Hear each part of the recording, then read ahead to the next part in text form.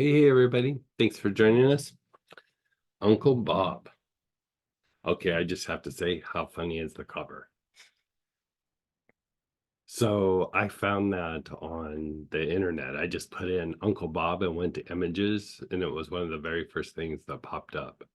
So that makes it extra funny to me. But anyway, so the thing with Uncle Bob is we're talking about this like with in families, but it doesn't necessarily mean that it's exclusive to family oriented issues. And it's just about dealing with people who are difficult. Doesn't mean hostile. It could mean that they're adversarial. It could mean that, you know, they're an energy vampire and they just suck your will to live. It's my experience with Uncle Bob is, you know, like as a little kid, cornering me and trying to get me to eat stuff that I didn't want to eat, like at a holiday or something. Come on, eat this weird adult food that is disgusting. And, as an adult, I might have eaten it, but as a child, no way. But it, it was a weird situation because even if I went no, it's more like no. And, you know, after a no or two, and they just go, come on, da da da da. Don't say no, da da da da. And they just keep going and going and going, and they're just obnoxious. And so basically, being able to stand your ground, stand in your power, stand with your feet under you, whatever it is. And, as I got older, when people would be obnoxious, especially when it's in a family situation or a social situation, you're like, I gotta make peace or not say anything or just go along when I just started saying like no and I'm not going to interact with you unless you behave, stuff like that. It was like a game changer. And basically it's a fancy way of saying not becoming reactive, and I don't feel guilty for having to stand up to somebody or to be able to walk away from somebody. Like it's not always going to be the same. And we have that blend, Uncle Bob, and we've already gotten a whole bunch of people emailing stories about I was in this situation and I inhaled Uncle Bob and I handled it very differently than what I usually did. Like it was very helpful in those situations. And so in a way, you could just do that. You can use it to just, you inhale like right before, right during, or you're going to interact with this person. You're going to go to an event, you put some on your wrist and inhale it a little bit, and it helps. It helps quite a bit actually.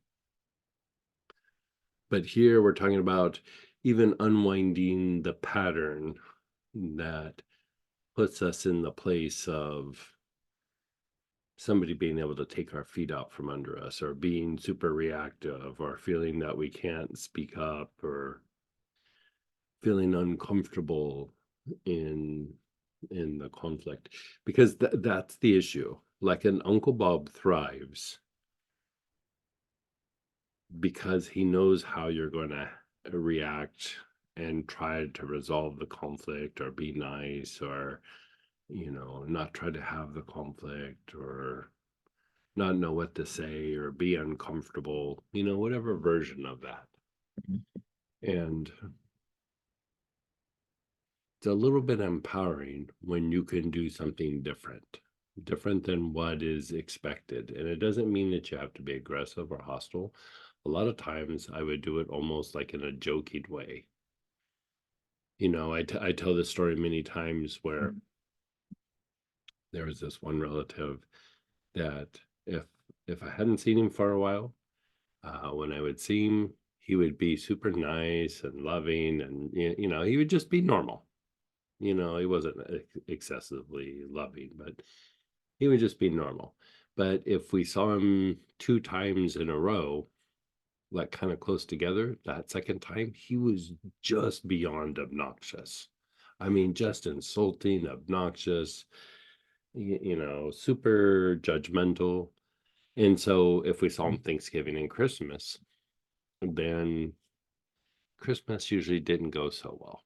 And, I use this as an example, but I did this to him almost every time I saw him.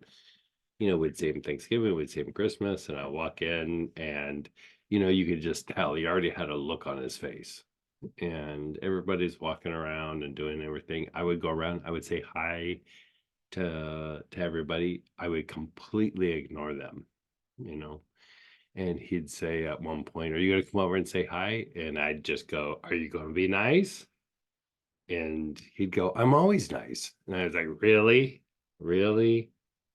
Are you though?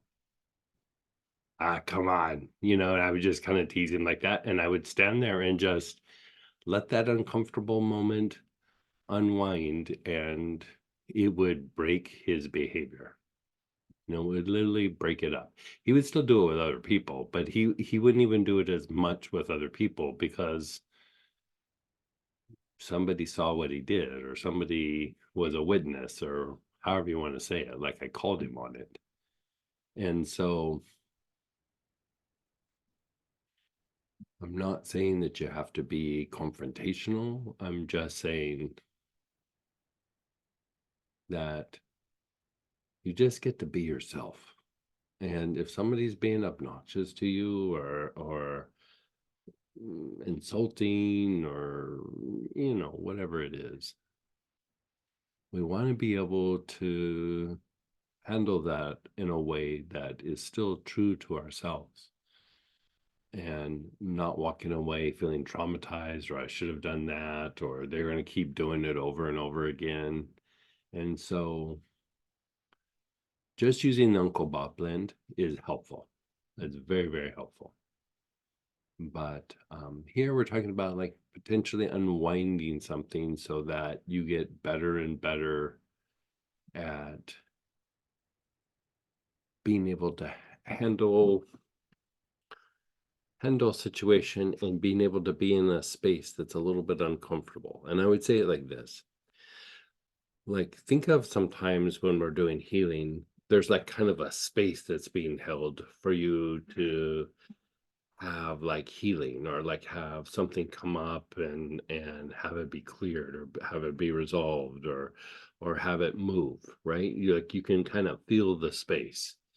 And in a way, in dealing with Uncle Bob, that same kind of thing kind of happens. Like, there's a kind of a space that gets created where, like, this little dance that we do all the time, it's gonna stop. Like, at least it's gonna be a little bit different. We're not going to keep doing the same thing over and over again where you get to be obnoxious and insulting and I stand here and take it. Like, it's just so these things can happen at work. These things can happen in social circles, but the tendency is, the reason why I called it Uncle Bob is family is usually a little bit worse. Like, you're connected to them, that you can't just like divorce Uncle Bob. I mean, you can, but he's still going to show up to the events. Like, there's a stronger connection usually in family than there is in social settings and work. And so if you can handle Uncle Bob in the family, when you go out in the public, you know, you're dealing with muggles out in the world, it becomes easier because you've handled Uncle Bob already, you know? And you could say, like, sometimes in family, this is a really weird thing to say, but I'm reflecting on my family. Sometimes there's like a sense of entitlement within the family that I get to be obnoxious to you because you're my family. Instead of saying, I get to appreciate you and love you because you're my family, they're like, no, I get to be obnoxious. And that's one whole side of the family has that attitude. And so I might be projecting onto you guys, but everybody's got somebody weird in their family. Everybody, you know. I was telling Samantha last night, I was like, I think it's actually a whole side of my family that's a family of Uncle Bob's, but in that group, there's definitely ones that stand out more than others. But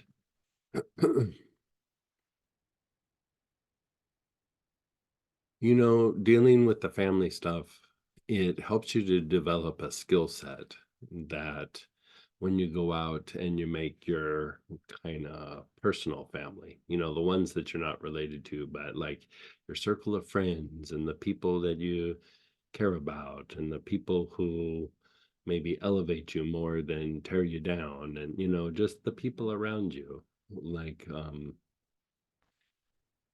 you're developing a skill set for that to really be something solid.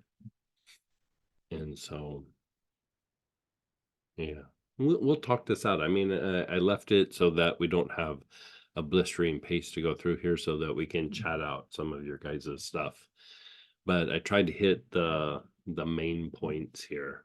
And like I said, you can just use Uncle Bob, disregard this class, and it would be helpful, right? But I would say going through and treating this from time to time. This isn't something, bless you. This isn't something you have to do all the time, but to treat it from time to time, you'll notice that behaviors and social interactions will change somewhat. And as soon as you start to have a little bit of experiences like that, I would say it feels very liberating, you know, very, very liberating. So with that, first we're going to deal with being triggered, right? And being triggered is, you know, when you're in those situations and you just get wound up and you start thinking really fast and you're like, I got to put this fire out. I got to stop this. I got to get away from him. He's going to do this. He's going to do that. You know, you just start getting a little worked up. That's being triggered. And being triggered is not emotional and it's not mental. It's actually a physiological response. It's based in instinctual responses. And what happens is we get a little wound up, a little ungrounded, whatever you want to call it, because of like a potential, like we're worried about what's going to happen, or that we can't make it go away, or it feels like it's going to be this way forever. Like I would say, anytime you feel like this feeling that's happening right now feels like it's just always going to be there, um, that's a triggered response. And so we want to unwind this. This a lot of times has to do with past conditioning, right? So past conditioning has to do with a thing that we would call elementals. And elementals are energies that we've attracted from the environment with either really intense emotion or repetitive thoughts, right? And so if you think about it, if you got traumatized 10 years prior, that's a very strong emotion that then attracts that energy from the environment. And then what happens is it makes us more reactive and less cognitive. Like it makes us not be able to make decisions or process things in the moment because it's basically trying to avoid the pain, right? I mean, if you boil it down, that's what's happening. Whatever the pain is, embarrassment, um, somebody being obnoxious, being adversarial, putting you down, you know, making you feel foolish. Um, you know, I have this one relative that if there was an Olympic sport of trying to make people feel foolish, like that person would be a, you know, gold medal. Like, I mean, that's just their thing. They thrive on making other people embarrassed and feeling foolish. And, you know, it only works when you engage them or you do the dance with them. And so, you know, you just stop doing the dance. Yeah. So being triggered, think about any time where you start to feel anxious when you start to feel reactive, when you want to avoid, when you feel the need to put out the fire, basically you'll feel fast, like and everything becomes exaggerated. And if you can calm this down, a lot of the other processes are allowed to happen. But here, if you get really triggered very easily, you become easy pickings for Uncle Bob. Like it becomes very easy to push your button, and you know they just then have their way with you, manipulate you, insult you, whatever. And if you think about it, in the work and friends, they might know you, whatever, but family knows how to push your buttons more than anybody else. You know, they just do. You've grown up with them, they know your history, they know what makes you tick a little bit. And so sometimes there's family members who just they like to trigger, and then they like the, insult, or screw with you, mess with you, whatever that might be. And so the more you can calm that down, the more you take their power away. I guess that's a great way to say it.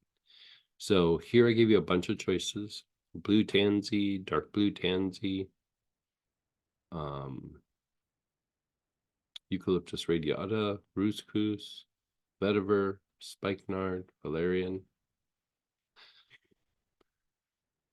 and chakra root cleanser.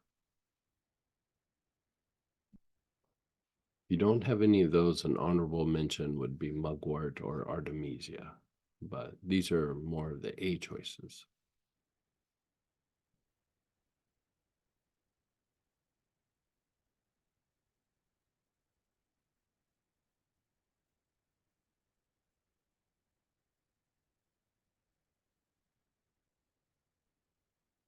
Okay, I think we're good. Okay, so this is what I'd like you to do. Think of that person where you feel incredibly uncomfortable around. Let's shoot for a family member. If you don't have that, good for you. Find somebody that's a friend or a coworker or something like that. But somebody where you start to feel a little fast, you start to feel a little uncomfortable, like you want to get away, or you like, I got to be on my game because they're going to do something, that kind of thing. Think of somebody like that and just sit with it, just observe it. Can they be a dead family member? Yeah. I mean, if that's the thing that triggered you, and you call it up and it still makes you a little tweaky, yeah.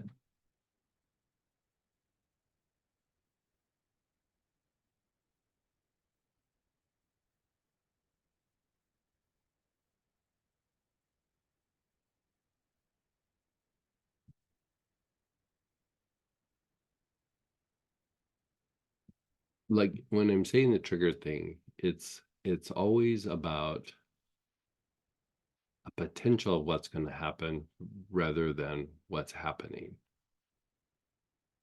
We're dealing with hypotheticals. And so even in dealing with Uncle Bob, like if you think of the stress response, part of the stress response is something happens and then you start going into hypotheticals. Oh, what about this? This is going to happen. That might happen. And it just calms it down so that you establish a proper value to whoever or whatever is happening, if that makes sense.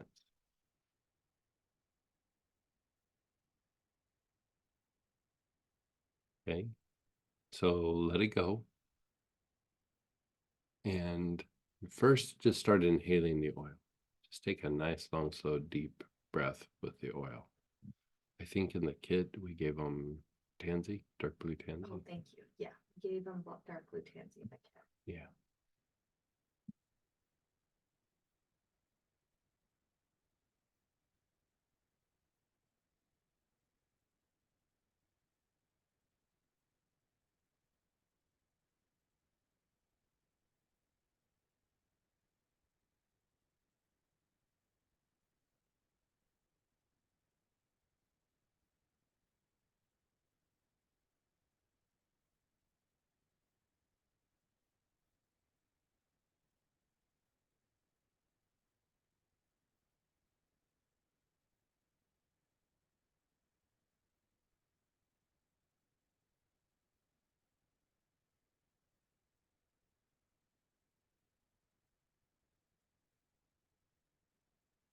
And then just let it go for a moment.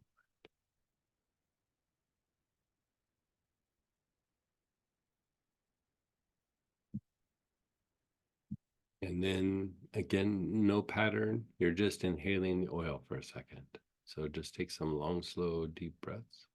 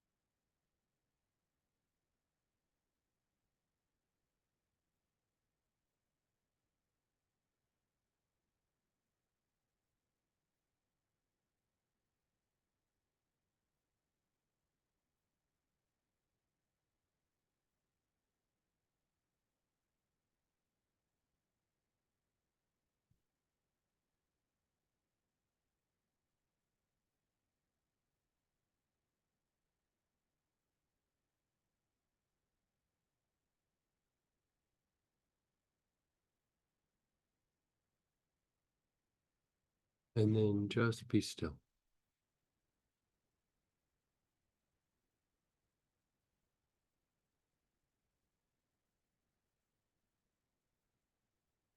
And so even now, if you go back and you think of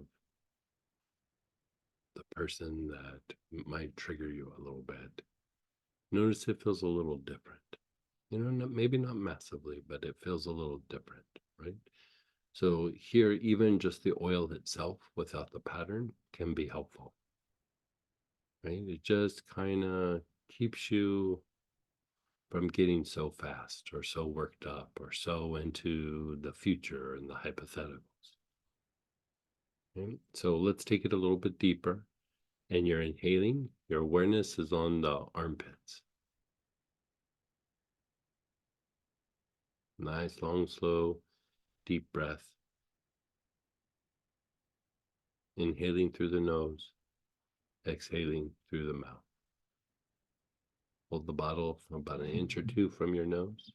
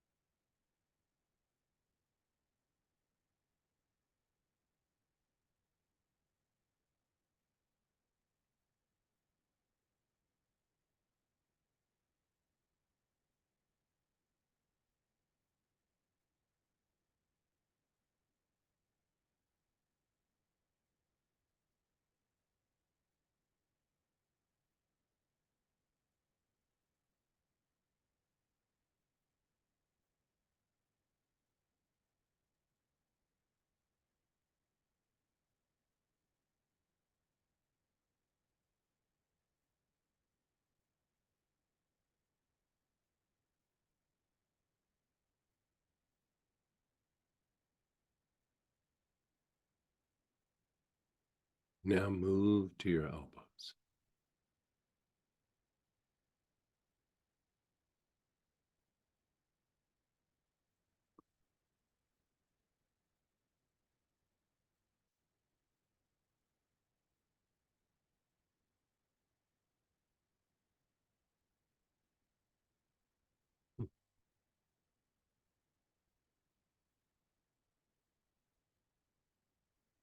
And then your wrists.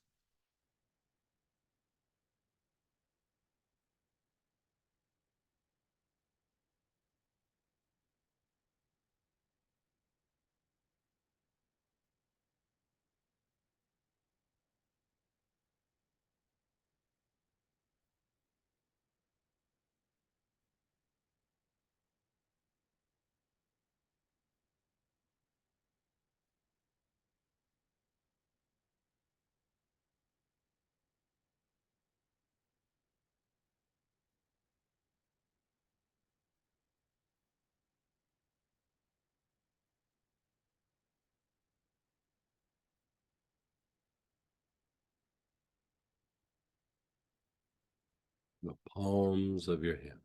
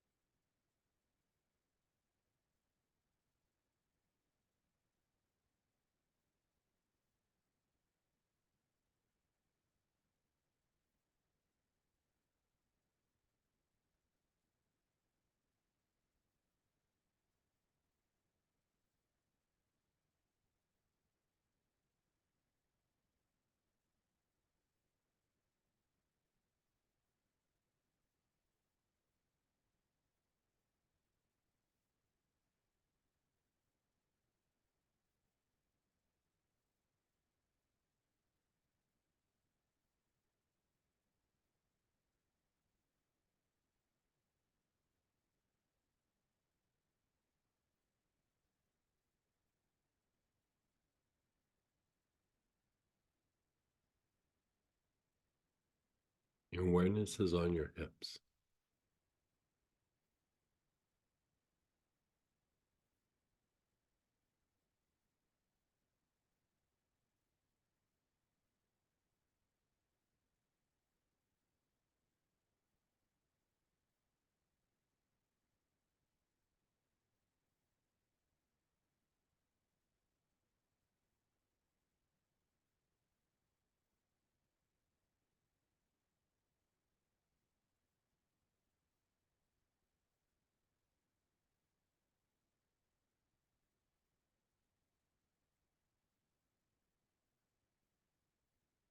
Your knees.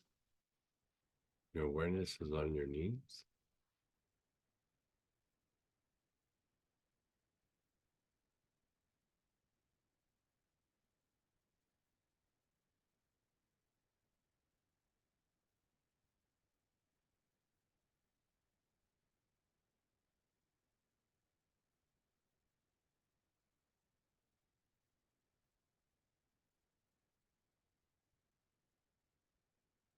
And then your ankles.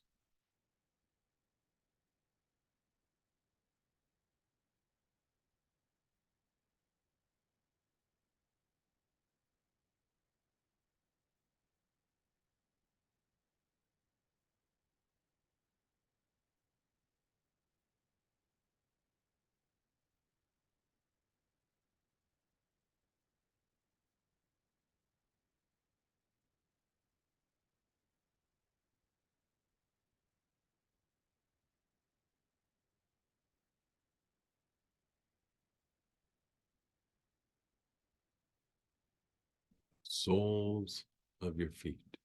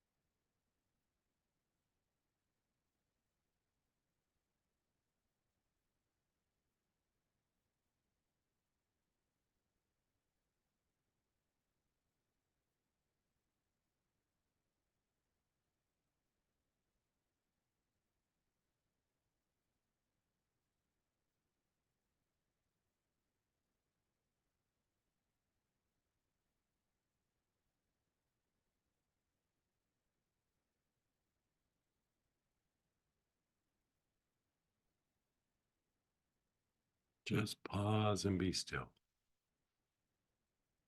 On the soles of the feet, you're just letting go from.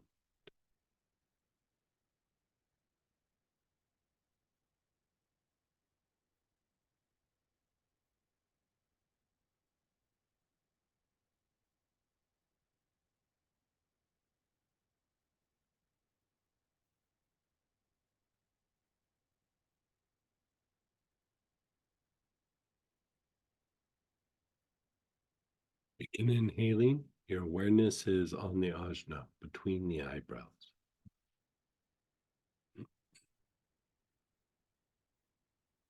Nice, long, slow, deep breath on the ajna between the eyebrows.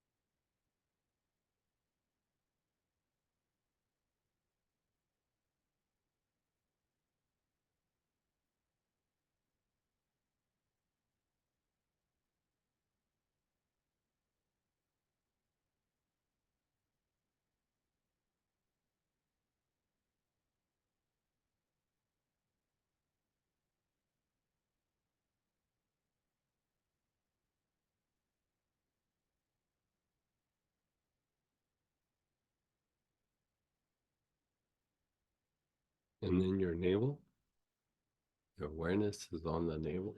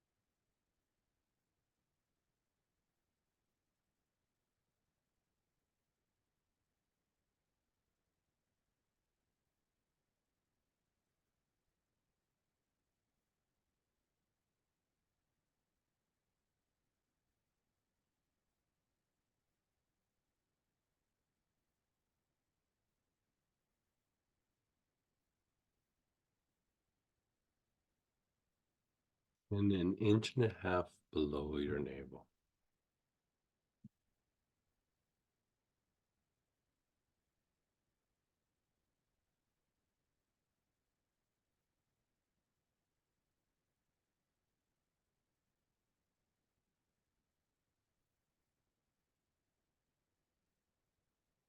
And just be still. Just be still for a second. Now, we're talking about being triggered, and then we're treating the arms and the legs. So why are we treating the arms and the legs? So the arms and the legs are extensions of the basic chakra, right? They're extensions of the basic chakra. So you're impacting the basic chakra, but it's more about action and movement. And when there is a excessive amount of those energies from the environment, a lot of times where they get lodged is in the arms and the legs. And it's tied to somatic nerves, like how your voluntary part of your nervous system, where you like go, okay, make the body walk, make the body pick that up, make the body do things. You know, you're consciously making decisions. And so here, um, mm,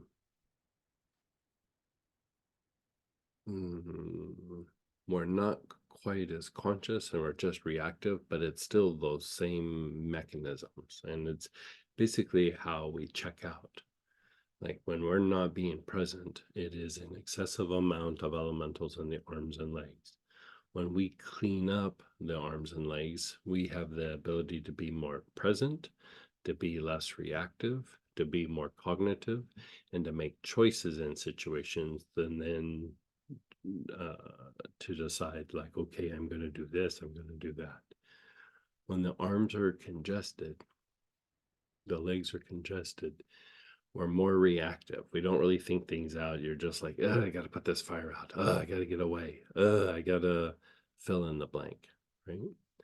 And so by going through and treating the arms and the legs, um, the potential for greater levels of being present in the situation, less reactive, is heightened.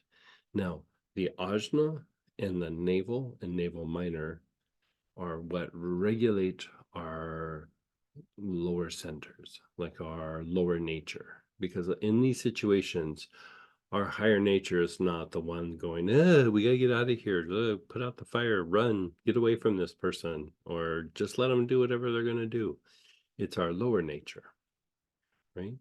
And so the navel regulates the lower nature in conjunction with the ajna, right? So basically, you're overriding the potential contamination or excess of these elements or elementals so that you can go, I'm not doing this dance, Uncle Bob. I'm not going to do what you say. I'm not going to do whatever. I'm going to make my own choice. I'm not going to be triggered. I'm not going to be manipulated. No, I'm just going to politely say no and not feeling that you have to resolve some sort of conflict, or if he starts pouting or whatever, you're just, oh well, right? So the more that you work just this one segment, the more you're going to reduce being reactive, and the more that you're going to increase being cognitive or making conscious choices, not reactive choices, conscious choices, like, I'm not going to do this anymore. I'm going to walk away. I'm not going to be baited into some weird conversation about, fill in the blank. Okay. So it's also very calming, it's very soothing. It can make you less anxious in these situations. And so we're going to do it again, but I want you to kind of have like conscious of awareness of this is why we're doing it, right? Okay. So again, begin inhaling. Your awareness is on the armpits.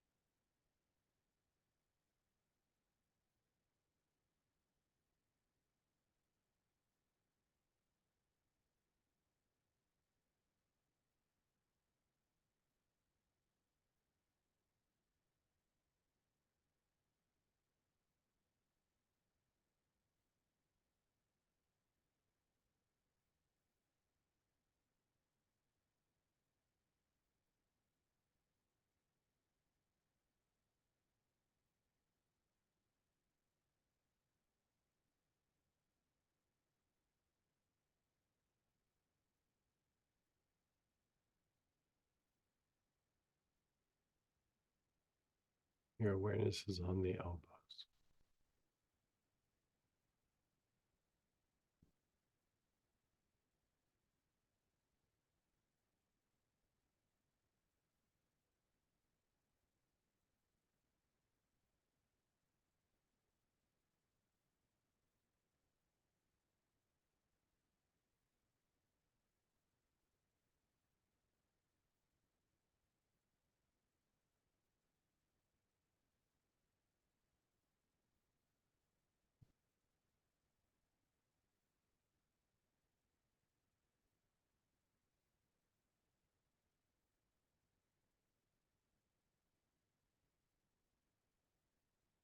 The wrist.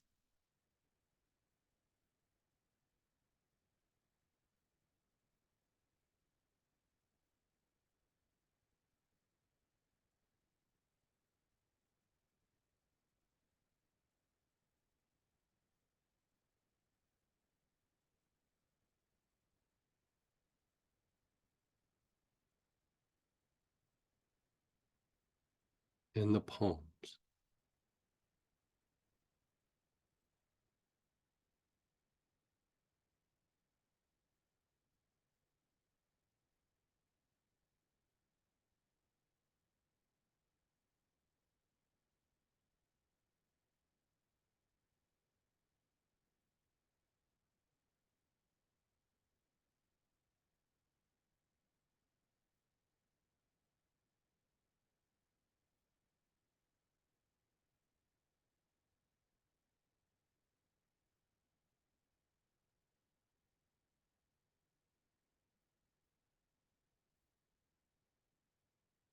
Your hips.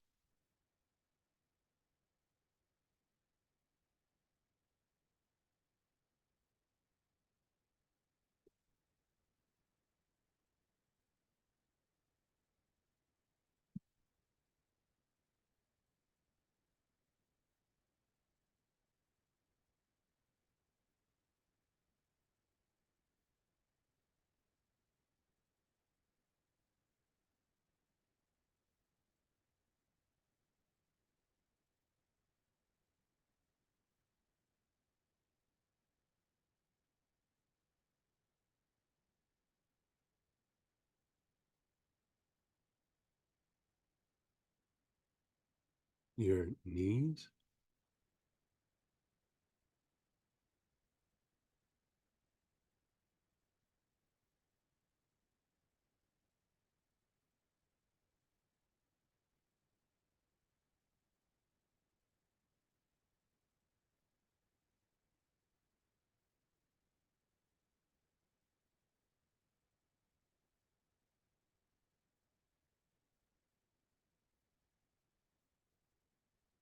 Your ankles.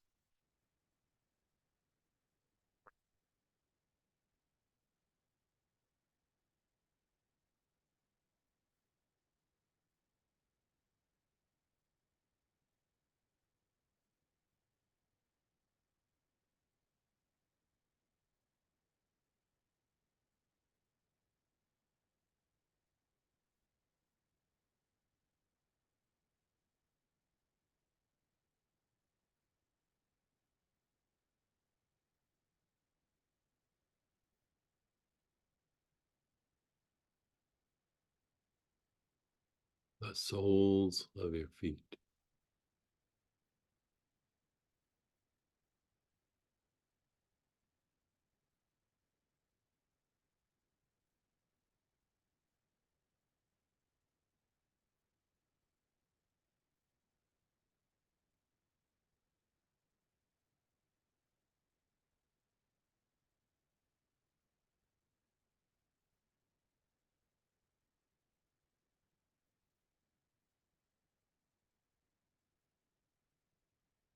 The area between your eyebrows. The ajna.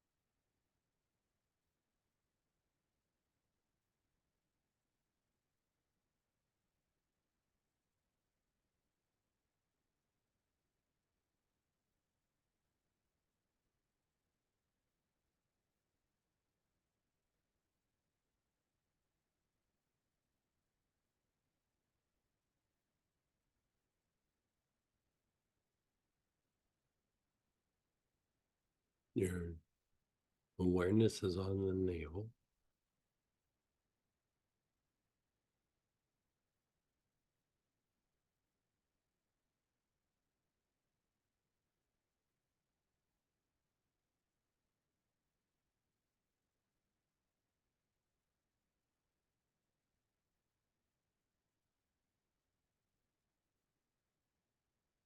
An inch and a half below your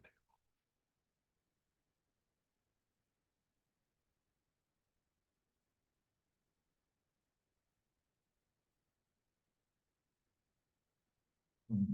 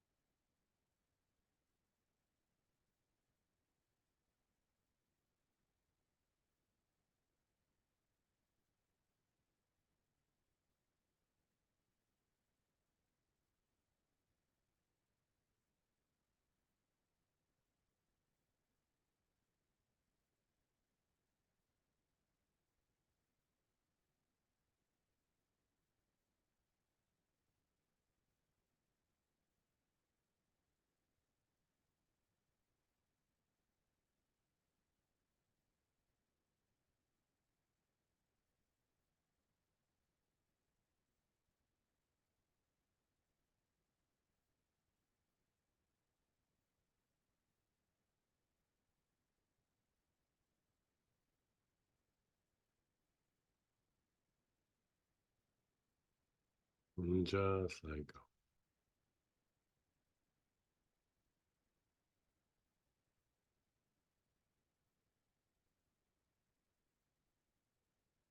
Now, check in with your own personal Uncle Bob, whoever that was, and just sit with it. Notice how your body feels, your emotions, your mind.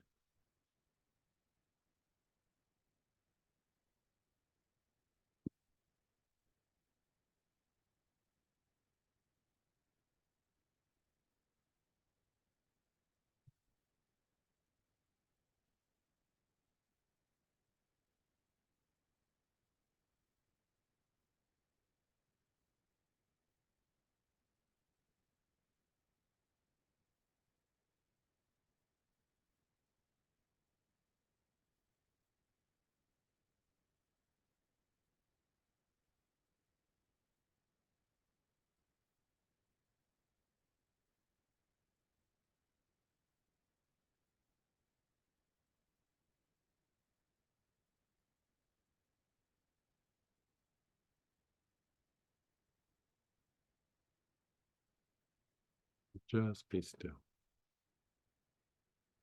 We're going to do it one more time.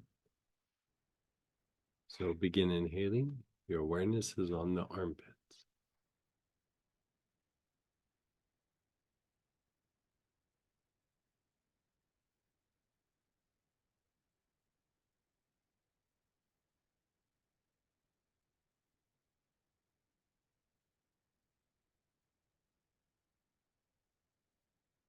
Your awareness is on the elbows.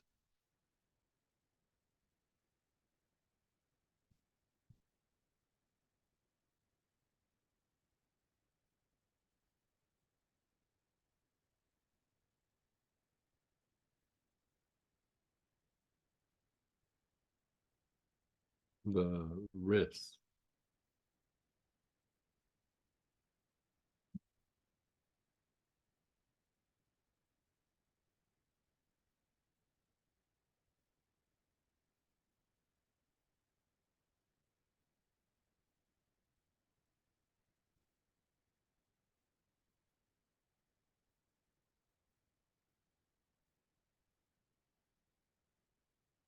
Palms of your hands.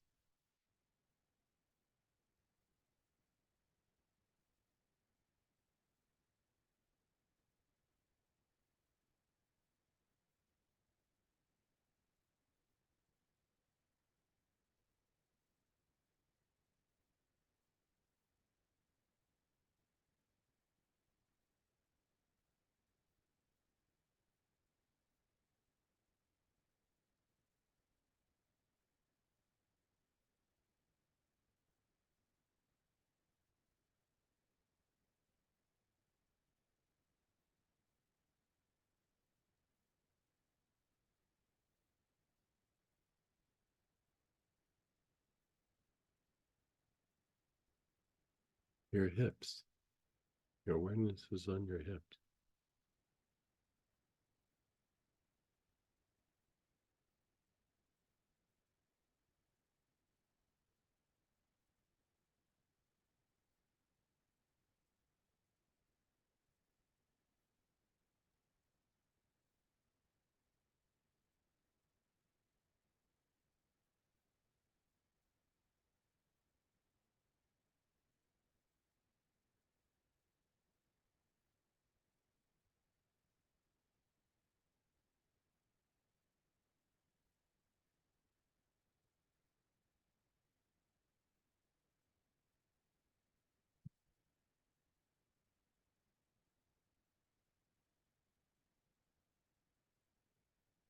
The knees.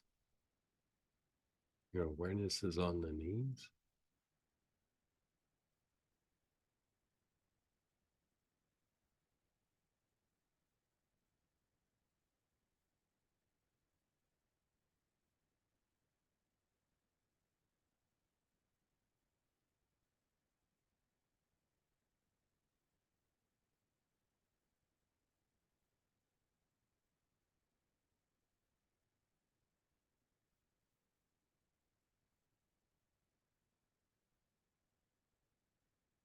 The ankles.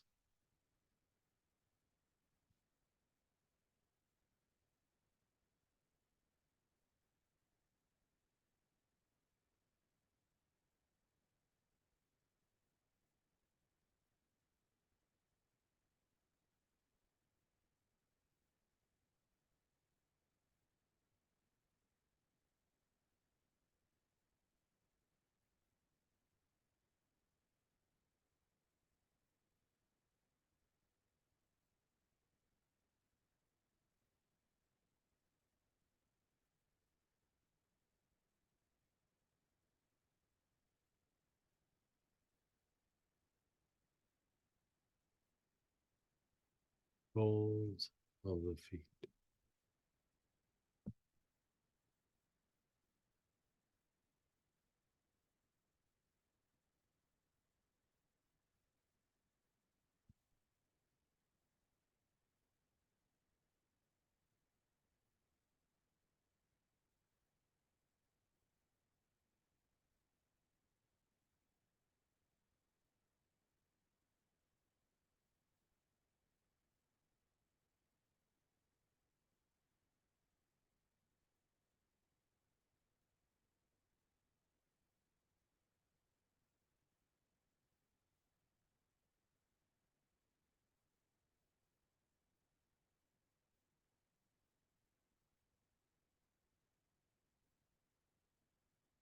The area between the eyebrows, the ajna.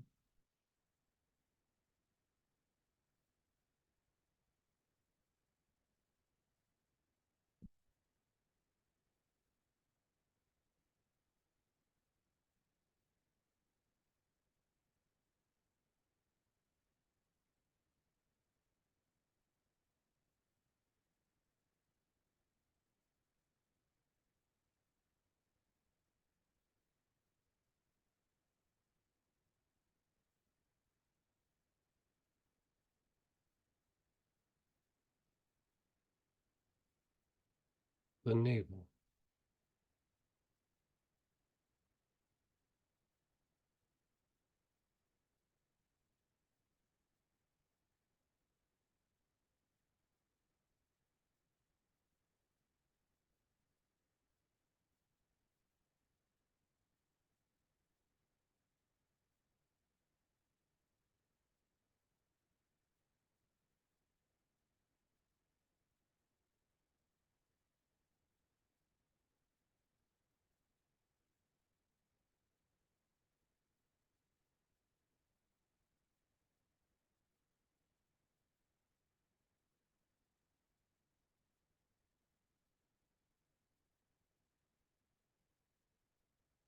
An inch and a half below your navel.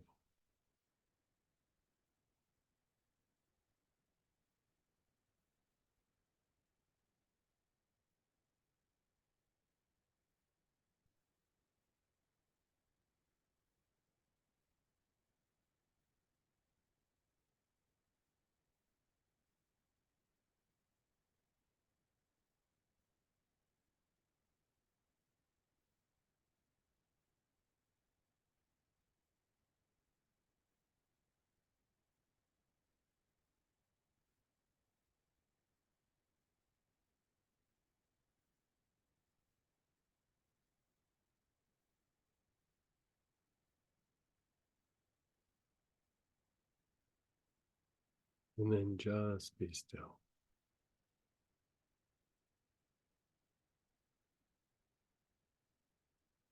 Again, check in with your Uncle Bob.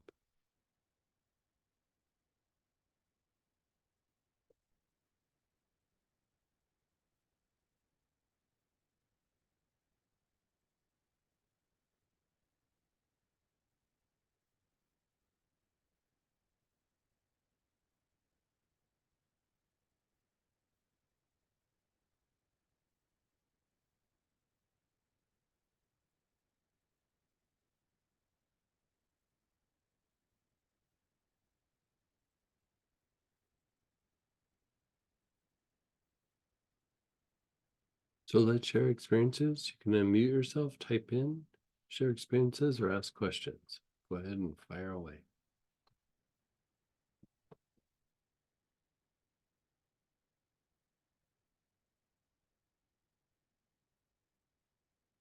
Hello. Oh, Yeah. Hee hee. So- hi. So I wasn't really sure what was going to happen with this class, Greg, as usual, but I feel like this is a game changer, man. Oh, good. Really. Even just what you said at the beginning about being, that it's a physiological response, not Yeah, emotional, not mental. yeah. That, Most of what like an Uncle Bob does is impact our physiology, and then eventually there's an emotional mental component, but it's almost like after the fact. Like, what just happened? Why am I doing this? I don't like him. Like, whatever it is. yeah, But a lot of it is instinctual responses that get triggered. yeah, And we don't have a lot of in the moment, we don't have a lot of control over our physiology. The yeah, physiology is like kind of already be programmed. So that's the idea of even the blend Uncle Bob kind of helps to undo that. But here we're doing like a re-education process on the physiology so that when you're in that situation again with Uncle Bob, you're like, mm, okay, emotionally, mentally, I'm kind of always where I always am, but my physiology is not running haywire, you know. yeah, And yeah, that's all based on past experiences. That's all that is. right.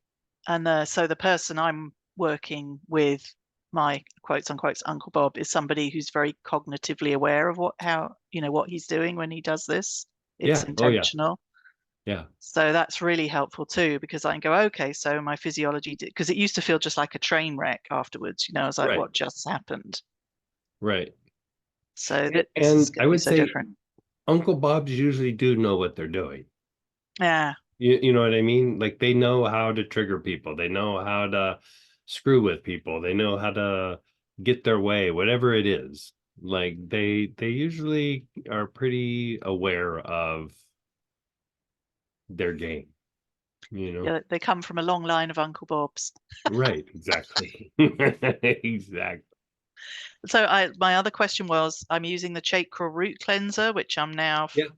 got such a huge. I literally went from thinking about this person at the beginning as a 10, being Hmm. all over, to like down to a 2, even with the first round. Hmm. And then, so I also feel like my sacral and my solar plexus have totally relaxed. Yeah, that usually is the case because the thing with chakra root cleanser is it will make things come out of the like the root of the chakras. So it makes something deep or unconscious come out. And so that's why that one in this particular case is a good choice. They Okay, all kind of do something a little bit different, but they all target it they all are targeting the same thing. They have a slightly different effect, but usually any one of these can potentially calm down that triggered response. great, thanks. So maybe if Samantha could list what's in, my mind wants to know what's in the root Oh, sure, cleanser. I'll tell you right now. Oh, Yeah, thanks. yeah. That is actually one of my oldest blends. Yeah, I just looked it up on your site as well to see some of the information about it, and I can, your page on the site is pretty helpful with what it does too, so I can see why it's a good choice. It is tea tree, Hmm. Eucalyptus globulus, Kunzia, Palo Santo, cypress, basil, hyssop. It's pretty heavy on St. John's wort, Mm, mugwort, artemisia, and then it has also frankincense, vital. wow. Great. Thank you. Yeah, you're so welcome. Keep up the good work. I'll switch Oh, off now. thank you. You're so sweet. Thank you. Thank you. And go ahead, Teresa. Hey, Teresa. Hey, Greg. Hey, how are you? Ironically, I had an Uncle Bob that you described perfectly. Um, so he was just as this class would be. And I just had a thought because I also think I felt like I have a family of Uncle Bobs to collect from. Mhm. So the actual Uncle Bob always used to tease me about being chubby. Mhm. Call me Marshmallow. And interestingly enough, over time, in the presence of people like this, I would naturally start gaining weight. So, do you think that could be like a deep-rooted physiological response? Yeah, like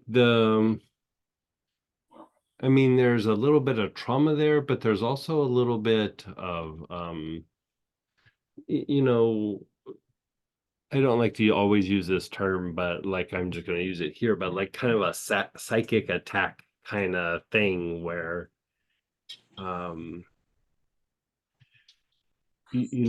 our makeup, our mental makeup is probably 40 to 50% thoughts from other people. And it's part of how we interact socially and everything, and that's not necessarily a bad thing, but we don't always think everything out. Some of it is based on outside influences, let's just call it that. And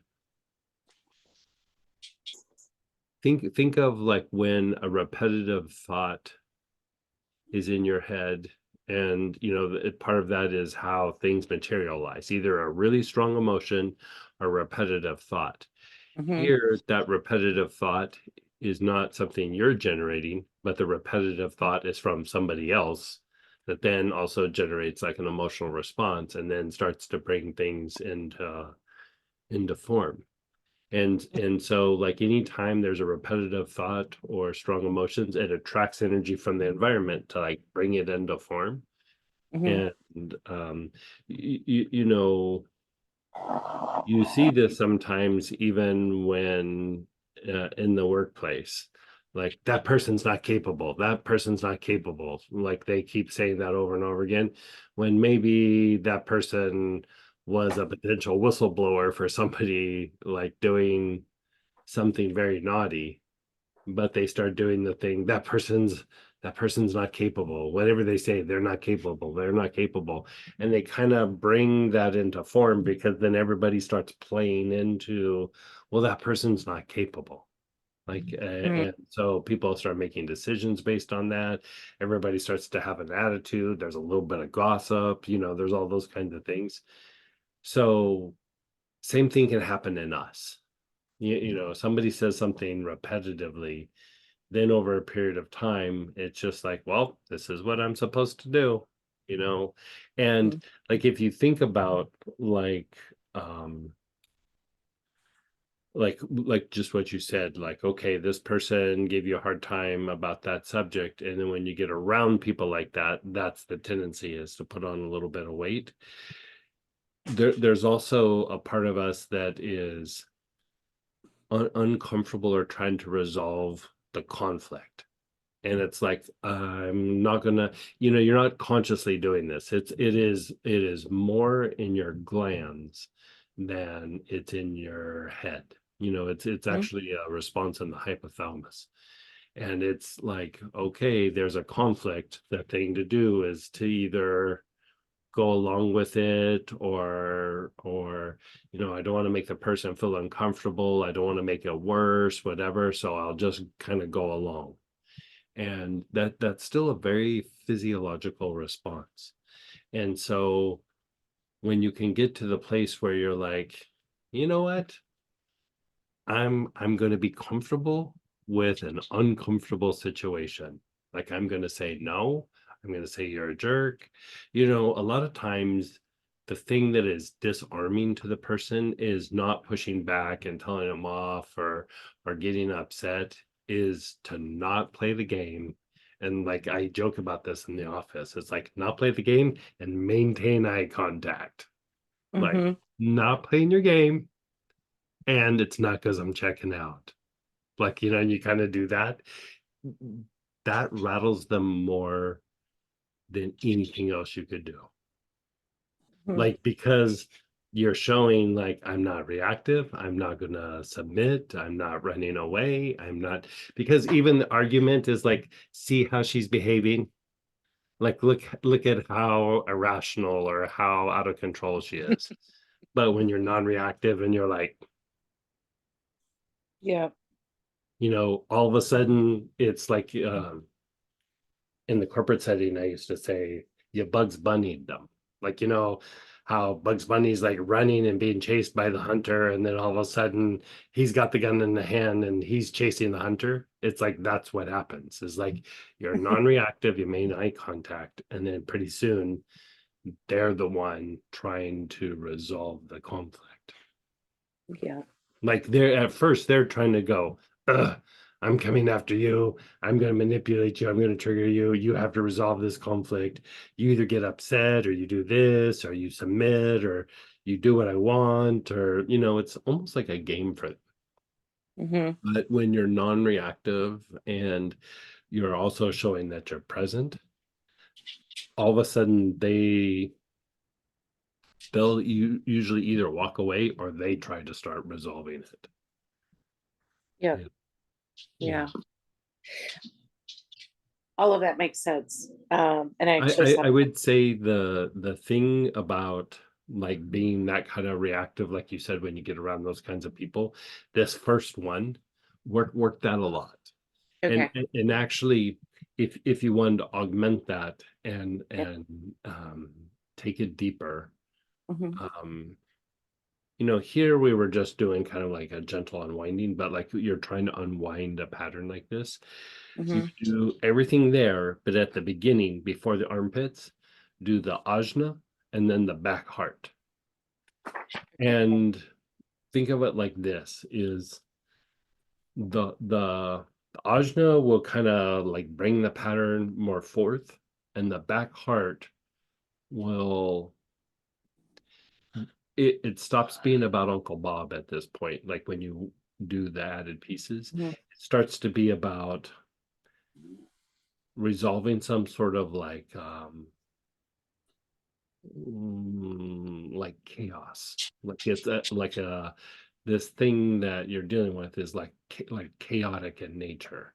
And in that you could say perceptions, conscious awareness, consciousness, whatever, however you want to say it, Mhm. like it lacks differentiation. Like it's hard to tell that's him, that's me. This is good, this is bad, because it's so in that reactive phase. And so the back, when you add that piece of the ajna in the back heart, it it starts to, for one, release those things, Mhm. but it starts to bring differentiation to where you can go, that's me, that's him. That's a Mhm. negative response, that's a positive response. Like you start to get differentiation, and then you can go, I need to temper that, and I need to amplify these other pieces. You know, Yeah. because even in that sometimes we're not completely able to release it, but we can temper it, which means that it's still under our cognitive control. Like, you know, I would say, like, say somebody who is like say somebody who's aloof, right? Like they're very standoffish, they're very quiet, they're very whatever. And when left untempered, that just pops up and causes them problems of not connecting in all the different situations, whatever. and you wrestle with it and you try to make it go away, and it doesn't really go away. Part of it is a little bit of your our wiring, you know, Mhm. like especially if aloof is a thing for the person, right? So then if you temper it, then you can turn that on and off. So you can engage people, you can be interactive because you're not just being stimulated to be aloof. But then when there's times to be quiet, like with the Uncle Bob, and you go, okay, he's doing all these things, and you stand there and you look him in the eye and you're just quiet. You can turn the aloof thing on because it's just being quiet. It's just being distant. It's just like I'm not playing. Mhm. And that all of a sudden becomes an ally rather than something that you're wrestling with. Like, you know, so the tempering takes something that's potentially negative, and when there starts to be that differentiation, you're able to say, I can turn this on and off when I want, rather than just reacting. And then you can use it as a tool. You know, there's Yep. times to be quiet, there's times to be aloof, there's times to be a little distant, but you choose it, not having it being manipulated, having somebody trigger you, having, you know, does that make sense? Absolutely. Yeah. And so the only reason I didn't add that part in this process is that that does cause a bit of processing to happen. You know, energetically, you release a little bit more, and sometimes you'll have a little bit of, like, as you're unwinding it, you'll kind of revisit some of the things in the past. And I don't think that's bad, but that was a little bit more work than what I was shooting for here. But Mhm. it's not that it brings it up in a way that's like, that happened. It was like, what should I have done? Like, you know, like you start revisiting these things, and it was like, I think the thing that I noticed for myself is I was a little bit more upset, or I was a little bit more hurt than I realized. And Yep. what should I have done there? You know, because you're unwinding part of that thing about being a little bit checked out there. And so then when you unwind the check out part, you're like, yeah, my feelings were a lot more hurt than I was letting on, or I was letting myself, you know, be aware of. Mhm. Or I was a little bit more afraid. I was a little more, you know, fill in the blank. And Yep. usually hurt is the one that Yep. jumps out. Or I was a little bit more angry about that than I was letting on. But I pushed that down in the situation because I didn't want it to get out of control, or the social setting, or, you know, who knows what. But you know, I would say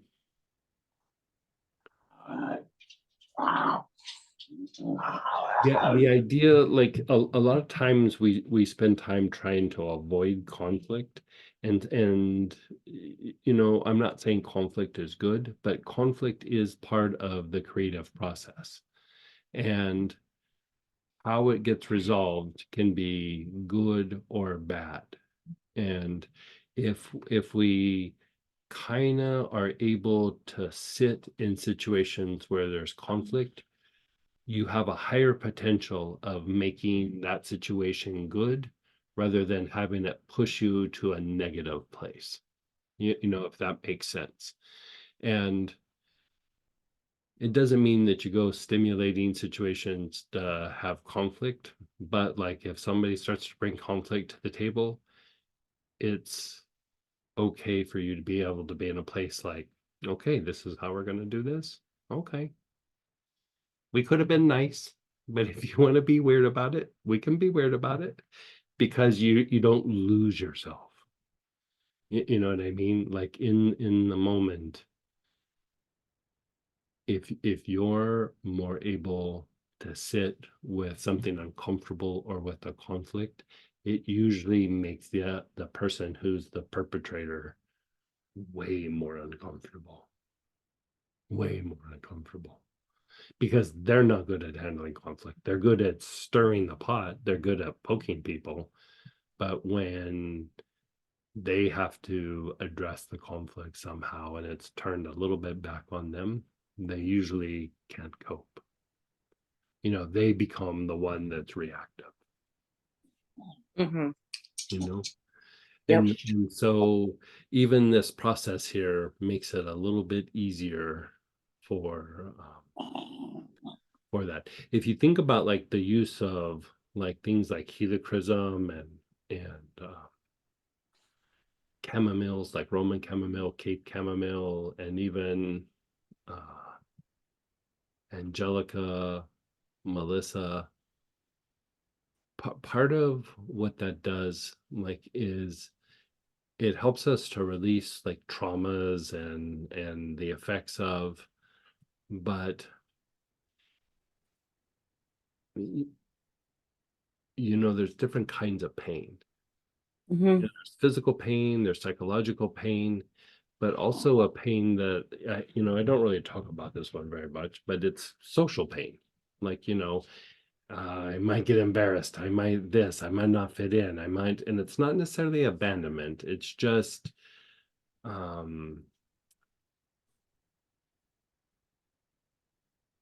like the potential outcomes in social situations. Like you basically, it's just like acclimating to different social things where maybe you don't fit in or people don't see you or whatever it is. And the more that gets tempered, the more that you become like really kind of non-reactive so that you can make conscious choices. So when we're working with like something and we're dealing with a trauma, part of like helichrysum, for example, it's releasing the trauma, and then it helps you internally move past the trauma. But also part of what it's doing is it's reducing some of the social pain that is a reflection of that trauma. Because not fitting in, being embarrassed, even if it's not that you got embarrassed, there's the potential of that it's embarrassing, you know, or that you just won't fit in, or people will judge you, or people will ignore you, or people will isolate you. It's the potential of abandonment, but it's the key word there is it's a potential. It's not actually happening. So a lot of times what people are calling abandonment is more like the potential of it rather than what happened. If that makes sense. Absolutely. Because it's a part of the pattern that Yeah, keeps you. it's totally part of the pattern. Yep. And we start like anticipating, like, okay, I've had this experience so many times. Now I'm starting to anticipate this is what's going to happen. How do I resolve it before it even happens? Because there's part of your brain that wants to problem solve Mhm. the issue. So then we anticipate it so that we can problem solve it, but then that also causes us maybe anxiety or causes us to be reactive or, whatever it is. Mhm. So I'm curious about one thing Mhm. about this too. And since the last class, which was so powerful, and then moving on to this because it's all part of a grand Mhm. journey. Like my bones have hurt. Like I feel like I'm releasing at such a deep level. Do these patterns actually get into the joints and even the bones? And what would Mhm. be like, it feels like a super intense detox, and I know it will Yeah. pass. Yeah. What could, yeah, I haven't had, like the knee thing came up again this week, right? I'm like, Mhm. okay. And I totally understand the elemental aspect and the purging of it, probably comes in layers.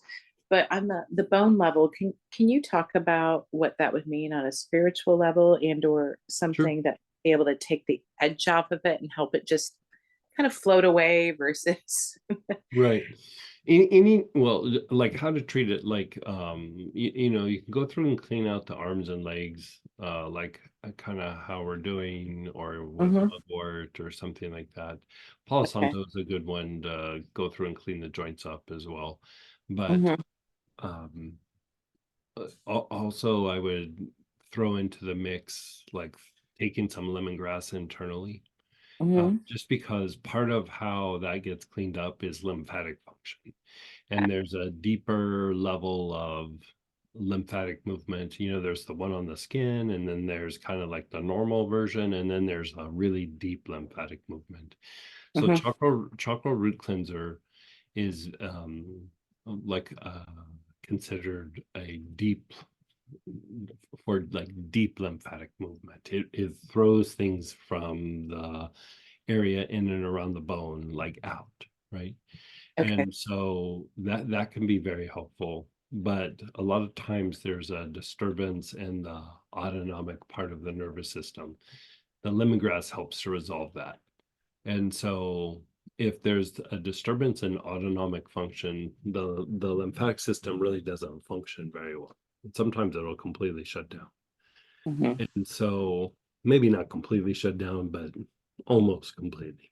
Mhm. And you know, anytime that's happening, you know, lemongrass or anise, you go to something like that and it balances those things out so lymphatic function can work. It will usually minimize the effects of like a deeper, like achy feeling. You know, lemongrass is something I use for that almost right off the bat and just hit the lemongrass. Okay. And so the reason sometimes that when you're doing like deep spiritual work or deep like psychological healing that the bones start hurting is that some of the thing that you're processing is actually in the bone marrow. And you know, we think of things being more emotional or more mental, and that it's in our head or it's in our solar plexus, where really you could say the ego is more in your bones than in your head. Mm. And it is literally the effects of all that conditioning settles in your bone marrow. And um, in esoteric writings, they would say the like the search for the lost one or the regeneration of like in really old esoteric writings they'll say the murdered one, Mhm. and it's in the bones, like they'll say that it's in the bones, and basically it's the lost one or the murdered one is the soul. Like the soul has been overridden by the conditioning of, you know, our experiences, but also some of the karmic imagery kind of comes into play and settles in the bones as well. And so it is literally the idea of the rabbit hiding the Easter egg is, you know, finding that egg is finding the soul, and the rabbit represents the instinctive response that just, you know, if you watch a rabbit, they run and then they stop and they go, okay, where am I? And then they run really fast and then they stop and they like look around like, okay, I'm over here. And then they run really fast. And so that's the way our instincts are. The instincts Mhm. are very much like that rabbit. And in a way, the rabbit hides the egg, which in alchemy is a symbol for the soul. And Mhm. so, you know, that's the thing is, you know, you're teaching little kids is like, okay, you have to find the egg. When really what we're saying is, okay, when you get a little bit older, you got to find your soul because life is going to take it away from you. Life is going to bury it somewhere. Life is going to, you know, do whatever it's going to do Sure. to hide it. And so a lot of times when we're doing some of this work and the bones get a little achy, it's because there's like those elementals are coming out of the bone marrow. Yeah. And you know, it's helping you to find who you are, but still can suck a little bit. Like it's not very comfortable. You know what I mean? So it's a good way to find comfort in it. But that's why so much emphasis is we've done all those free classes on the lymphatic system, is there's just so many layers to lymphatic function. And lymphatic function is very important for throwing off the elementals and the lower vibrational energy, that it's one of those things that we just got to stay on top of. Because it's a very easily compromised system. It's a very easily compromised system. So just staying on top of it like keeps it moving. Now, if for some reason like all of that still doesn't completely resolve the achiness, like bone achy, not just like, oh, my joints are achy, but like bone achy. There is an herb that is not available in an oil, but it's called Boneset, like basically bone set. And if you go on Amazon, you can find it, and just like 2-3 capsules a couple of times a day, and it usually will knock out the achiness of like bone achy. Okay. But if you stimulate the lymphatic system, it usually resolves itself. But in some like severe cases, like sometimes in some of my practices, I'll really let something like I'll release something that's almost a little too much, and the bones will ache. That's what I'll use, is if I can't resolve it with the lymphatic system, I use the bonus set. Yeah. Okay. I haven't used it for a very long time, but I used to keep it pretty handy. That sounds really great. And then just tailing off that one final question, like it started, and like the pain was unbelievable on the left side of the body. Funny enough, from the armpit. So it was like the inner armpit, like shoulders down. Any significance of the left-hand side? Left side is usually about like receiving. So it's more of the sensitive side, where the right side is more about the will or taking action, and the less sensitive side. And so I would say that it probably has more to do with like feelings are hurt, feeling extra sensitive around people like that it's up at the armpit. It's probably more heart centered, like somewhere else, like further down or down in the leg, it might be more about the navel. But up at the armpit, that's usually pretty heart oriented. Okay. Yeah. So I would say like feelings are probably more hurt than you realize. Or I mean, that's the thing. Every time I clean up the arms and legs about something in particular, I'm always like just blown away. My feelings were way more hurt than I realized. Like almost every time. It's usually not anger. It's more like my feelings were hurt.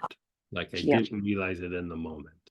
Because we're very good at like shaking it off, especially in social situations, because we have to perform, or we have to maintain, or we're maintaining some social status, or social status in the workplace, whatever it is. And so in the moment you kind of disregard it a little bit, because like got to keep it together. And then maybe a little bit later you go home and go, that really kind of bothered me. But when you undo the conditioning that helps you to be more present, the thing is it settles in of like, wow, my feelings were really pretty tender there. Like they were a lot more hurt than I realized. Doesn't mean that you have to do anything or resolve it with the person, but it allows you to release it or temper it or transmute it to a much greater degree when that's happening. I think, I can't remember what class it was several months ago, but we were talking about doing the transmutation process of Ming Men, back heart, and crown. And I was saying, like, when you really want to go deeper, you unwind the arms and the legs. because you're going to gain greater access to what you're transmuting and releasing because of that establishment of the differentiation, where you can go, that really hurt my feelings, let's let it go, right? Where before it's too like entwined in something, and so you grab a piece of it to transmute it, but it's so entwined, it's so embedded that it doesn't really move quite as well. So the more you keep opening up the arms and legs, the more that when you go through and you do like a transmutation process, it can be very, very deep. And again, helichrysum, rose, ginger lily is, I think, probably the most potent. Sadness and grief, even marjoram, cypress, all of those can be something that helps to transmute those things out. And so, yeah. Perfect. Thank you very, very much. Yeah, you're so welcome. Yeah, keep me posted on that if we need to help with some adjustments or something in your therapeutic approach. Let me know. All right. Thank you. And go ahead, Lisa. Hey, Lisa. Yeah. Hi, Greg. Hi, Samantha. Thank you Hey. for having this class. I just wanted to share my experience. I Yeah, had a go lot ahead. of anger come up, and I'm still feeling it, and I don't know what to do with it. I mean, I've always kind of suppressed my anger, but my Uncle Bob is over the top. And what happens is with this Uncle Bob, if I have boundaries with this family member, then they accept it in the moment, but then you know maybe a month or whatever, they'll bring up the topic again, and it's almost like it feels like a power play. Yeah, They it is. want It's like Totally. they want me to submit, but they try to do it politely. And this just happened when this Uncle Bob was up maybe a couple of weeks ago, and we go round and round, and I realize what's going on in the moment, but my physiology is affected so much by this Uncle Bob that that I end up submitting. Like, an example was, we were in the car and they wanted more support than they felt that they were getting. So then finally I submitted and I said, well, what can I do to help you? And then I felt angry about it, Right. and So then see, like their right there, energy like it's automatically shifted when they yeah, heard what they wanted to hear. But yeah, yeah, it's horrible. And this person is a bully and a master manipulator, yeah. and they learned it from my mother. But anyways. I would say, like, so I'll say a couple of things about that, because I mean, you bring up some really good points, right? So sometimes when you stand up to an Uncle Bob, they'll let you have your 15 minutes, but Yeah. don't think that that strategy is not going to come back around. It's not like they're going to go, oh, you're right. I've been such a jerk. I'm not going to do that. They're like, gotta Yeah. come up with a new angle to get Yeah. smart. They gotta come up with a new angle, right? Yeah. And the reason that you got upset is, like, again, like they're causing a conflict, and to get what they want, again, like I'm saying, it's like a creative process, but here they're creating something that's very negative. Like, I'm going to keep creating this negative thing until you give me what I want. Like, it's up to you to resolve this. And Yeah. so that idea of being able to, like, okay, you're not feeling supported, I don't know what you're going to do about that. Like, to be able to be okay and not feel like you're the one that has to resolve it, because all they have to do is go, I have a conflict and you're really the cause of it. Like, one of the things I used to say to my Uncle Bob is like, that's your perception. Oh, okay. Mm, Basically, you're saying in a very polite way, not my problem. I'm not resolving this for you, Okay. right? Okay. And you say, like, that's not my perception, or that's not been my experience. Like, that's your Okay. experience. That's not my experience. Okay. And so the thing is the anger is a real thing. And like, I think you kind of bring to light this idea of, like, you kind of start standing your ground, but at some point you also have a little bit of a threshold, like, I just got to make this stop, because you know, Yeah. I have a few Uncle Bobs, and this one, it's like the more he doesn't get his way, the more like I used to call him the wasp when I was young. He like, you know how like a wasp, you squirt it with water or something, and it's like, oh, it goes away, but it flies around the house and then it Yeah. comes and stings you from behind, right? Yeah. That's this Yeah. person. Yeah. And That's that and person. so I would say one of the things that I use, like the Uncle Bob thing is very helpful, you know, the blend and everything. But when you're starting to deal with like anger and that threshold, the thing that I like to use is Melissa. And Melissa calms down the anger, and it doesn't just calm it down, it diminishes the tendency for you to generate lower emotions. And here you're going from the instinctive spot where you're like, okay, I can be non-reactive, but then he keeps grinding on you. So now it's starting to reach that like kind of emotional stage. And the threshold was like, I can only handle so much conflict or negative emotion before I just need to make this stop. I need to put the fire out. Yeah. So I would say the use of Melissa can be very, very helpful here.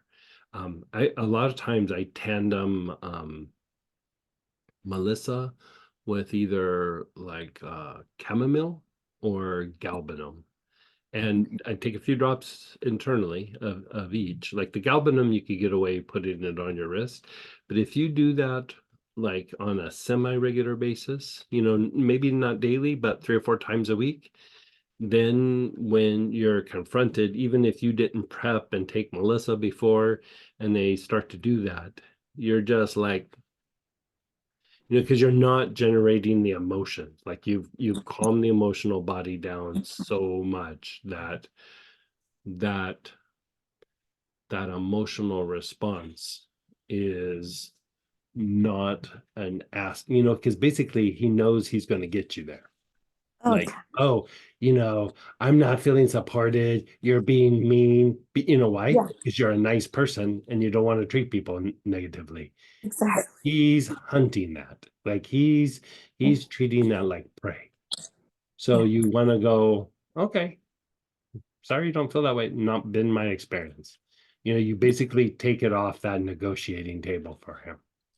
And so that he gets upset. You know, I go back to this saying that I say in these situations that, you know, nice people don't like it when they've made somebody upset or hurt or there's some sort of conflict. They want to resolve it because Yeah. they're nice. Like that's what nice people do.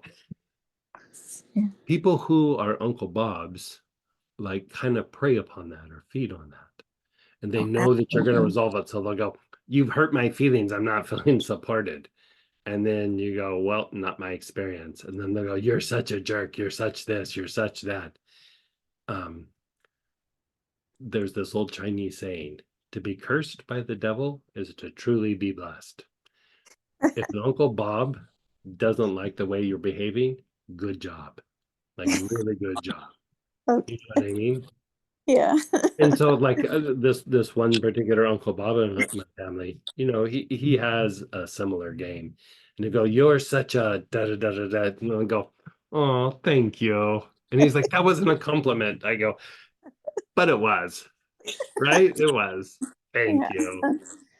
And the other one that you know, I say jokingly, but it's not really that much of a joke, is that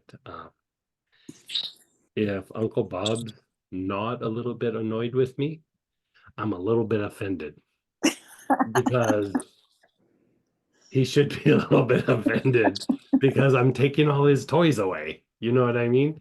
That he's not offended means I haven't taken his toys away enough. You know what I mean? Yeah, yeah. It's so funny you should use that line because this Uncle Bob uses that line quite a bit. I'm not supported. I'm not feeling supported. Is their Mm. favorite line. Yeah. Yeah. So, you know, another thing you could just say, like when they say that, go, Yeah. I could give you a number of a really good therapist. Oh, yeah. You know, Yeah. if you're having Yeah. issues, sounds like you have issues. Yeah. Like, you know, if you have issues, like you know, Yeah. I love it. you know. So Melissa can be very helpful for you. I mean, Okay. honestly, like Awesome. we have like a little circle of people, like Samantha, myself, like people in the office, and you know, some of the people around us, where we're taking Melissa like every day, and it's like literally Okay. you'll take it and you're like, I feel pretty good. You take a few drops and you're like, I feel so much better. You know, Okay. because it does so much for not producing lower emotions, and it's calming and soothing to the Okay. nerves. It's very strengthening to the heart, you know, because the heart isn't just always about being sensitive, but it's also about like breaking down these like boundaries, or these things where people have like established a way of interacting, and the heart is what actually breaks it down. But that part of the heart is a little bit more of like a firm part of the heart. You know what I mean? It's like it's Yeah. not mean, but at the same time, it's not a doormat. It's just Yeah. like, yeah, sorry you're having those feelings. Here's a Yeah. number of a good therapist. Yeah. I Not love my it. problem. Like that I is love your it. problem. You I know, love but it. Yeah. there are certain kinds of personality. This is not everybody, but there are Yeah. certain kinds of personality that feel better when they make other people not feel good, or they cause chaos in other people. Yeah. And It feels like it's almost a release with her. yeah, Like after I submit and she hears, she gets her way, even though I've told her, it's not always about getting her way. Cognitively, she goes, "Oh yeah," but it's like a release. Then yeah, her energy shifts, and I heard what I wanted to hear, and then she's calm. You right. know, it's yeah, just like you were So saying. remember what I was saying just a minute ago about social pain? She's managing her social pain. Like you submitting makes her feel good. She's in control of the situation, or she's fit in, or she's whatever. But basically, she's self-soothing at your expense. Absolutely. You know what I mean? And so, not your job. I mean, Yeah. bottom line, not your job. Yeah. You know, even if that was your partner, not your job. Yeah. Like that is their job. Yeah. And Yeah. so, you know, who knows? You know, maybe it's just poor self-esteem, or something that happened when they were young. They didn't Yeah. bond enough with the mom when they were young. I mean, there's all kinds of reasons why it could Yeah. happen. Still, Yeah. not your problem. Yeah. Thanks. So the more you can kind of put yourself in a place where, okay, and you're just like not feeling the need to resolve something for them. Yeah. It's empowering. It's going to be a little bit uncomfortable the first few times, right? Yeah. But after a while, it starts to become like almost like every time you do it, it's an empowerment. Like, Yeah. ah, and you're very nice. Thanks. You might feel a little bit self-conscious, like I'm being mean a little bit, but you're dealing with somebody who is trying to cause you harm. Yeah. And you know, at first you'll feel like, oh, it's a little bit of this or that, but after you kind of get it down for a little bit, giving them what they want doesn't help them. Like it makes them feel better in the moment, but if we're really trying to do what's best for that person, even though they're being a jerk, not bending the knee is helping them. It's not making them comfortable in the moment, but Yeah. it's going to get them closer to doing something healthy or to the soul than them getting their way all the time. Yeah. You know what I mean? Yeah. So you know, that's the thing with nice people, is people know how they're going to react. He knows, or she knows, or whoever it is, they can throw out certain phrases Yeah. and you're going to react to the phrase. Yeah. You know what I Yeah. mean? And so, you know, in situations like that too, have certain responses kind of chambered, so to speak.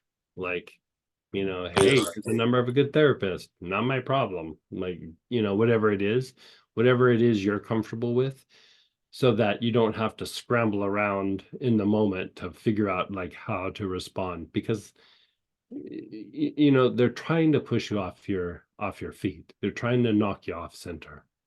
And so the more that you don't have to think about something and you just have a kind of a set response or two, and then also like keep in mind that you're like, I'm just not going to give it that much energy, even though they might be, you know. I really like for you in this situation, um, not my experience, not my perception. Okay. You know, when they say like, you know, I'm really not feeling very supported and da da da da da. I was like, wow, not my experience, not my perception. Okay.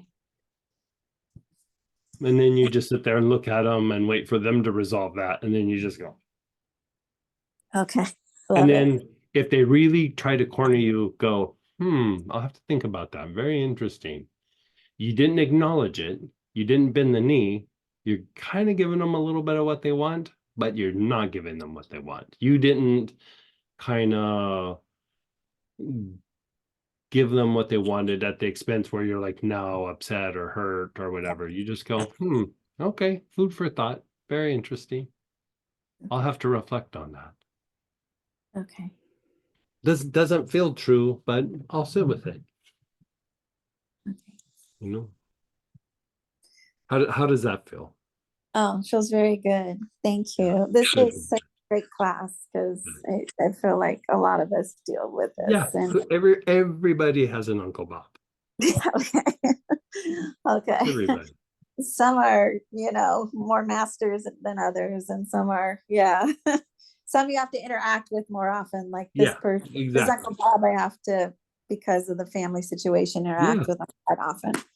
The So- family thing hooks us in ways that work and circles of friends just don't do.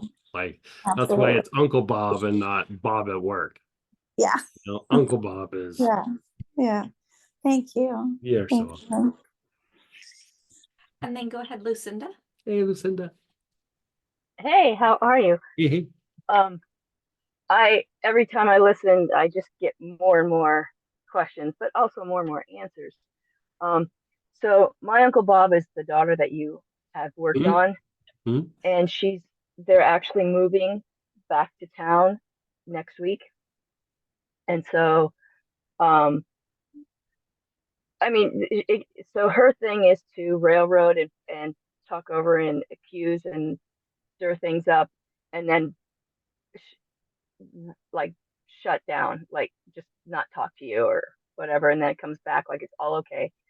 But what happens is she sets everybody else in motion, and I'm stuck in the middle, and I find my resistance to standing up or just keeping things at bay going down. And I think the Melissa is probably the answer, but maybe you have some other ideas. So I was wondering if this was going to come up. So like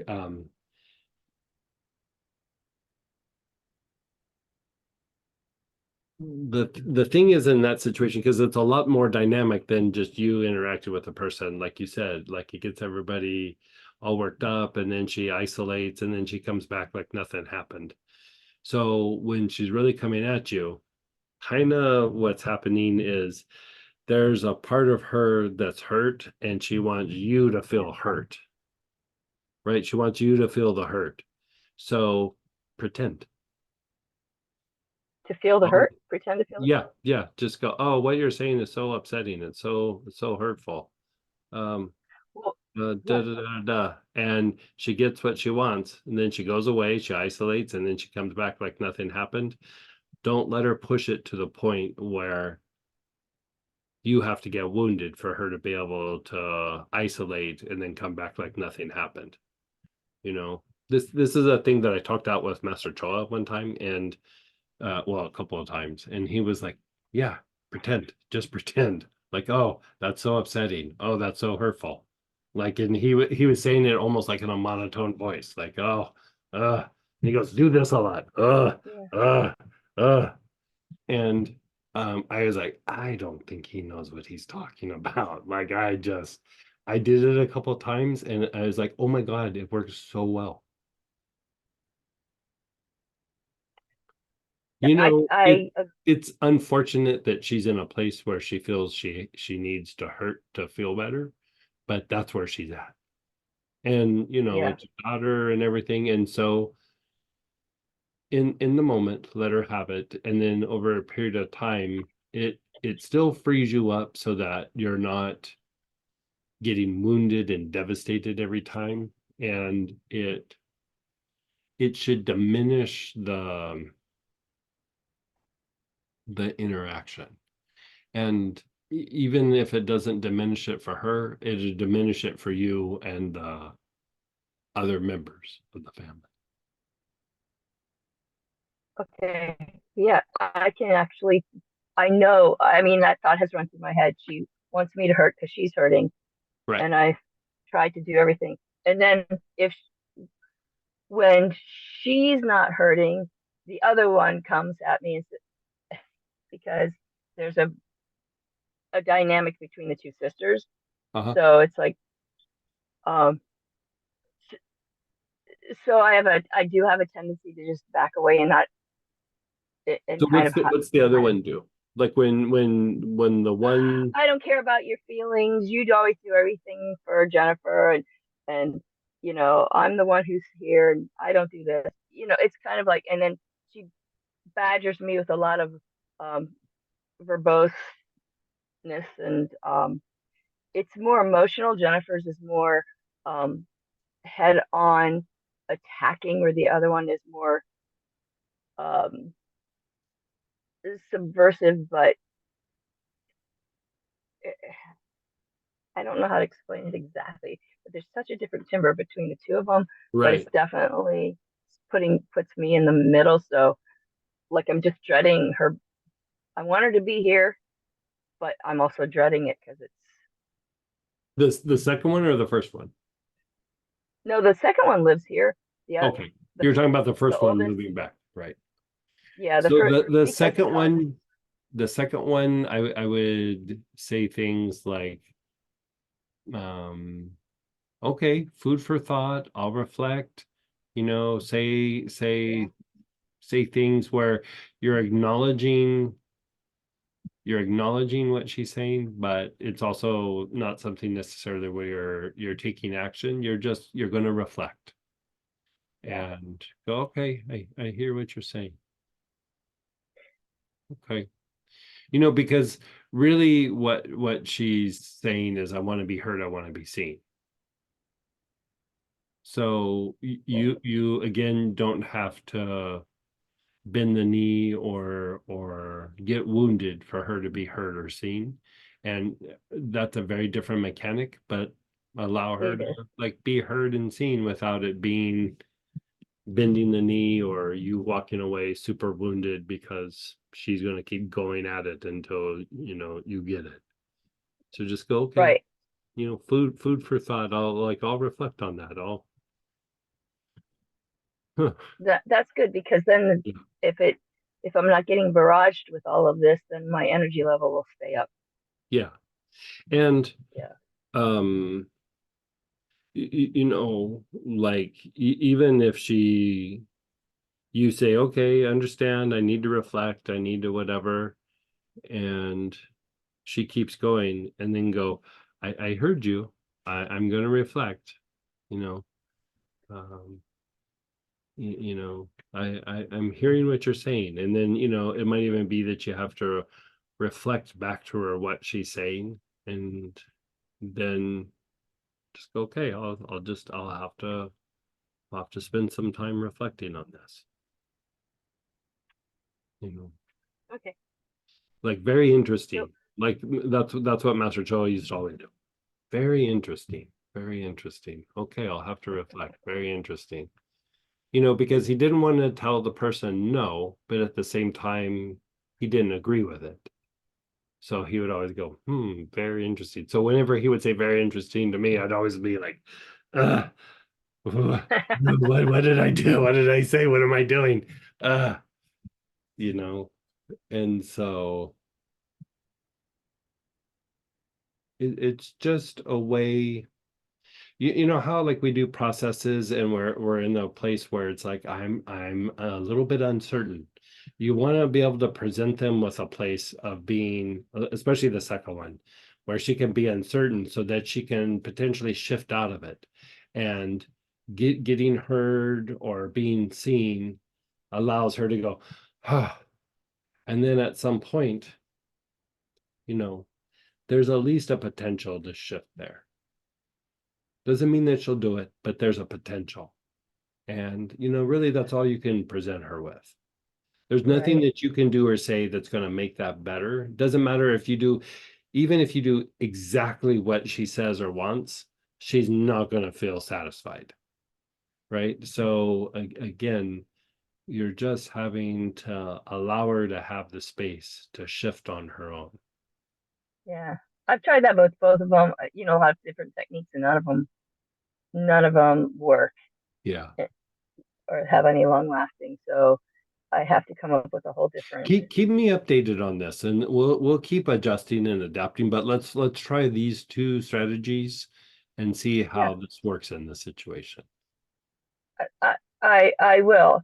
So the one that's moving down, it kind of hung up on me. So I just want to make sure that I understand. Just start from the next time she is Yeah. angry at me. Yeah. Okay. Yeah. Well, wait till she gets worked up. Why is she moving back, by the way? I'm curious. The tangible reason is that it was just a good time. Her husband got laid off, and she's actually get in her internship for her master's in psychology, and so but the real reason I think is she's jealous of her sister, who gets Yeah. a lot of help with her kids. That feels a little bit like there's an ulterior motive there. Yeah, and so she's I think expecting a lot from us to just, or me and her, to help her out, because she's a little jealous of the relationship I think that I have with the kids who are here. Okay, that feels right. Yeah. Yeah. So okay. So it'll be interesting and a good opportunity for change. That's what I'm looking Yeah. for. Yeah. Thanks. You're so welcome. Keep me posted on that. Hey, I'll probably need your help, I'm sure. Yeah. Thank you.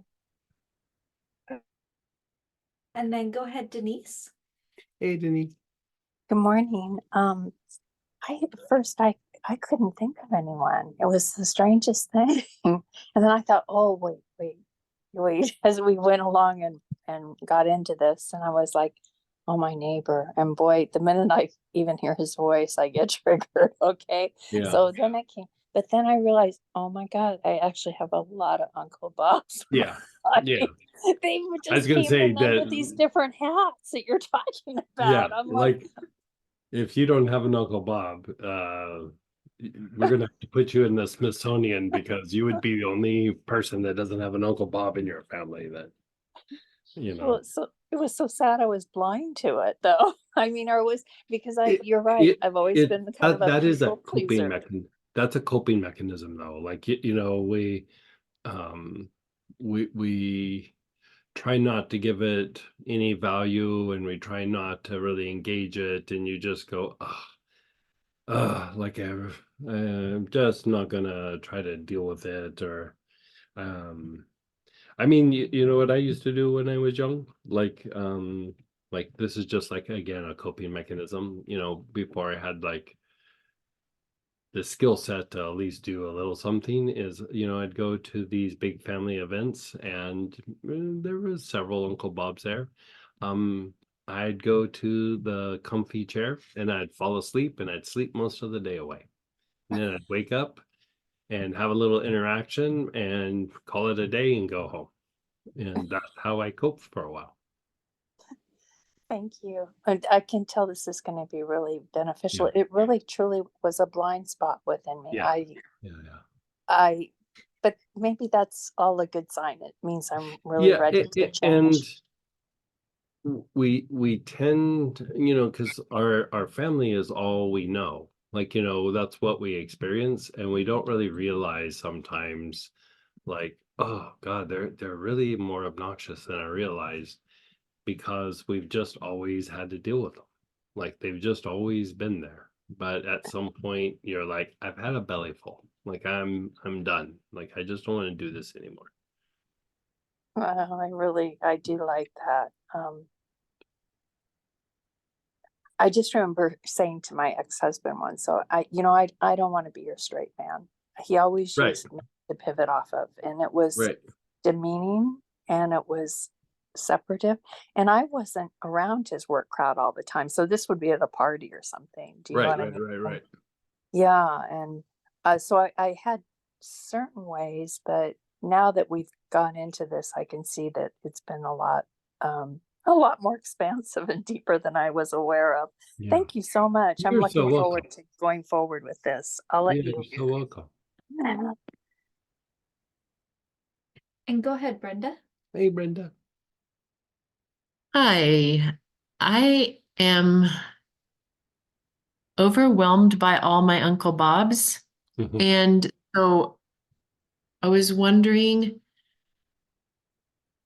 if it just seemed like there's different ways to work with it, and that they came to my mind and I wasn't sure which one to go with. Like, do I go to the original Uncle Bob in my family tree that triggered this pattern and unwind from there? Do I stay with a I would current visit all of them at some point, but also just working this process, even if you focus on one, because you're not really just treating a symptom with each one, you're putting yourself in a place to where you're going to be better at handling the mechanics of the Uncle Bob's. And so, because even the one Uncle Bob, you get wise to him, he's going to change his game up a little bit. Like, he's not going to go, oh, I realized I've been such a jerk, I'm going to be a better person now. That, in the history of Uncle Bob's, I don't think that's ever happened once. Like, it's just, they're not going to get it.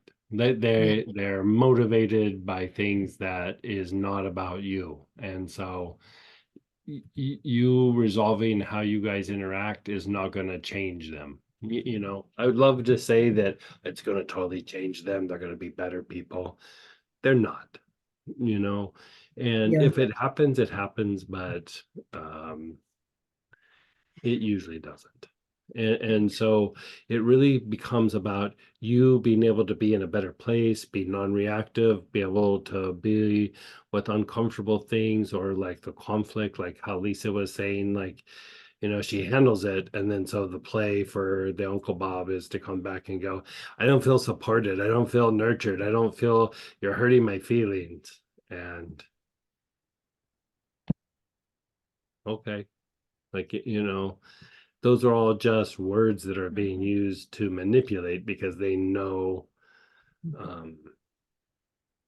you know,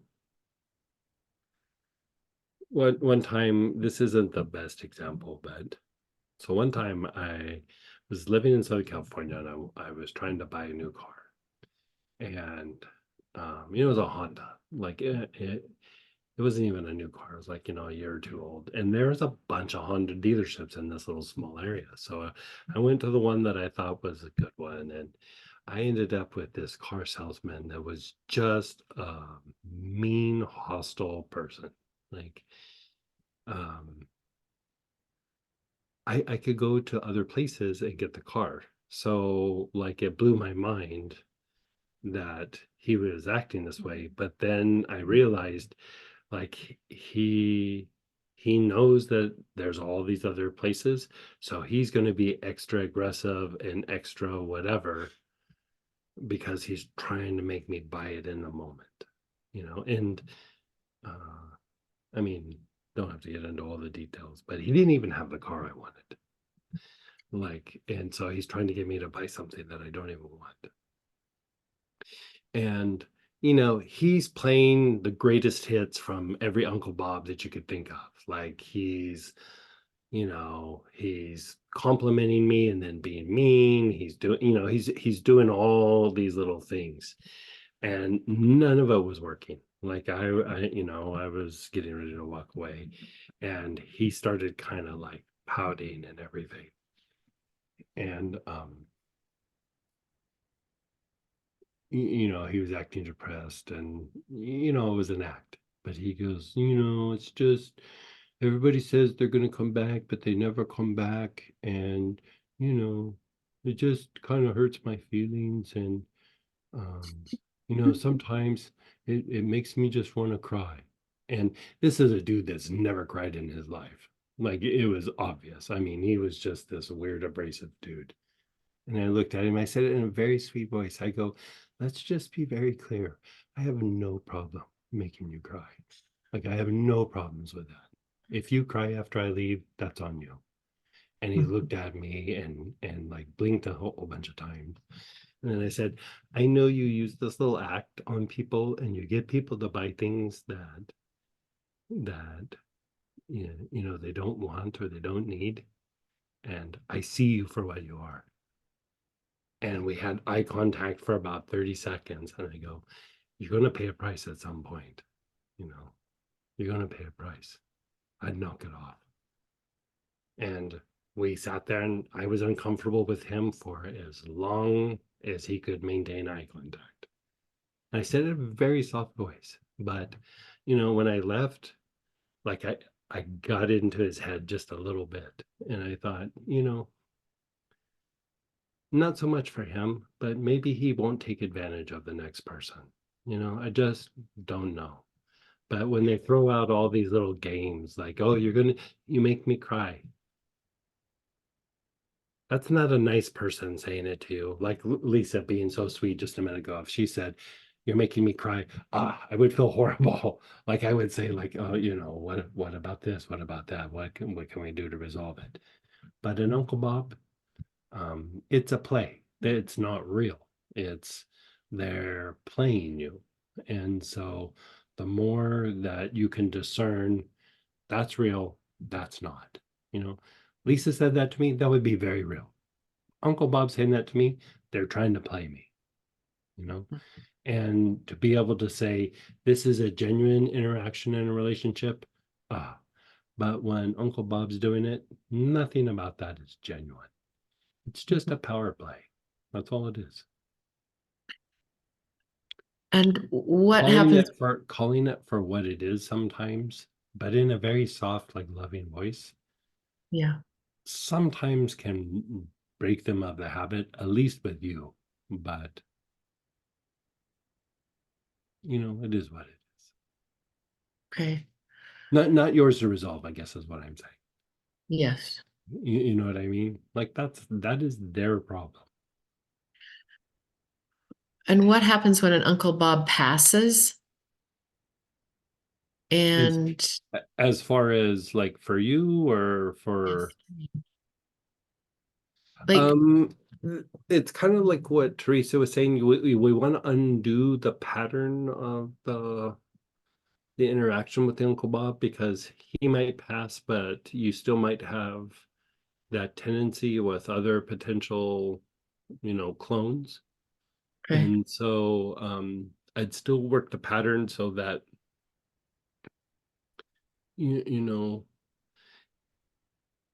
most of the population are decent people, even though they might be obnoxious. But an Uncle Bob is pretty aware of what they're doing. You know what I mean? And to be able to recognize that for what it is, and regardless if it's your original Uncle Bob or one of the other Uncle Bobs, just to not be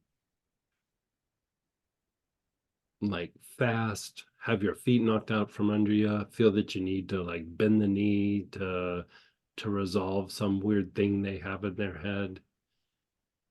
That's what you're shooting for. And you're basically just trying not to lose yourself. You're trying to be true to yourself in the face of Uncle Bob.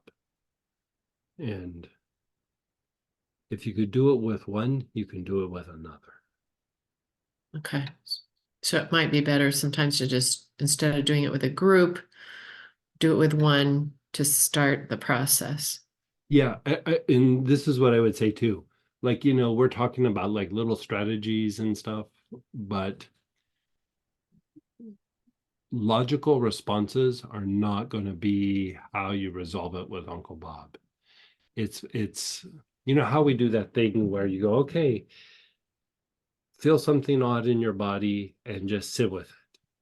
Like, you almost have to be able to sit with how weird it is with Uncle Bob, and then choose the right thing that is usually a little bit more spontaneous, or you have something canned a little bit or chambered so that you can like nullify what they're doing.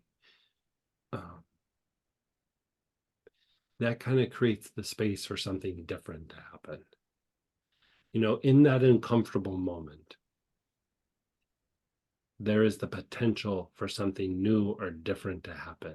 But without that uncomfortable moment, it's always going to be the same over and over again. Mhm. So in that moment of discomfort where, there's a conflict that's unresolved, there's a potential for change. That's why, like that thing with the car salesman is, I guarantee you that guy's taking advantage of a bunch of people. And I was like, he just happened to do this with somebody who's a therapist, and I'm very okay with being uncomfortable. So I'm going to take one for the team and just see if I can't help the next person just a little bit. When you get better at it, you can do things like that, like in the workplace or with that particular person. But when it's a big group of family, just do what's best for yourself. Like, don't try to correct their behavior. It's like what Lisa said, like they get it for 15 minutes and then they come back around and they get you from a different angle. And so the more that they are uncertain, the less likely they are to do that. The more that you're logical and define something and try to talk it out, the more that they come up with a strategy that they go around the house and come back at you again. Like, they want all the details so they know how to come at you again. Don't give them details. Okay. Like in the thing with Cindy, we're talking about like strategies because there's like repetitive patterns there. But the more that you try to talk it out, the more that they come up with angles of why they're going to come at you. So the thing that you can do is make it as uncertain as possible so they don't have something to grab onto. Like, because their logical mind is like, I'm going to work my angles. So if you take them into the intuitive mind, which is more like uncertain, a little bit greater chance of a realization, a little bit greater chance of, maybe it's me, a little bit greater chance of, I'm not going to keep doing the same thing over and over again, because the intuitive mind is the intuitive mind. If you get them over there, they're going to change whether they like it or not. But it's also not your job. You know what I mean? Like, protect yourself, take care of yourself in the situation. And then as it gets a little bit more refined, then maybe you take them into those kinds of situations. But hopefully you don't have to interact with them that much. It's honestly, it's not your responsibility to heal them. Yeah, I'm Does that- sandwiched between does a that make coworker. sense? Yeah, it does make sense. I'm just sandwiched between a coworker who's an Uncle Bob and family, and Mm. I how to keep working. Keep practicing the things, like, even like how we were talking about, like, give me the idea of what happens with the coworker. Oh my, it's like all America, this example just happened. Finding fault with other people around and getting out of control emotionally, and then turning to me and wanting me to care for her. And I'm like, then she turns around and says, all Americans, like, this is the culture of caretakers. And I'm thinking in my mind, you just asked to be listened to and cared for, and then you're faulting the culture that I'm in for caretaking. Like, it's a crazy making. Where are they from? Iran. Okay. And I know it's not about me. No. Like, there's,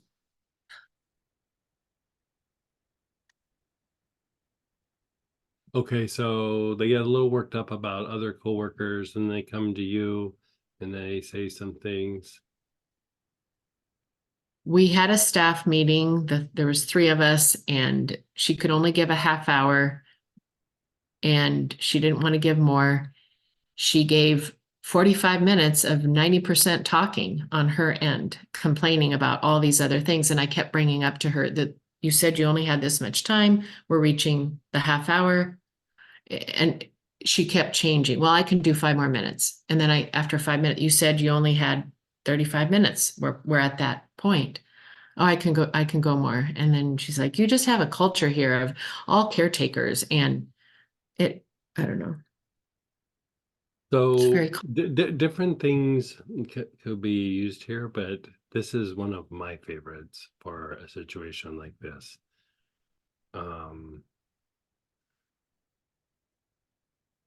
Because like you said, like you give her a little bit of support and then she's like, no, I'm changing it and everything.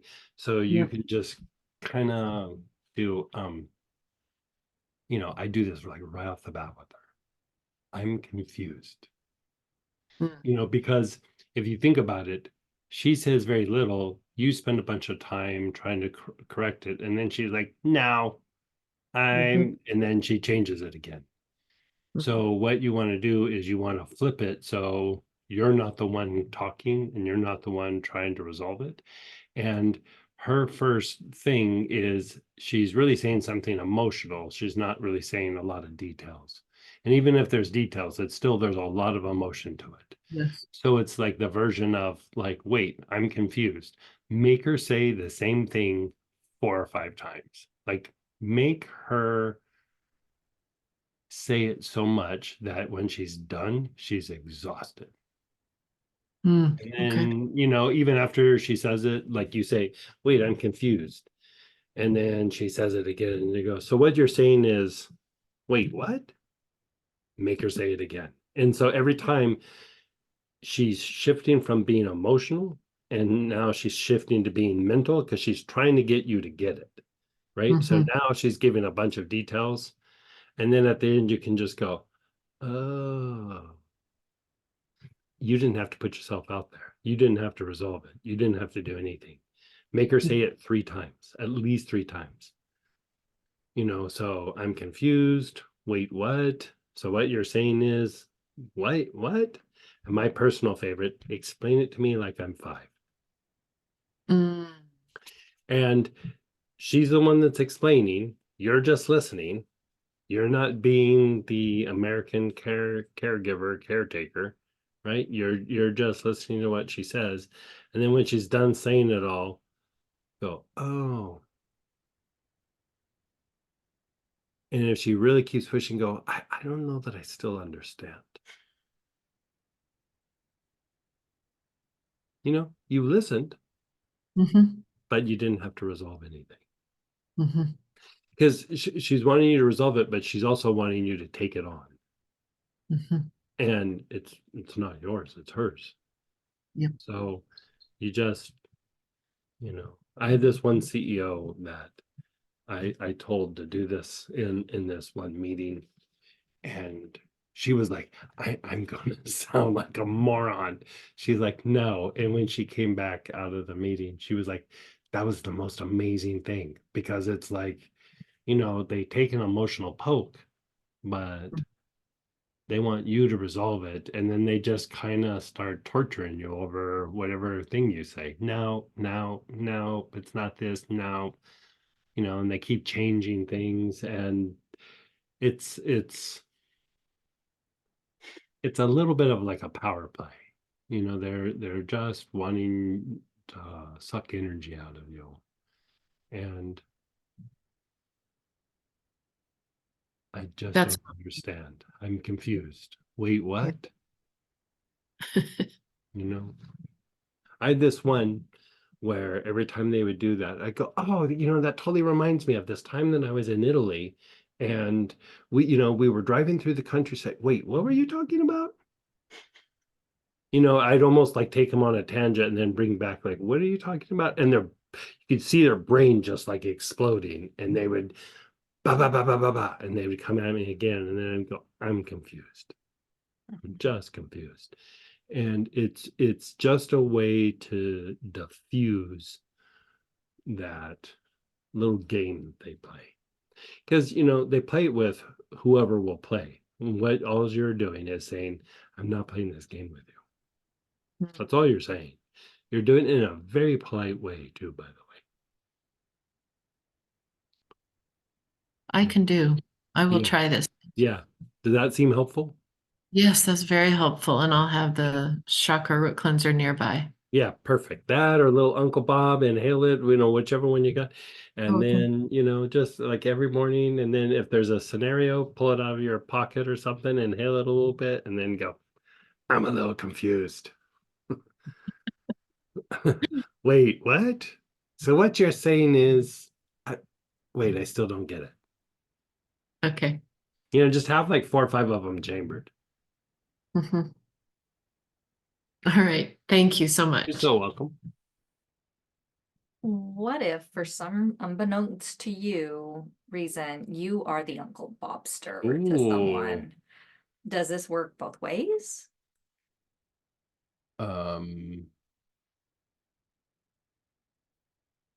I would say an Uncle Bob, if you're an Uncle Bob, doing any sort of like inner work diminishes an Uncle Bob. An Uncle Bob is trying not to do inner work or turning inward. And so if you think you're an Uncle Bob, it would be hard to be an Uncle Bob with doing all these oil practices and meditation and stuff. But if somehow you pulled it off, man, kudos to you, because that's a tough one to do, because this is literally the opposite of being an Uncle Bob. But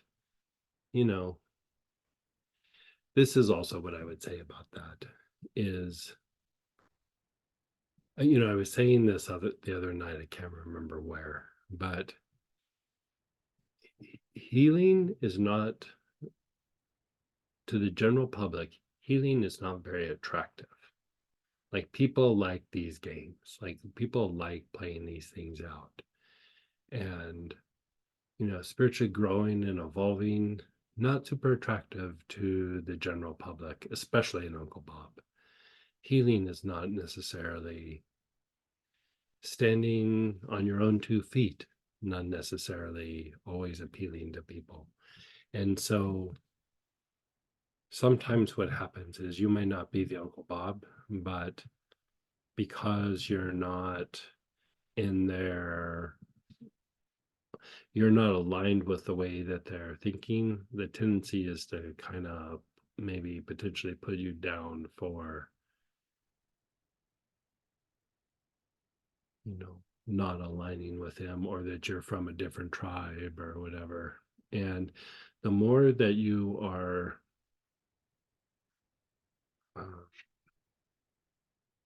connected to your inner self, the more that you diminish the tendency for other people to impact you that way.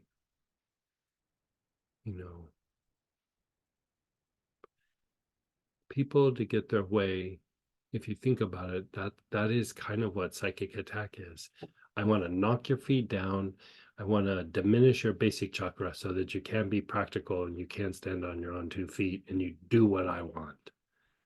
And so when you don't react like that, it's not always. I had a boss one time that said, if you don't agree with me, it's because you're not smart. And everybody at the table was like, oh, I was agreeing with you. And I was like, okay, then I'm not smart. I do not agree with you. And, that's all that was said. But it's going to take a lot more than an insult for me to walk away from who I am. You know what I mean?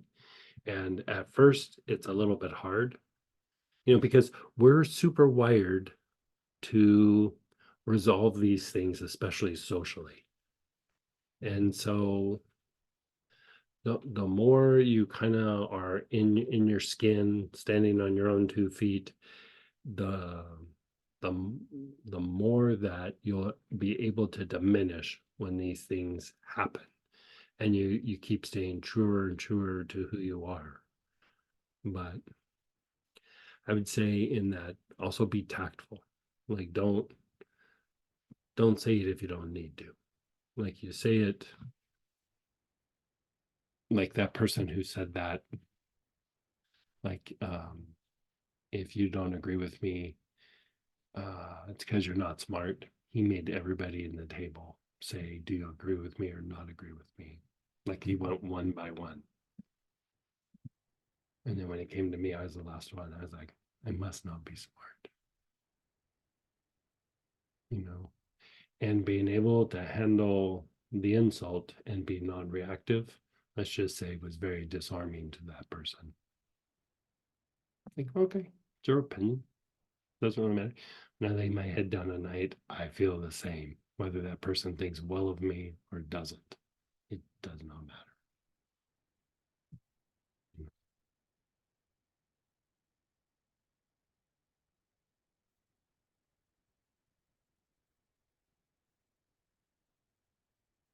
It's amazing how much body tension we can be unaware of. Yeah, no joke.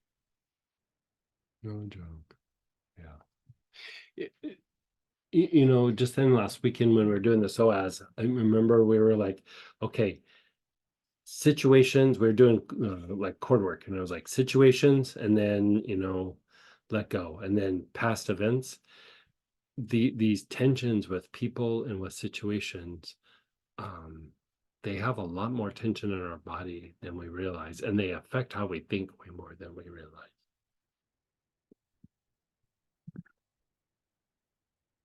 The Uncle Bob apples don't fall far from the Granddaddy Bob tree. The looking them in the eyes is super helpful. I tend to not look people in the eyes during confrontations. Trust me, if you want to make an Uncle Bob uncomfortable, like, let there be the tension and maintain eye contact. It's always interesting how quickly that will disarm. Now, ones that are super aggressive, I'd say probably don't do that. Like, if they're really, really super aggressive, because you'll egg them on a little bit. But 90% of the Uncle Bobs, it's disarming. I keep getting opportunities to practice this, LOL. Most recently, when someone was being insulting, I did the eye contact thing and dryly said, I'll give you 1 day.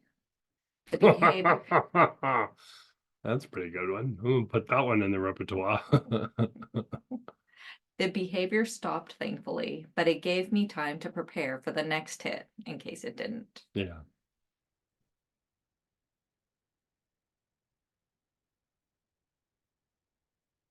Oh. Is camphor spray still useful on arms and legs? Yeah, but for this, we're doing something a little different. And so this is more about, I guess it's not that different, but here we're trying to just unwind, in a specific scenario.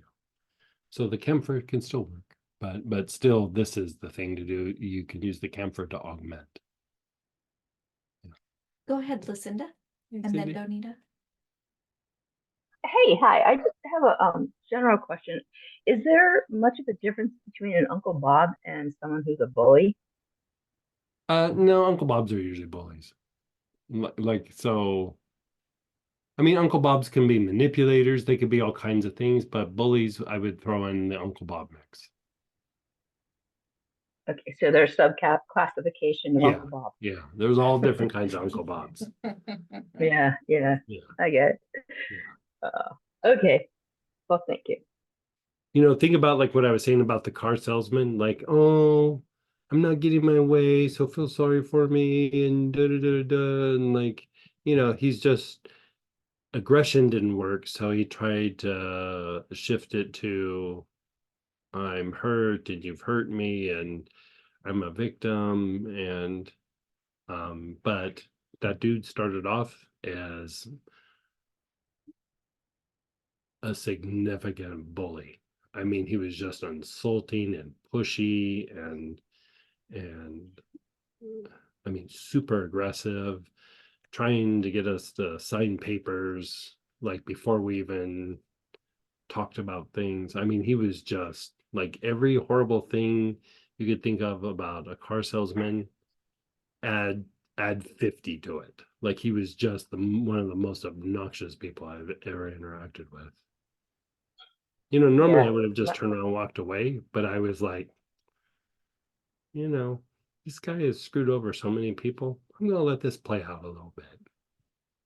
You know, part of it too is I'm not suggesting this for anybody, but in situations where it's very uncomfortable, I do a practice where I'm like, I'm gonna sit with this and just be non-reactive for as long as I can. And you know, I do that with like when I hurt myself with pain, but like when somebody's trying to inflict pain, I could walk away at any point. So I was like, I'm gonna see how this plays out. Like I'm gonna practice. And oh man, he was very skilled at being an Uncle Bob. Wow. Yeah, very, very skilled.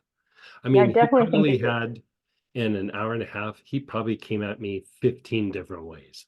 wow. Yeah.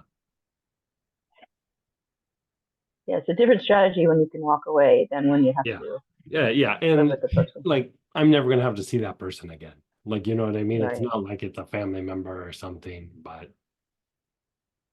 My dad was a car salesman, and I can see that. And my ex was the bully who liked to make people cry. So Yeah. you're like today is like every adult male in in the life. So it's real. This is so helpful. yeah. I think this should be a women's empowerment course. And you know, like here is the funny thing about that situation, the car salesman, because like a good salesman is somebody who's like helping you fit your, you know, get your needs met and, you know, Yeah. finding you the thing that you want. And, you know, it's a win-win situation.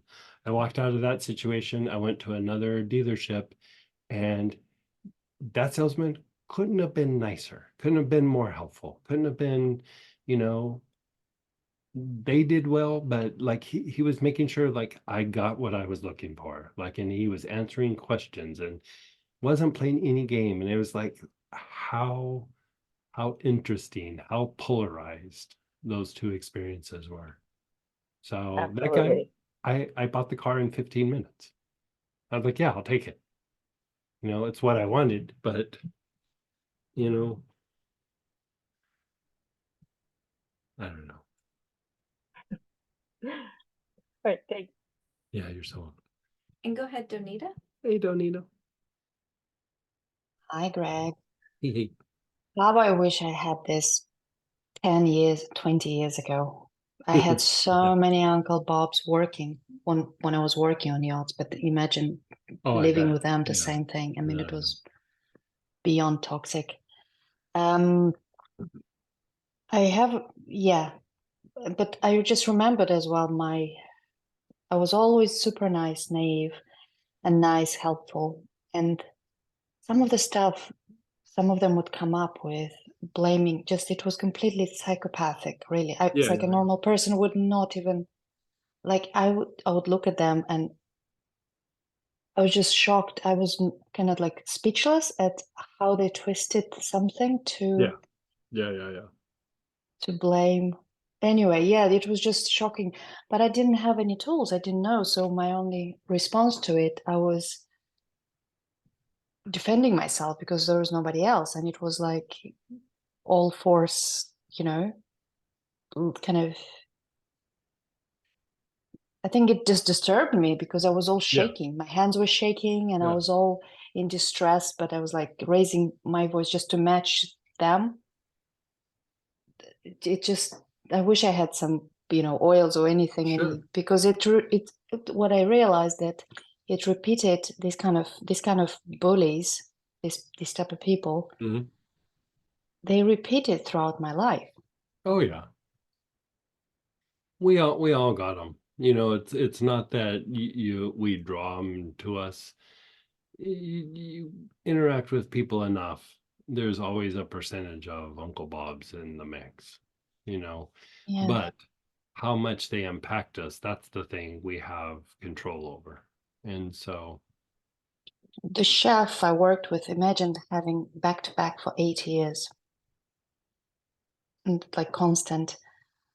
At some point, I got so sick and tired of him that I was ignoring him. mhm. And I just literally cut it, and almost like I forced myself to not take it on anymore. Right, And I right. just put my hand up there. It's like, don't talk to me, only when it's work related. Yeah, But that took a lot of my energy. I mean, sure. that took a lot of everything. So yeah, I'm just reflecting on all of it. So doing this, what we're doing today, even if I'm not actually thinking about that person or this person, will just You're help strengthening the me mechanics of myself. dealing with an Okay. Uncle Bob. Yeah. Like Okay. even if you're Yeah. not working somebody in particular, or you're like, I'm working this one particular Uncle Bob type, but there's, you know, how many variations, you're working it for all of it. You know, even if you're working on just one right now, you get good with one, it helps with the next. Because the reaction part, you know, I take it, I Right. feel it, I feel the Right. emotions, and I'm an empath, and I just like Yeah. explode. So I have this person, not have anymore, I don't know, sort of a friend, but no longer, kind of. And no matter what I did or not do, I was always not doing enough. I was always like, you know, it was so helpful, all the shares today, because it's just like, it didn't matter what I was doing. It was just, I was the bad guy. I was just not giving enough attention, not carrying, not Mhm. doing this, not doing that. And every time I was in a room with her, I felt uncomfortable. It's been like this for a few years. And so is that kind of like an Uncle Bob? Because I Yeah, just, that's an Uncle Bob. I mean, it's a different, I mean, because there's different types, you know, there's it's different a guilt trip, personality types. Yeah, like she was a victim and I'm the villain, and right. this is, yeah. So intuitively, I kind of pulled away. So I kind of pulled away completely a Yeah, little in a bit. situation like that, I might do something. I mean, sometimes, like you said, you just pull away or something, but But I feel her energy, like I feel the daggers. in those situations, to still kind of just keep it that it's about her and not about you, and just go, yeah, it seems like you've been having a lot of problems lately. Like, you know, it seems like, you know, it seems like every time we talk, you're dealing with something, and yeah, it must be hard. Like, you know, making it again, like, yeah, you're having problems with me, but you know, worst case scenario is if she goes, well, it's always about you, then go, why are you still being friends with me then? Like, I don't understand. Like, you know, think of it as the Uncle Bob is always wanting you to resolve some conflict. And when you don't take on the conflict, or you're not the one responsible resolving the conflict, they either get tired, they go away, or they come at you at different angles. And so the more that you just like, not my conflict, not my problem, like, just not meaning that in a mean way. And Mm. you know, when somebody who's being genuine comes up and says, I have a problem, you're not doing it with those people. You know, you're like, you know, somebody comes to me and says, like, you know, like a friend or something, go, I have a problem with something you did. And then they tell me, I was like, God, I had no idea. I'm so sorry. Like, because they're not playing a game. They're like, you kind of hurt my feelings when you said this or didn't do this or something. I'm like, oh my God, I'm so sorry. I wasn't thinking it out. I didn't think about it. Like It didn't Yeah, help because I but when somebody's apologized. playing a and game, when it's an Uncle Bob, it's just that, it's a game. Like and it's a control. strategy. Yeah, it's a power struggle. It's a game. It's a way for them to self-soothe, basically, is what it is.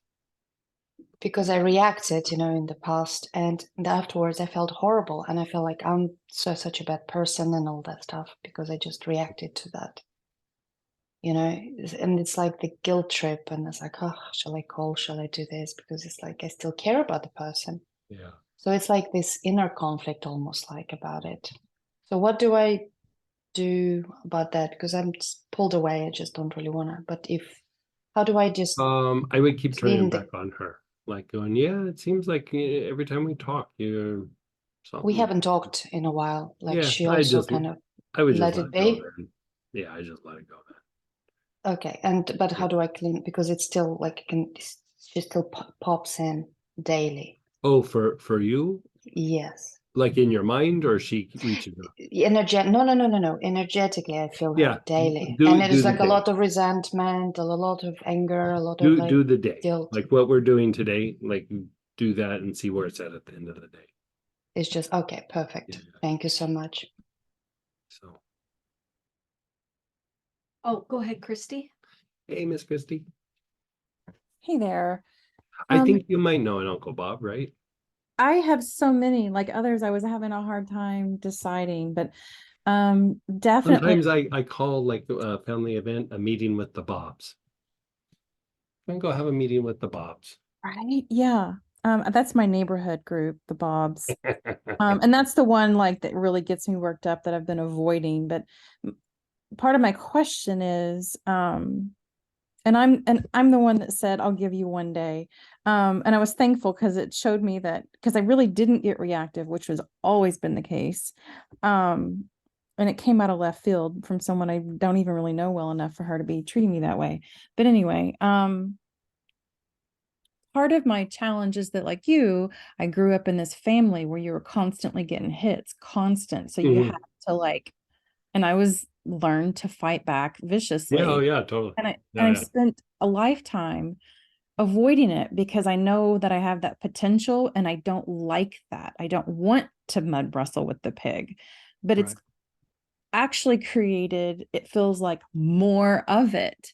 And so, it brings me to tears to think like, I really don't want to be the person that has to like cut back to the bone. I don't like how that feels, but I keep getting these interactions and this pattern of people coming at me. And so clearly I'm attracting that. Clearly this is my thing to Yeah, learn. I would say one of the things is being able to, because even there it's like trying to resolve like their opinion or their effort. And, it's a case by case basis. If it's a situation where it's not important, sometimes I let people say super obnoxious things and I don't say anything back and go, okay, and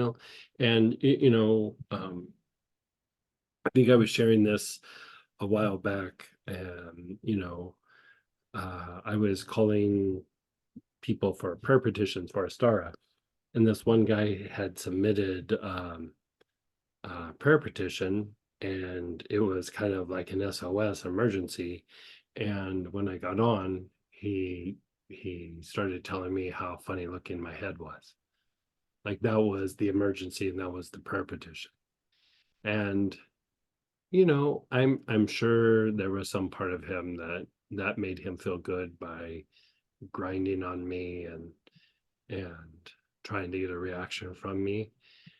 But I twisted it and just said, like, I know my head is so funny looking. It was like, you only see this, but like, man, there's so many things that are funny looking about my head.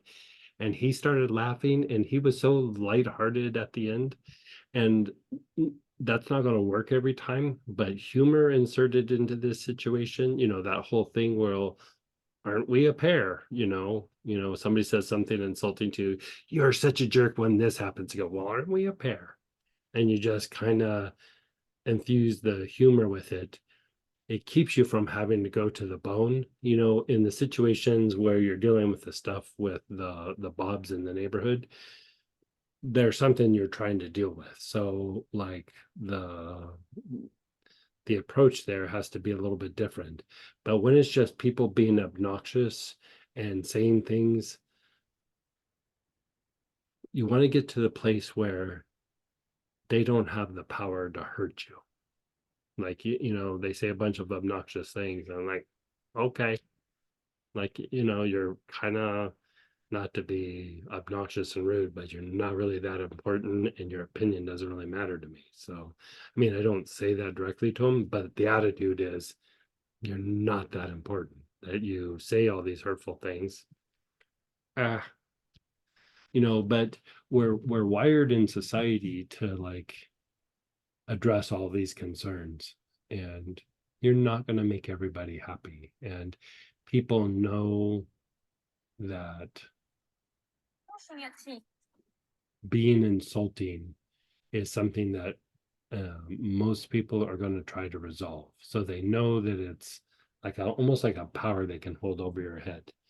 And when you don't feel the need to resolve it because it doesn't hurt, like that's a lot of my family. They say, like, I'll still get emails with something super insulting, and I'm just like, I don't even respond. I don't care what they think, So the job is to get to the place where their words or their actions aren't hurtful, and you don't really care what they think, And I I'm mean, not there, honestly, and I think that's too, I'm not there yet. How do yeah. I get to that that point? that need to like defend like whatever is getting said is the way to take that away is just not take on what's being said. Like, if somebody says something uncomfortable and they're basically like, I'm gonna abandon you, or you're gonna be rejected because I'm saying this, and you have to resolve this because my opinion is important. And then like, you really got to get to that place as like, really, your opinion's that important? Not really. That's all you're doing, is you're just getting to that place where, there's times where somebody's opinion might be important. There's times where you have to kind of handle a situation because you're trying to, like there you're interacting, trying to protect like your neighborhood and all of that.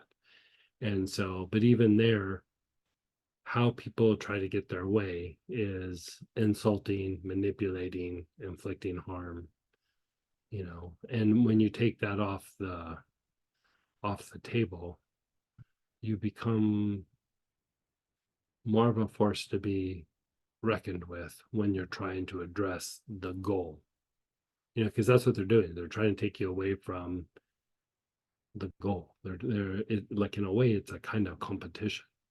And so the more that you can be okay with conflict, the more disarming it is to somebody. Very, very disarming.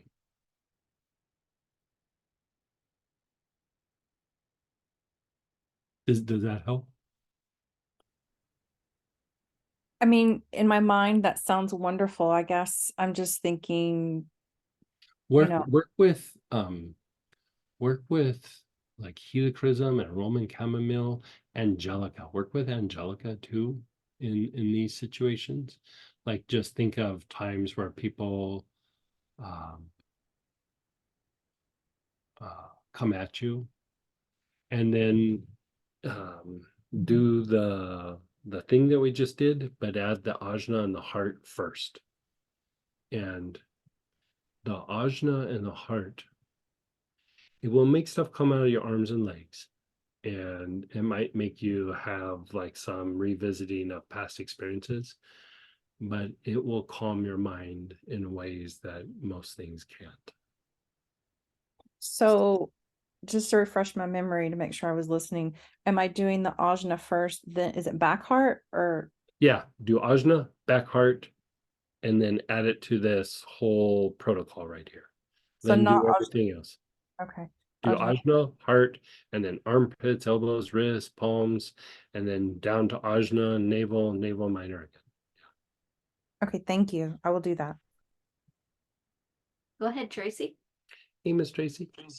Hello. Hey. So I've been kind of quiet because I've been using Uncle Bob with, well, I don't speak to my brother, so I hadn't had to use it with him. But the brother-in-law at the office. And what's interesting is I really don't have interactions with him. Like I'm not giving him what he wants, so he just is leaving me alone, and I'm like, I like this. This is Yeah. fun. But I have noticed. Oh, go ahead. Like I would say Uncle Bob's, like another way to say him, like is like he's a player. Not a player like he's working like on women and everything, but he's looking to play this game in different places. And when you don't play the game, it takes 2 coins to ding. And when you take a coin away, you know, when you take the game away from them, they don't know what to do and they lose interest or they're very uncomfortable. And so they usually end up being the ones that avoid you. Yeah, I'm totally okay with that. Although Yeah. I think we're spending New Year's Eve with him and his fiance, so that'll be interesting. I'm going to be taking Uncle Bob with me. Yeah, there you go. Yeah. So I have a question about, so there's another person at work and hers is very passive aggressive. And I've mentioned it to Brian, but he doesn't see it at all. Especially, I hate to say this, but he kind of has a blind spot when it comes to women. Mhm. Like he can't tell if somebody's attracted to him. He Right. says he He's a can't boy. tell when they're playing him, you know? Yeah, I get it. He's a boy. Yeah. Yeah. And I'm like watching the situation unfold and I'm seeing how this person reacts with me and in this passive aggressive thing. And I've started just being very matter of fact, do this, do this, do this. And because she reports to both of us. And I'm wondering if the Uncle Bob and this protocols would help with that as well. It would help. And for some reason, I would say, you ever watch Christopher Walken act? Yes. Okay. So if you notice, he has like a lot of pauses. Like he experiences the moment before he kind of moves on. You need to do that with this person. Go, okay, so here's what we're gonna do. And then do it. Because again, you're wanting them to be in the place of uncertainty, right? And your words makes them feel more certain. Like as soon as they hear the words, they're like, I know where this is going. Not hearing words, they don't know what to do. And so you're trying to train them to not be passive aggressive. So I'll go, okay, this is what we're going to do. Okay, first, we're going to do like, you just put like pauses in there when you interact with them. And then even if they go around you and talk to Brian and try to like bypass you, you go back and revisit. So this is what I understood that you had the meeting with Brian. Pause. Like, you just keep interjecting pauses in there. So think of it as their mind, like somebody who's passive aggressive, how we were talking about like going fast, they're going fast in their head. So the pauses, you're making their brain slow down. You're making their brain like shift out of that passive aggressive fight flight kind of thing, because passive aggressive is they're just trying to defend themselves. And you're not doing anything where you're coming at them. like in a way, what you're doing is, okay, this is the way we're going to behave, and this is a safe place. Like, just because maybe you've done something wrong doesn't necessarily mean you're in trouble. We just are refining our process, right? And so just become like a Christopher Walken when you're talking to her. So what I hear you saying, and then pause. And then you say what it is, and then pause. And then just keep doing that and see how that impacts her behavior. So I had a boss that used to do that to me and it would drive me crazy. So apparently he was doing the same thing with me. It's probably his mode of operation. Like, I don't think he was doing it necessarily. It very few people do it like intentionally, but you know, you don't necessarily need to do it with everybody, but with her, I would say definitely do it with her. You know, Thank you. yeah. And you know, it's a very polite way. You're not necessarily calling them on something, but it's a very polite way to handle that passive aggressive thing without it being a confrontation. It's actually very kind, it's very gentle. So And if she just feels, it gives them an opportunity to change, not only in the workplace, but it might start changing them even in their personal life. so if she uses that opportunity to tell me what she's gonna do, because that's what she usually does. She doesn't wait to hear what I'm saying. Go, hold on. Let me hold on to my thought for a second. And then you can like give me like, we can talk out. But first, like, you know, Give me you're one still- more day, I'm gonna do Christie's day. Yeah. But just go, you know, hold on a sec, you know. So it kind of throws them off their game Yeah. a bit. It pulls Yeah. them out of their game. Okay. Okay, thank you. And if it gets to the point where you're starting to interact with them and it's like she keeps trying to fill in the things, go at the beginning of the conversation, okay, we're going to talk about what we're going to do, and then you can give me feedback, or you can tell me what you're going to do, but first I'm talking first. Okay. Because then if she keeps doing it, go, it seems like you have a hard, like you can start calling her on behavior, like it seems that you're having a hard time listening. You know, you Okay. just lay it out like that, like you are going to listen here, right? Yeah. Okay, thanks, Craig. Yeah. Would the Uncle Bob blend work well as a body tonic? Yeah. Oh, yeah. Maybe there should be a chart of the types of Uncle Bobs with language for we each. might Maybe do- a handful for study group. We might do an Uncle Bob too. Yeah, and start doing like different archetypes of Uncle Bob. You know, the bully Uncle Bob, the victim Uncle Bob, the, you know, yeah, the manipulator Uncle Bob, the energy vampire Uncle Bob, you The know, emotional vampire. yeah, you know, there's all kinds you know, because there's people who get off just on like annoying people. Like they just get off on it, you know. There's all different types. So anyway.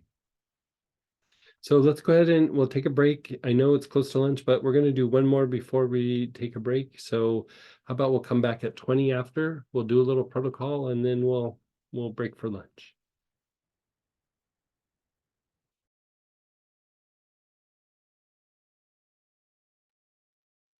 Hey, everybody, let's come on back. So here we're talking about emotional protection. Another way of saying emotional protection is, I think, like how we were saying about being reactive and like being triggered. This would be like the emotional version of that. Like the best thing is like when we were talking it out and Lisa was talking about like, oh, the conflict was going on and I just I got tired. Like basically she got kind of worn down a little bit and then she kind of gave in and then did what the person wanted and then afterwards felt a little upset. like this strengthens the emotional body to where it almost like raises your threshold to somebody grinding on you and trying to wear you down. Like, so what we did at first was that triggered response in the physiology.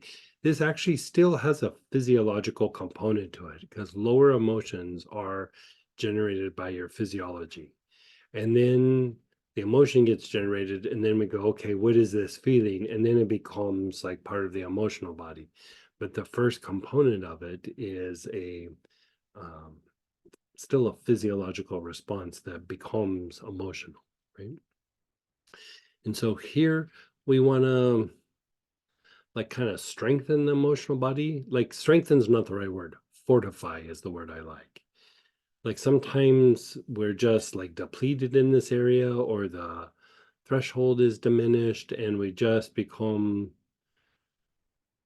like we only got so much juice in our legs for you know, another lap around, you know, Conflict Park, if that makes sense. Here, this puts a lot more juice in your legs to handle this kind of situation. So lots of choices. Anise, basil, clary sage, dark amber clary sage.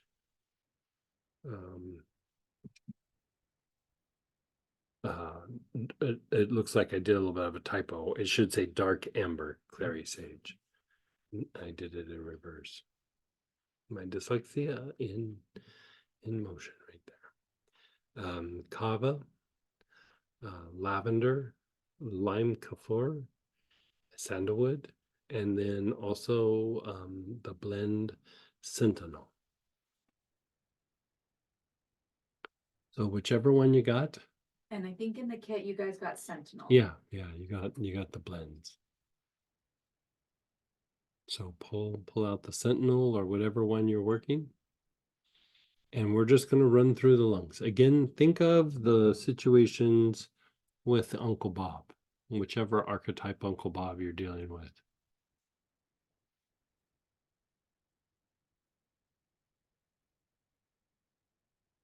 I think we have to do an Uncle Bob too.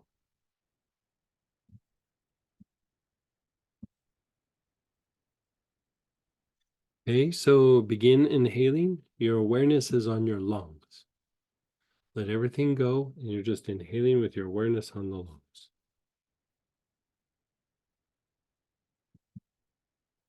Yeah, the Sentinel is nice. The Sentinel thing is very fortifying to the emotional body.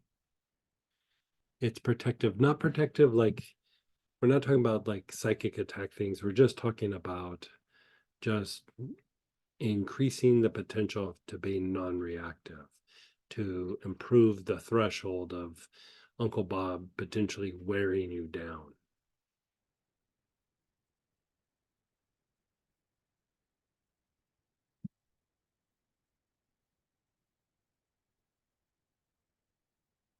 Long, slow, deep breaths.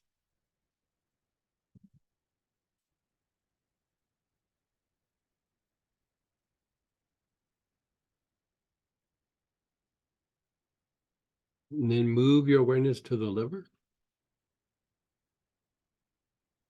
Right hand side below your ribs.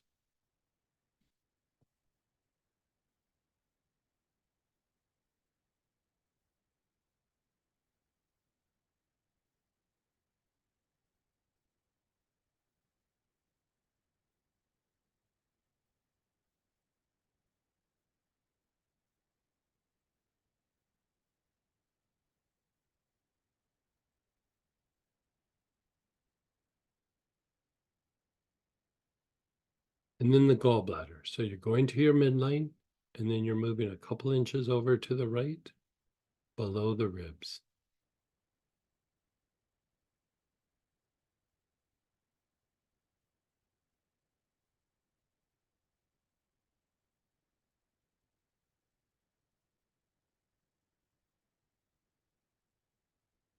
Okay.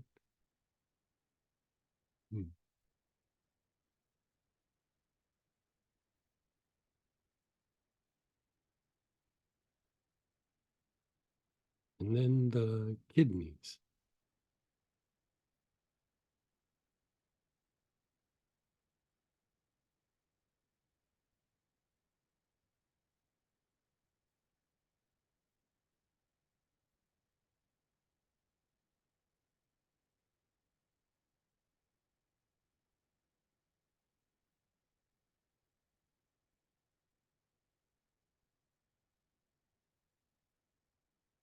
And then the spleen, left-hand side below the ribs.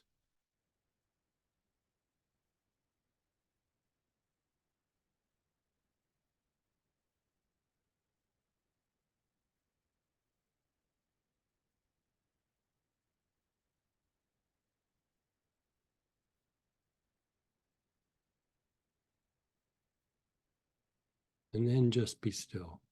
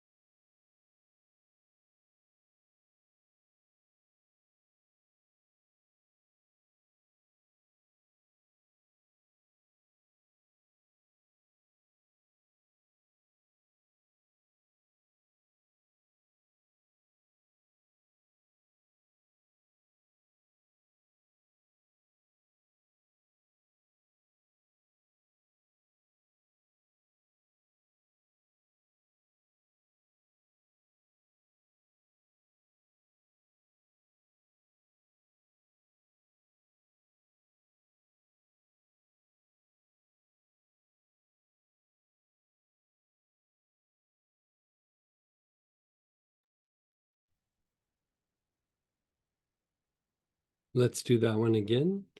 You're inhaling, your awareness is on the lungs. Nice, long, slow, deep breaths.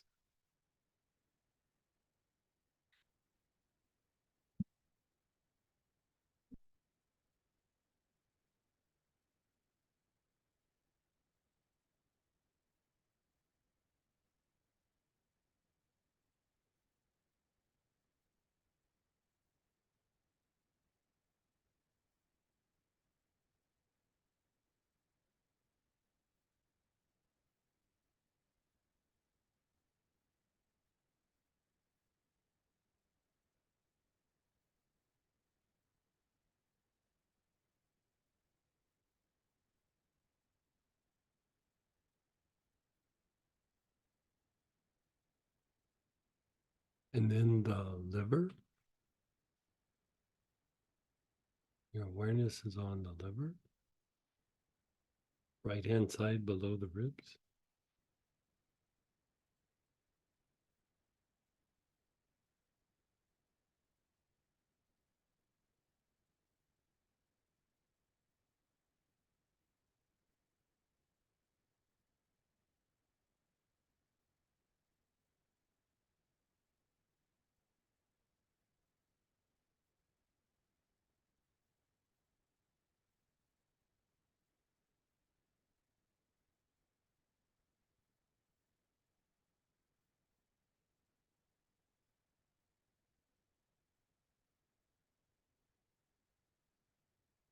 And then the gallbladder. So again to your midline, 2 inches off to the right, below the ribs.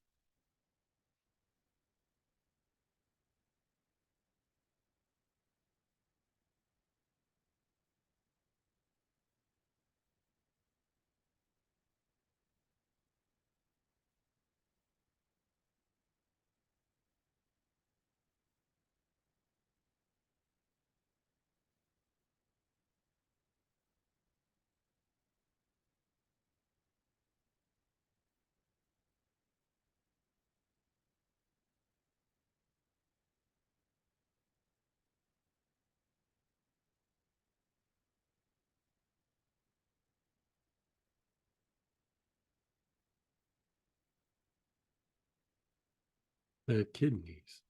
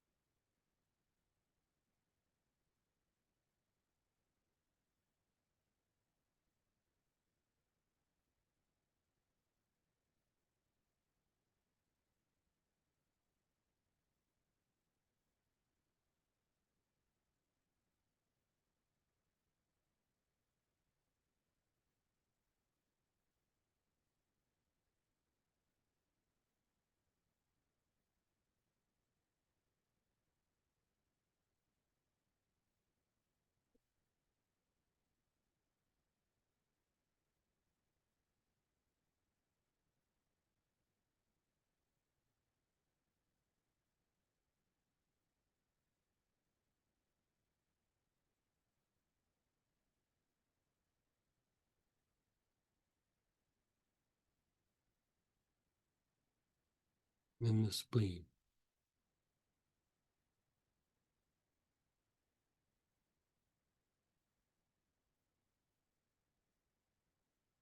Left side below your ribs.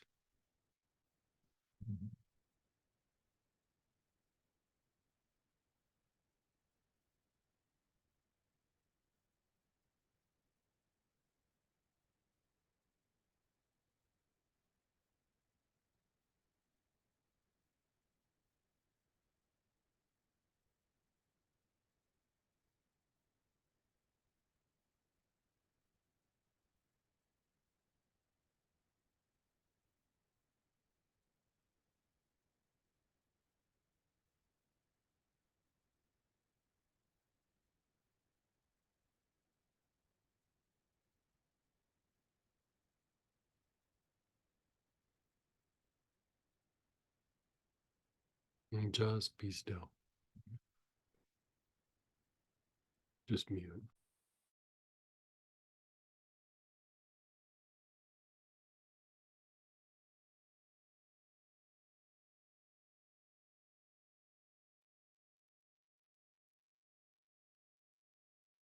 That's what I figured, but I want to make sure. So I'm gonna talk to him and ask him to find me.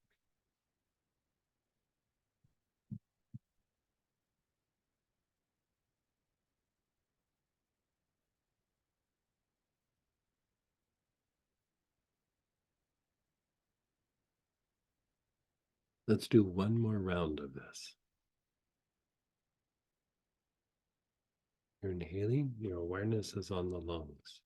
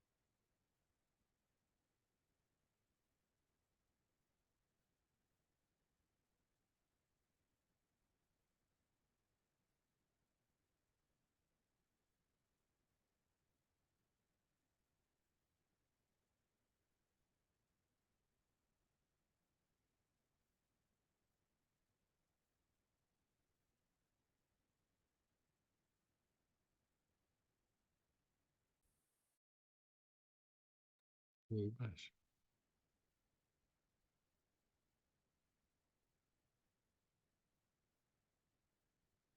Your liver, right hand side below the ribs.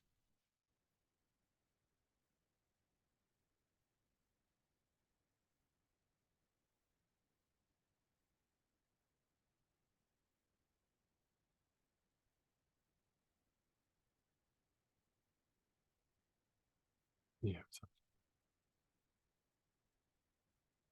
No.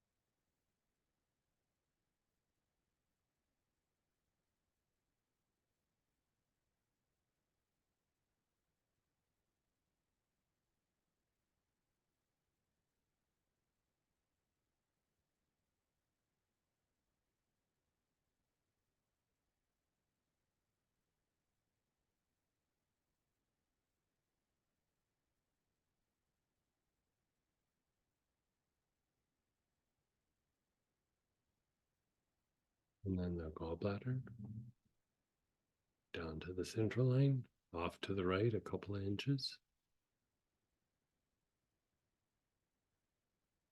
Below the ribs.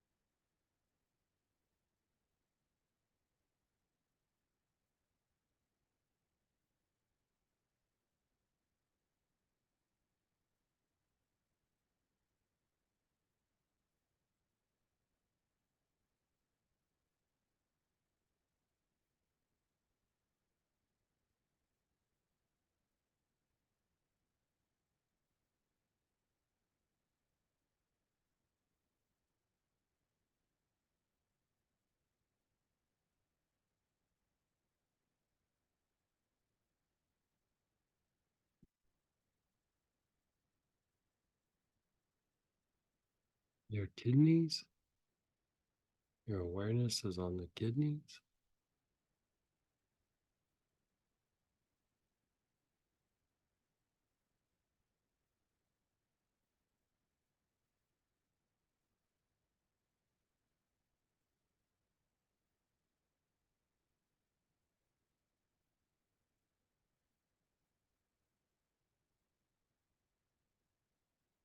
And then the spleen.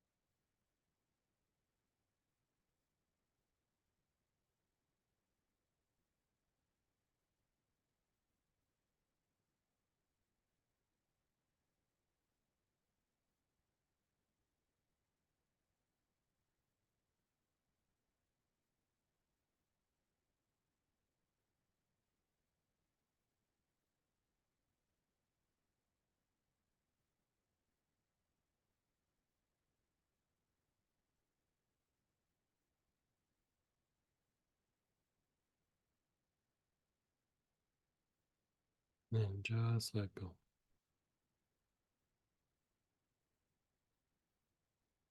Notice how you feel. Like, keep in mind, this is very fortifying to the emotional body, which it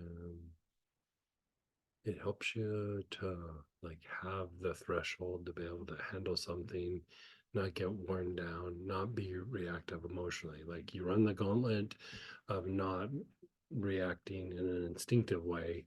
And then, like Lisa was saying, like, we get past that, but then they come at you again and they start wearing on the emotions and like tugging at your heartstrings or trying to make you feel bad. And this part makes you a little bit more fortified, so it's a little bit harder to pierce through that in you, and you be able to like protect yourself more. Like, it's just like, okay, well, I understand that hurt your feelings, and I hear you, and I'll reflect on it. So let's break for lunch, and we'll come back. We'll do more, but we're going to do a little solar plexus meditation thing just to kind of take this a little deeper after lunch. So we'll come back at 2:15. So I'll see you in an hour and a half, and we'll finish up dealing with Uncle Bob. Hey, everybody, let's come on back. We are on segment C. And this is, I just coined this as the solar plexus meditation, but you know, and a lot of times in these situations where we're talking about like taking care of ourselves, you know, especially when we're coming from a place of being nice and being caring, the heart is activated, but sometimes the solar plexus isn't like fortified enough to take care of like the needs of the self. And in these situations, it doesn't mean about being adversarial or aggressive, but it just means the ability to balance, you know, being caring and loving of other people, but also loving ourselves and taking care of ourselves. And so the self part is the solar plexus. So here we give you some choices. And again, let's think of your Uncle Bob or a couple of the Uncle Bobs.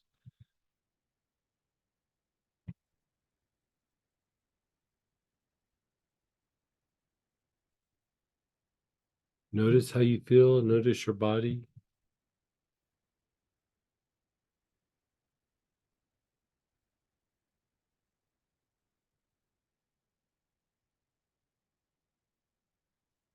Okay, and now you're going to pull out Hyssop, Anula, Larch, Myrrh, Blends, Breathe Easy, the Core Breath, or the one that was in the kit is Pulmonary Stress Support.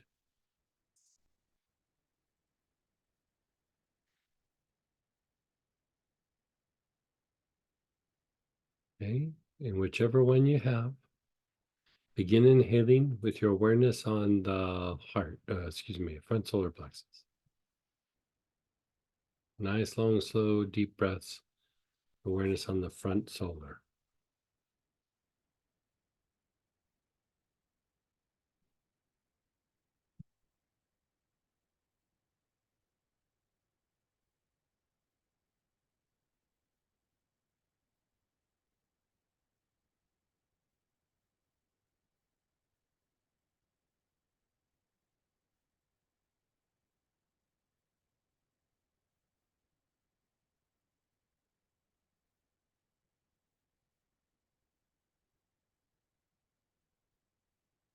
We're taking nice, long, slow, deep breaths.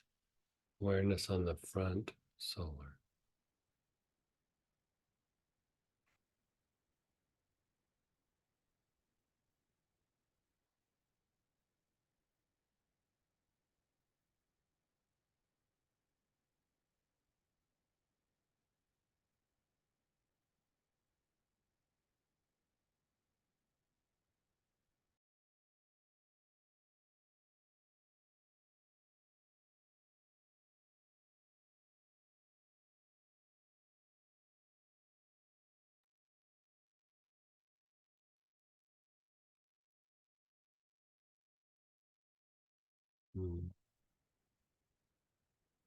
You're still on the front solar plexus. You're taking nice, long, slow, deep breaths.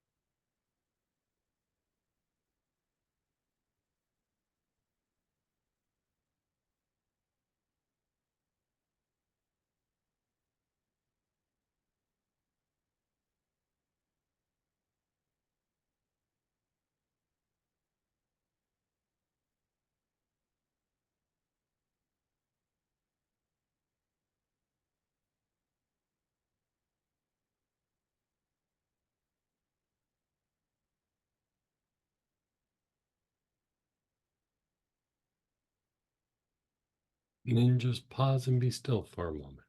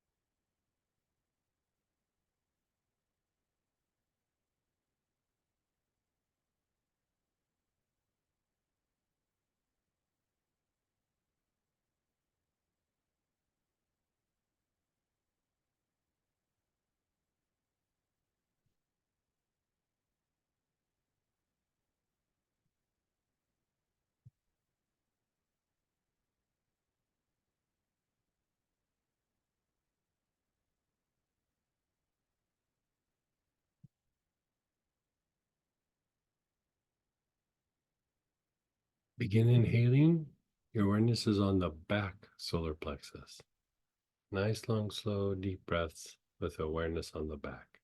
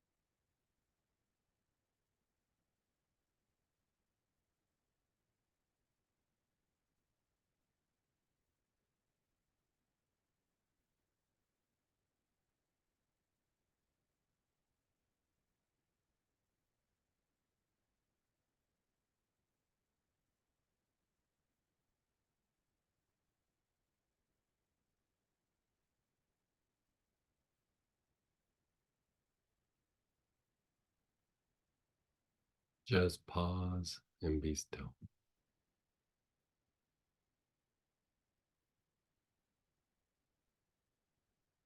Just pause and be still.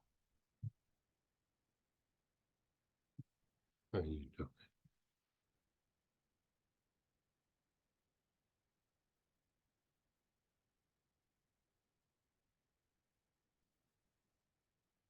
So now we want to practice body awareness, and you're trying to feel this in your body. Like it can be a situation with Uncle Bob or just doing the front solar plexus, back solar plexus. What do you notice? You feel like a heaviness, a glitch, a tension, an uneasiness. Now, this is important. Like when we practice body awareness like this, think of it like this. You know, we're going to talk about this a little bit tomorrow with the esoteric meaning of red and green. Is that there is an aspect in our physiology, an aspect in our makeup of like being in a body that's very like primal and chaotic in nature. So different traditions will refer to this as something different. You know, in Jungian psychology, they would refer to this as the id. And in like Buddhism, it's the lotus rising up out of the mud. The mud is this chaotic nature. You know, in the Catholic tradition, when they say we're born with original sin, the original sin is this chaotic nature, right? In alchemy, the idea of this chaotic nature is lead, right? Lead. And so alchemy is trying to turn lead into gold, right? And so this is where we have attachment. This is where when we say there's all these entanglements, is it's of this like lower aspect, this chaotic aspect, right? It's something in everybody. It's not like some people have it, some people don't. It's part of being in a body, right? So for us to heal, right? You could say different definitions of healing, but really healing, if you look at it mechanically, is starting to move out of the mud, starting to turn the lead to gold, starting to break down this chaotic nature and bring some sort of order to it, right? And so this breaking down process is only done through awareness, sustained awareness, right? Can't do it with your logical mind. You can't do it with your thought processes. You can't do it with your ideas. You know, the initial step is observation, awareness. And so when we're looking at, okay, we have our Uncle Bob's, and either we have a bunch of history with this one particular Uncle Bob, or we have just a lot of Uncle Bob's in our lives, or, you know, original Uncle Bob has gone, you know, has interacted with us and is gone and left the body. We still have issues with the archetype Uncle Bob, wherever we're at, right? And so a lot of this is because of conditioning. And when we're practicing awareness in this way, when we're practicing body awareness, it's not just like calming down the body. You're calming down a reaction to something that's chaotic, right? And in that moment of being able to sit with, be present, and observe that chaotic nature, you literally are moving yourself out of the mud. You're initiating a healing process. Might not happen in that moment, but the email has been sent. The motion is now moving. Like there is a movement happening, right? So this idea of body awareness It's not about going to your aches and pains. It's like, where do I feel a tension? Basically, where do I feel chaos in my body? And, you can go to the low back very easily, but you look for anywhere. It doesn't have to be like I have to do it perfect. Like, throw that idea out the window. Just find a spot, sit and be aware. It's more about practicing the awareness with something chaotic rather than finding the exact spot, right? So with this, before you even inhale the oils, your eyes are closed. Check in with your body. Where do you feel a heaviness, an agitation? Where's your attention drawn?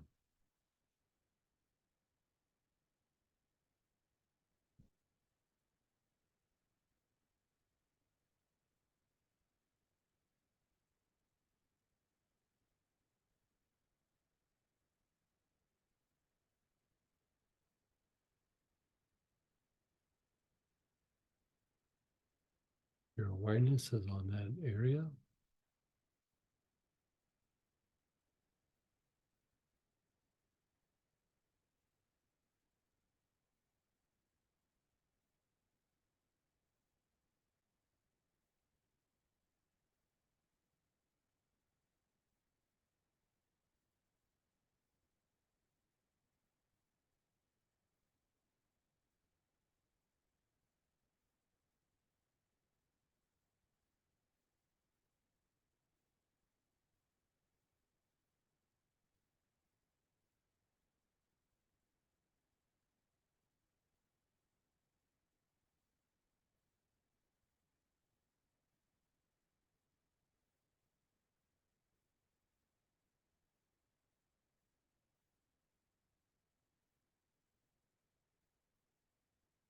Now, you're practicing awareness on that part of your body. Begin inhaling the oil on that part of the body.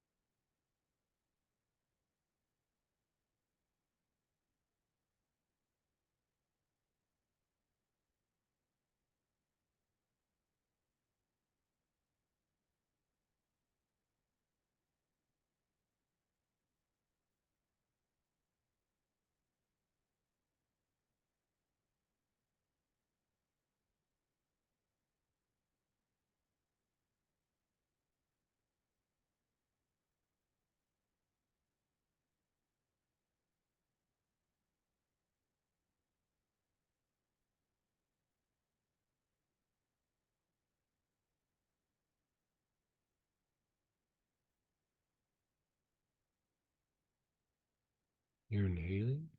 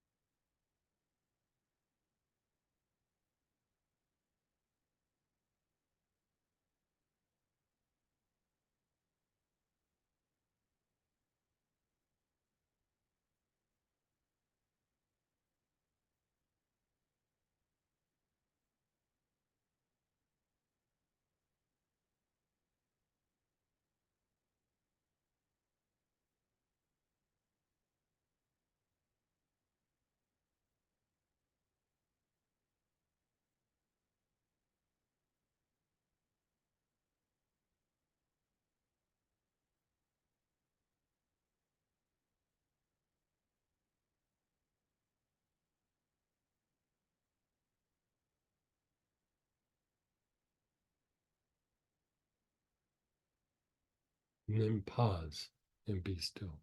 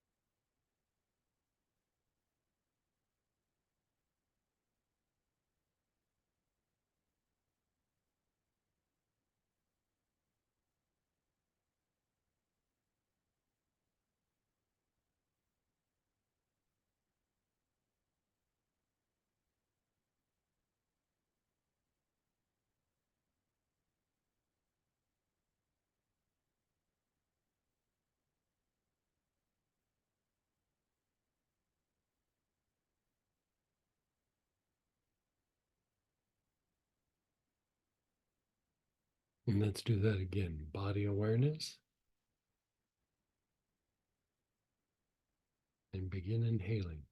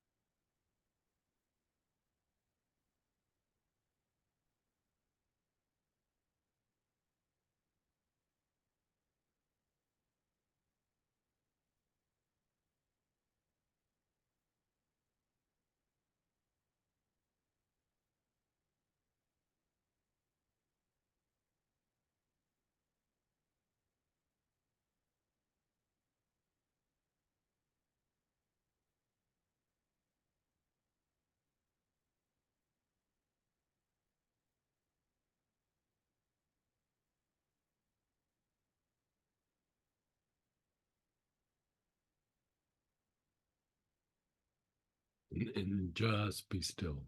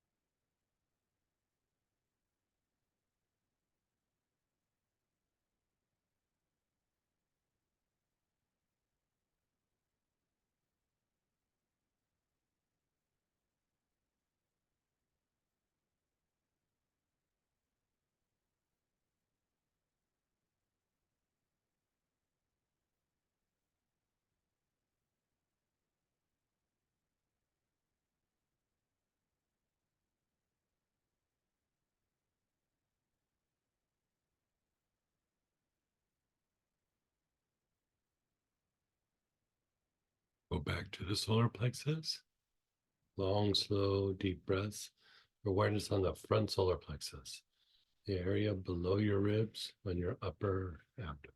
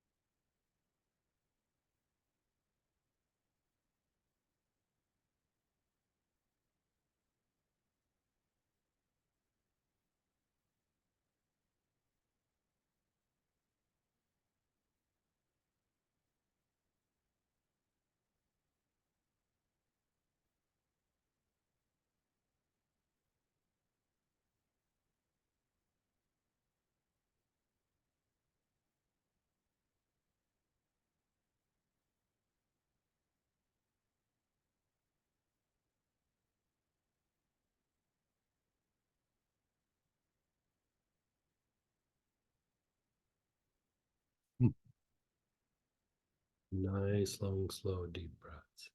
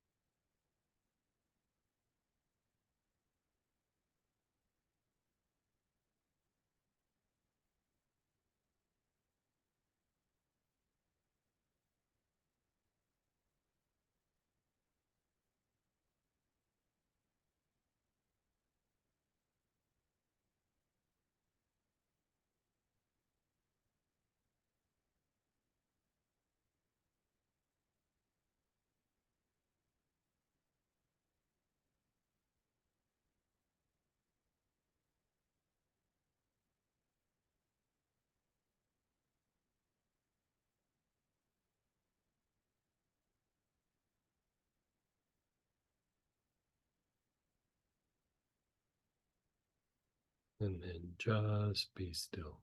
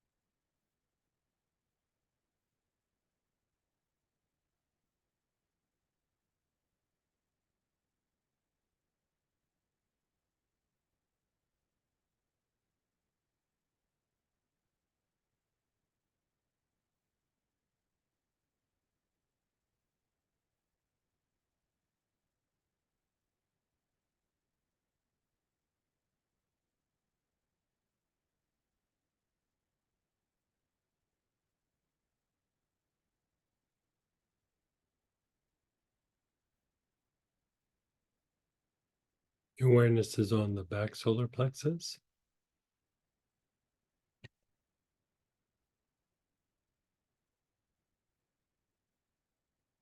Nice, long, slow, deep breaths.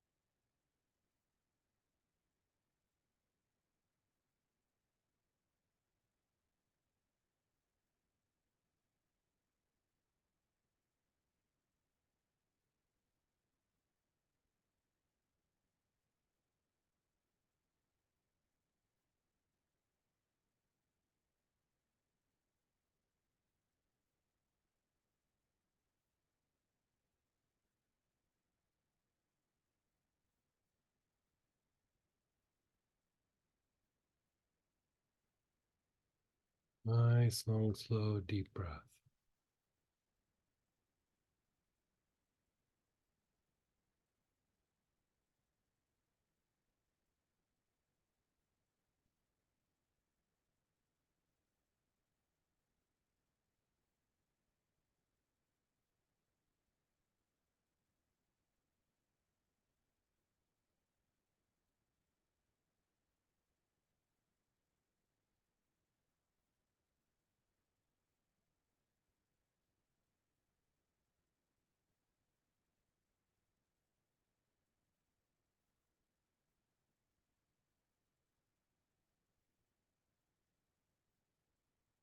And then pause.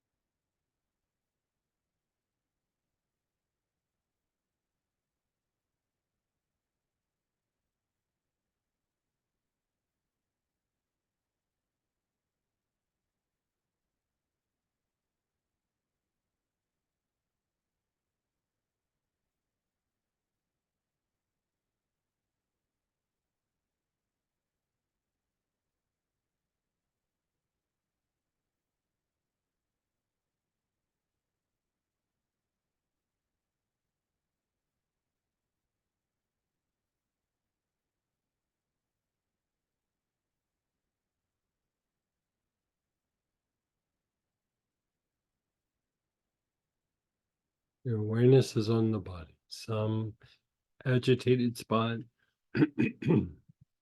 some tension.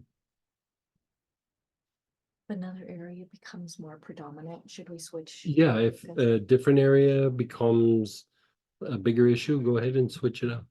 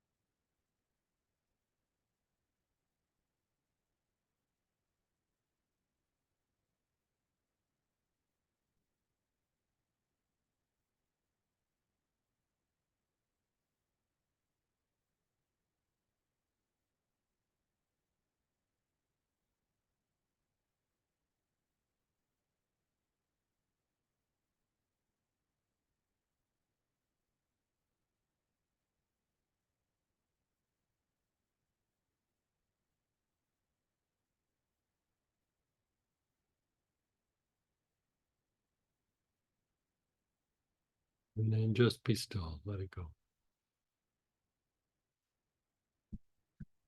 So notice how you feel. This is a very simple practice. It's a very simple meditation. But if you look at what's happening, you have your front and back solar plexus, which is the center for lower emotions, right?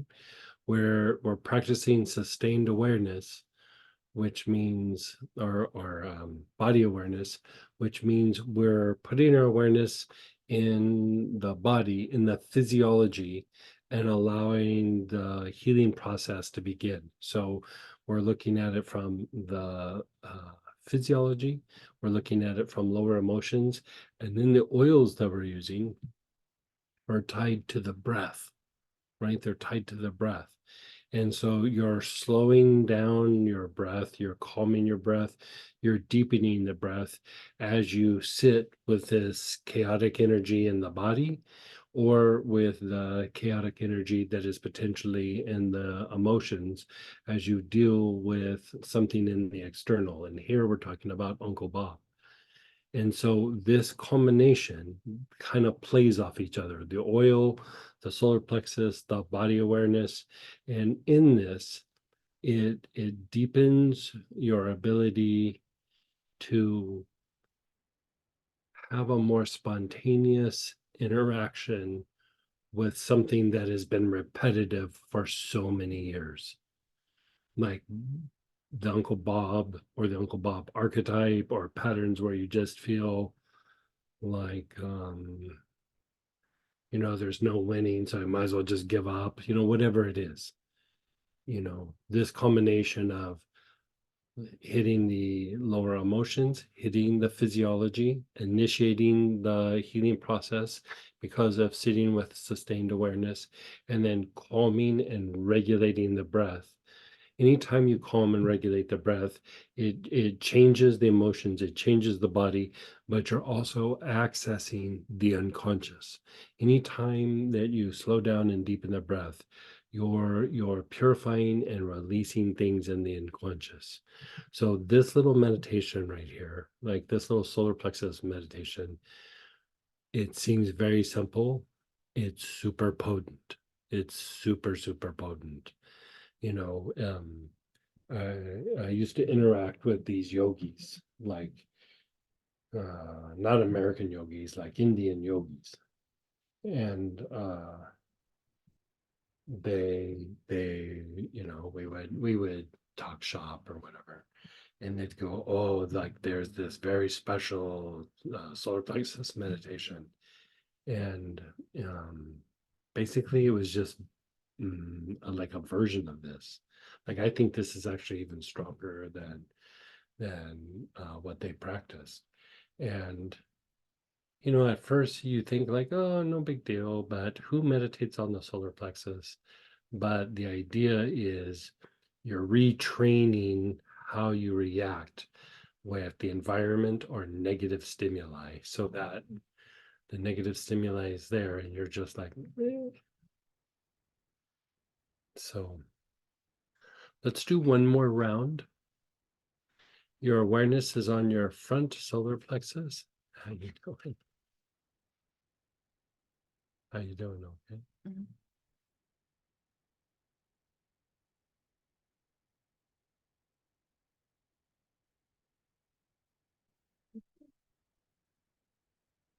You look super out of it. I think you might have Huh? I think you might have been napping. Um, No, meditating. meditating.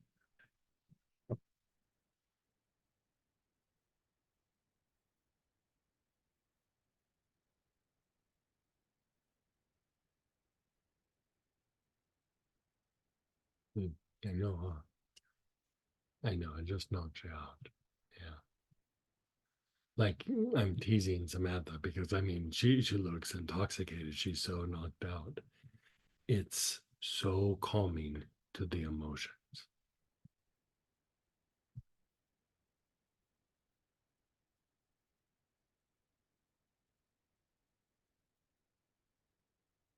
You know, one we could have added to this for the list is hemlock spruce.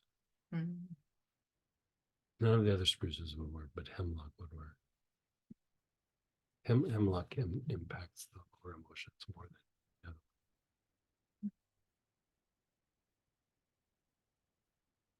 I need to do a write up for spruces and firs the way I did frankincense. Oh, great.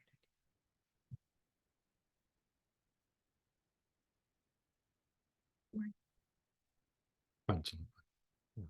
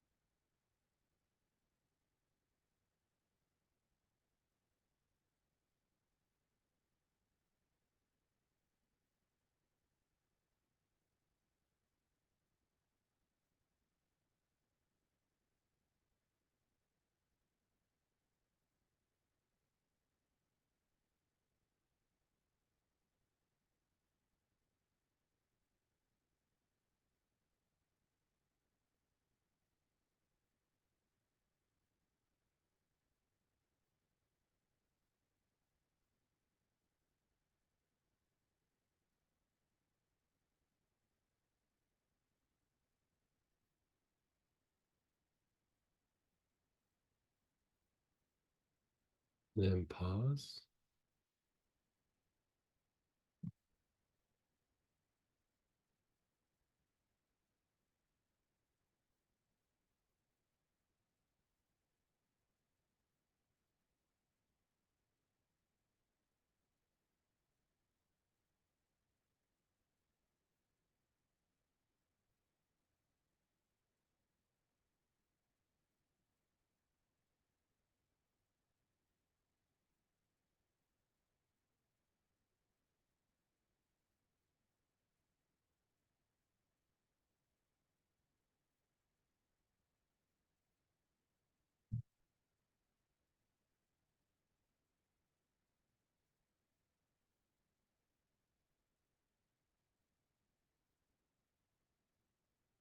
Your back solar plexus.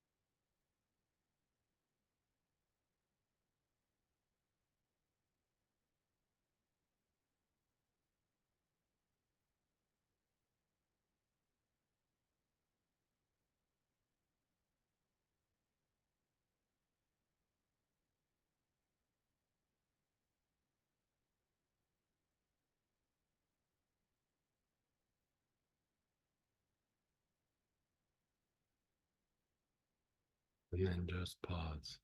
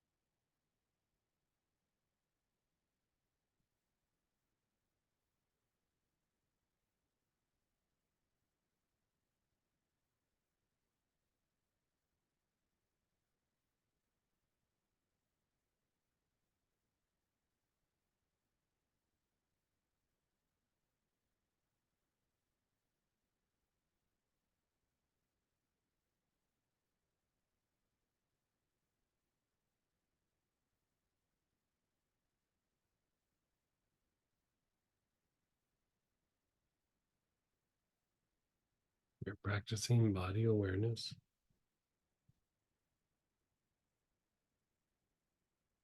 Feel something in your body.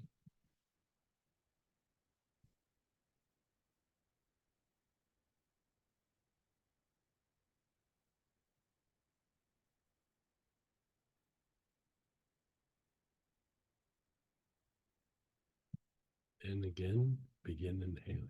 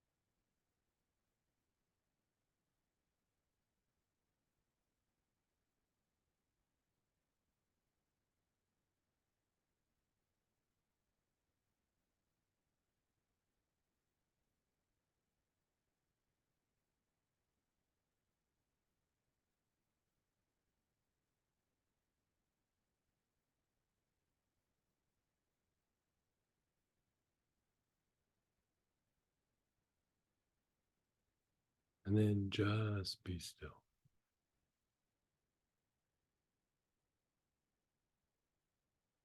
Just let it incubate.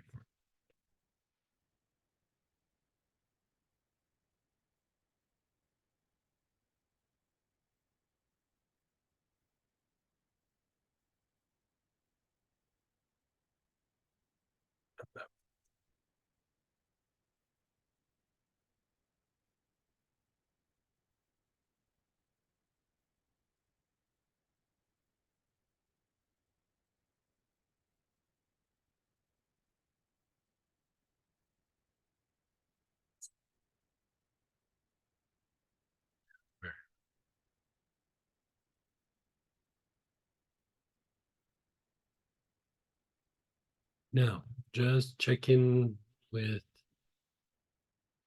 reflect on your Uncle Bob situation, and then notice how does it make you feel in your body, your emotions, your mind.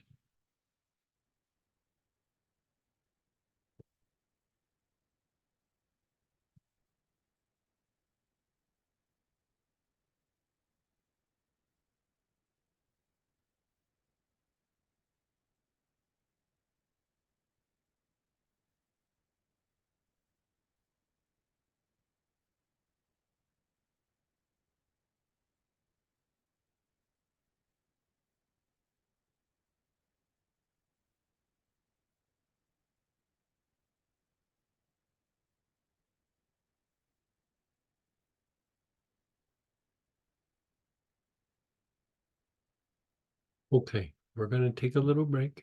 We're going to come back and do a little more. So we'll see you on the half hour.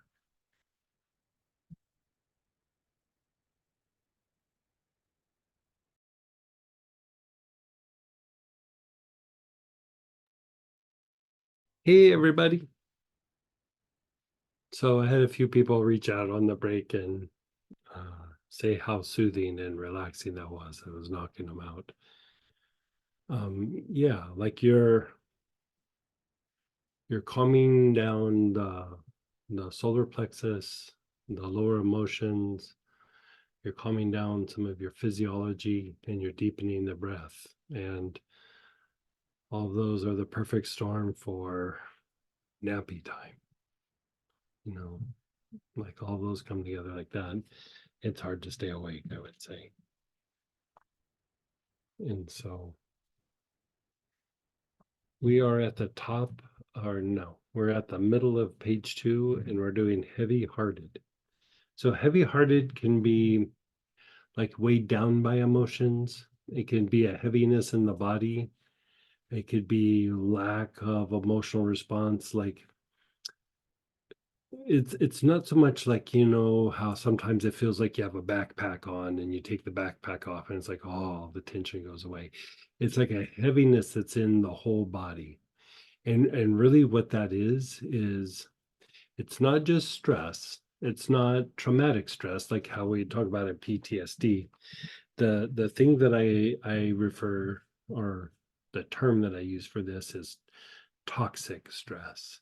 And toxic stress, like normal stress will cause you to like react kind of quickly, and it will shut down some of your body or your emotions, or you know, like how like when Lisa was sharing, she was like, I could only handle so much, and then I gave in and did what the person wanted.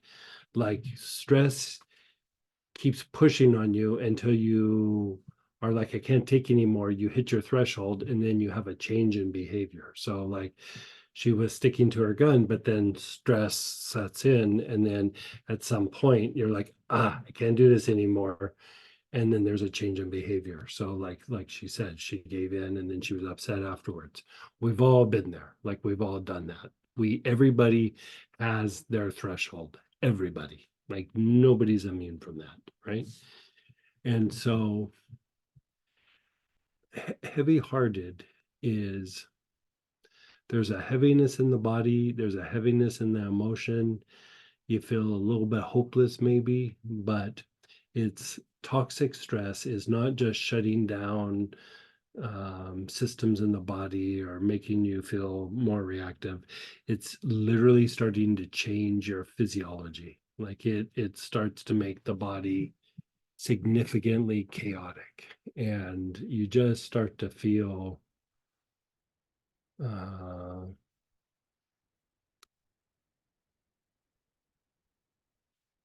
I'll say this for me, and I don't know if this translates to everybody else, but like the times that I've experienced that, I felt like I could do no right no matter what. Like I just, like I'm so weighed down that I just, even if I did the right thing, it would have a bad outcome. Like it just, everything just doesn't play out well. And that is so much stress has accumulated, or it's so intense that it becomes toxic and starts to change your physiology and starts to change how your brain works. Right. And so here we have several choices: acacia, cade, cypress, fennel, fir balsam, frankincense. Like the frankincense incense or wearing frankincense a lot of times will prevent this, by the way. I wear black frankincense a lot. It's not always my thing, but I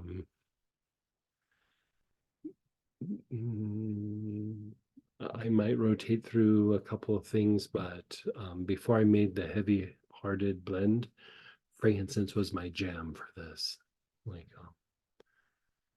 gingerly, juniper, lantana is helpful for this. Nuka, lang lang, St. John's wort, glory of Lebanon. This is where that shines.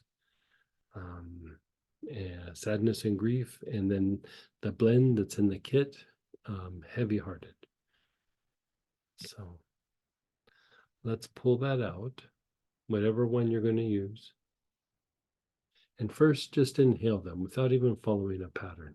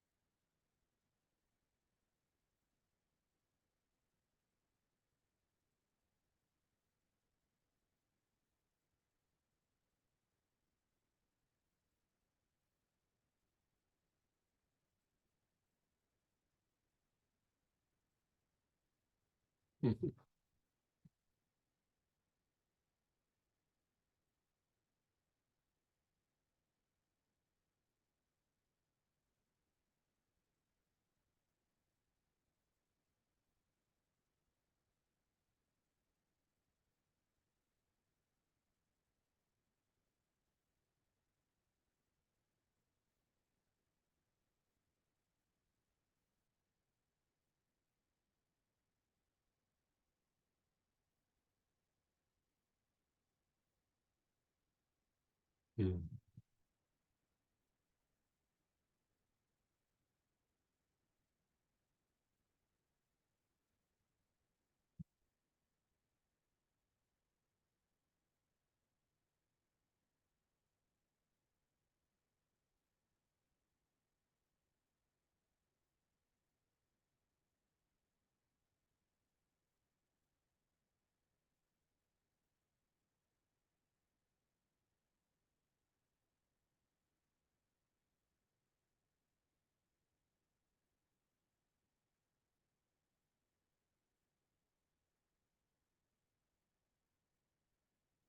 And then just pause and be still.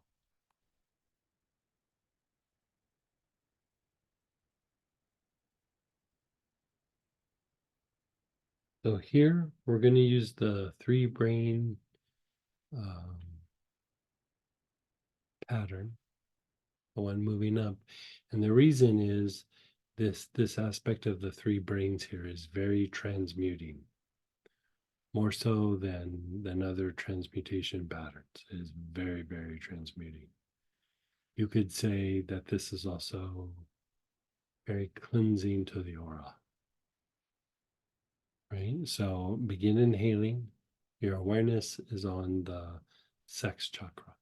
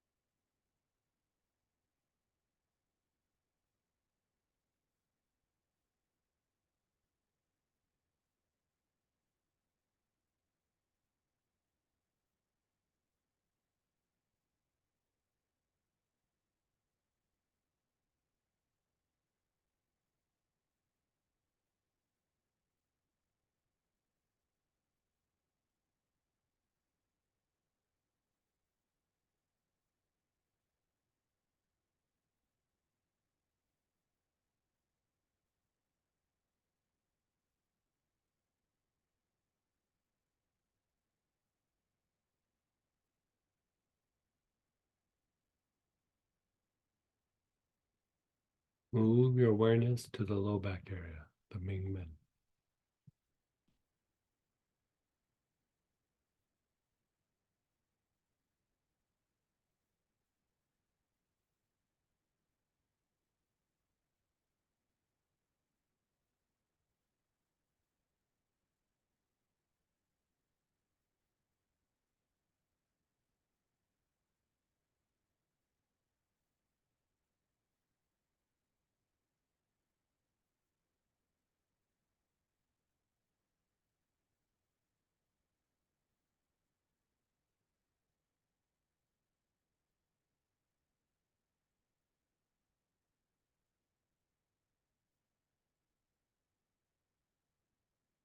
Oh.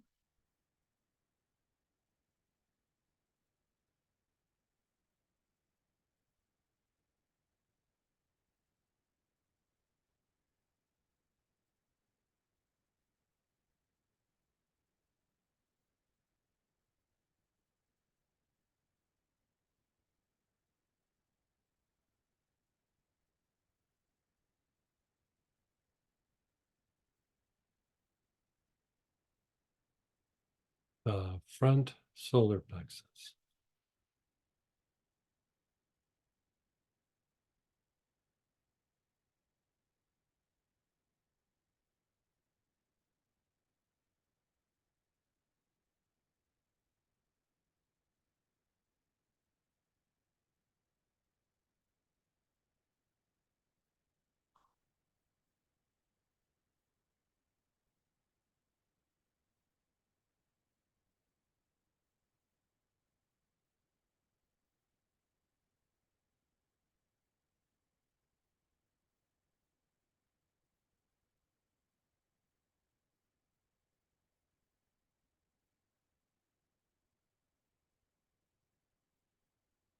And then the back heart.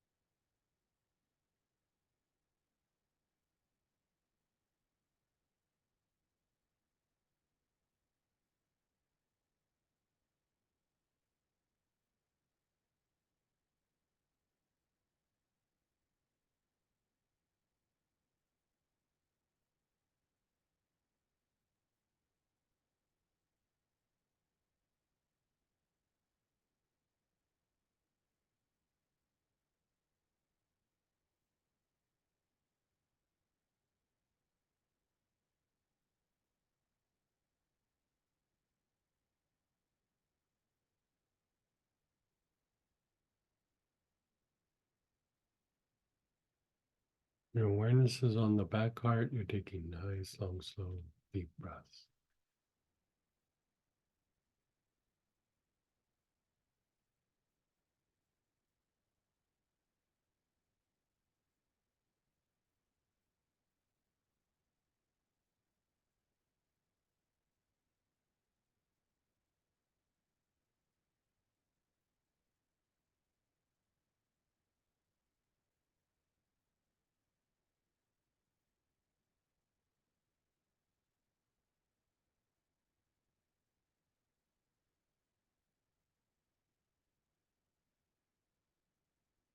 Your awareness is on the brain.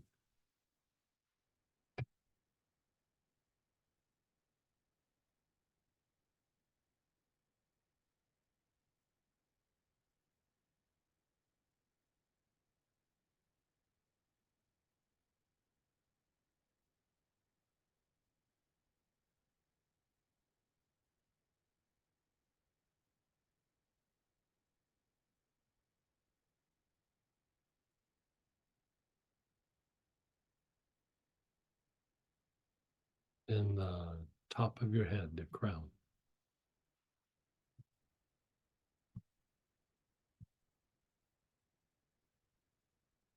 No, that's good.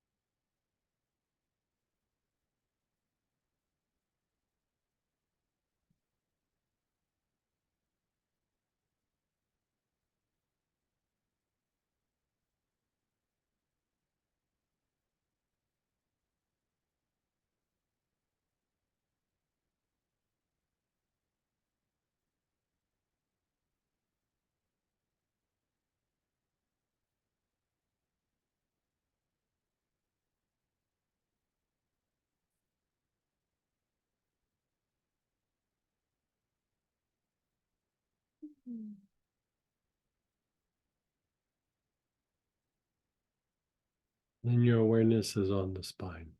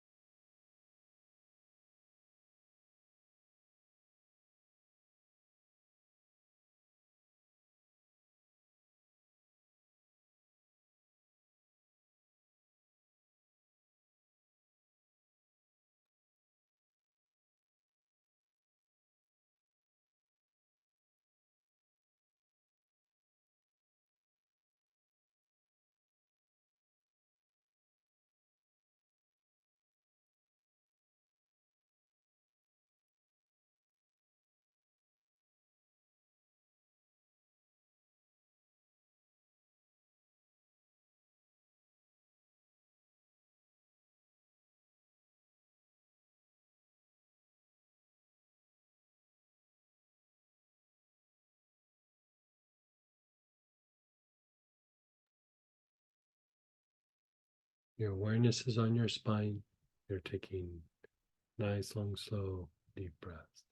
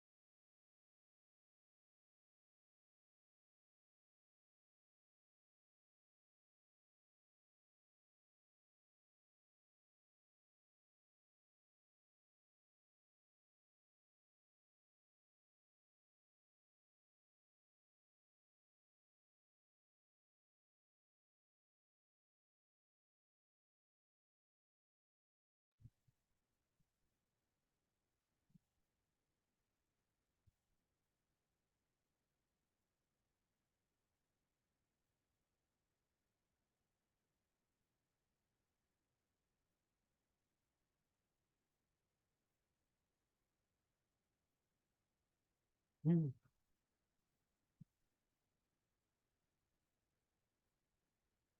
Your awareness is on your spine. You're taking nice, long, slow, deep breaths.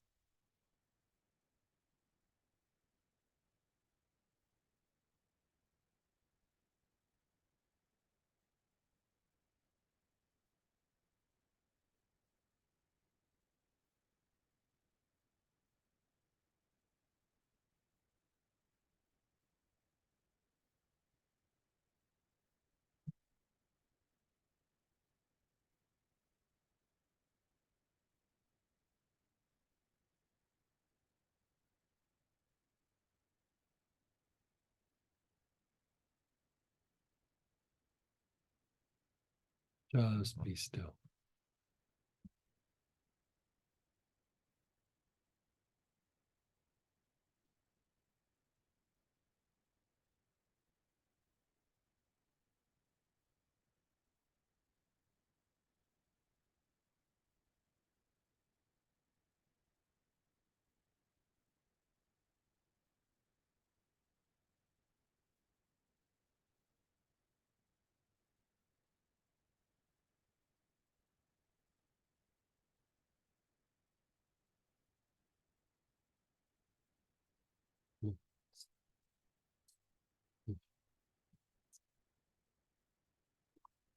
Let's begin again. Inhaling, your awareness is on the sex chakra. Let's get rid of that toxic stress.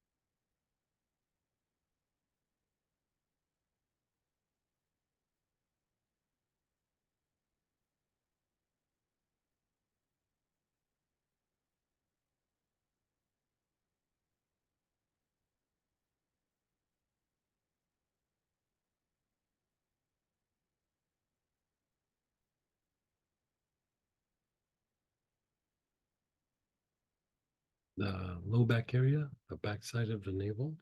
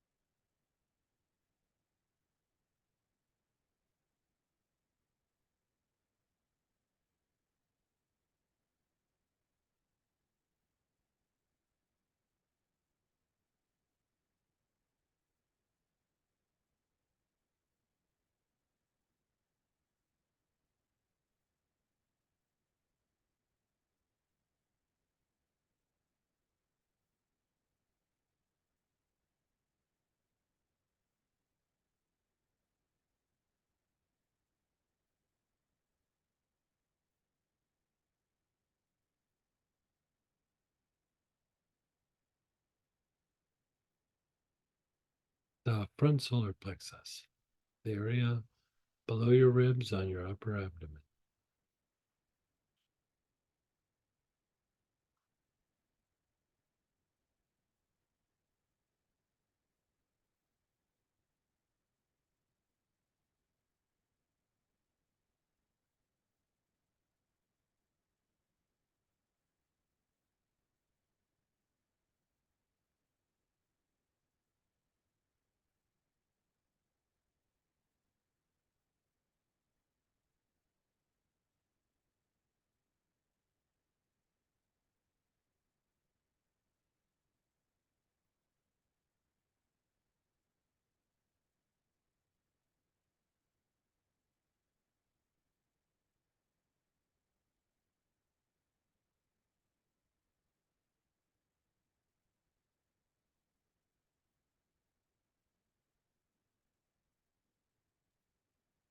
The back heart, the area between the shoulder blades.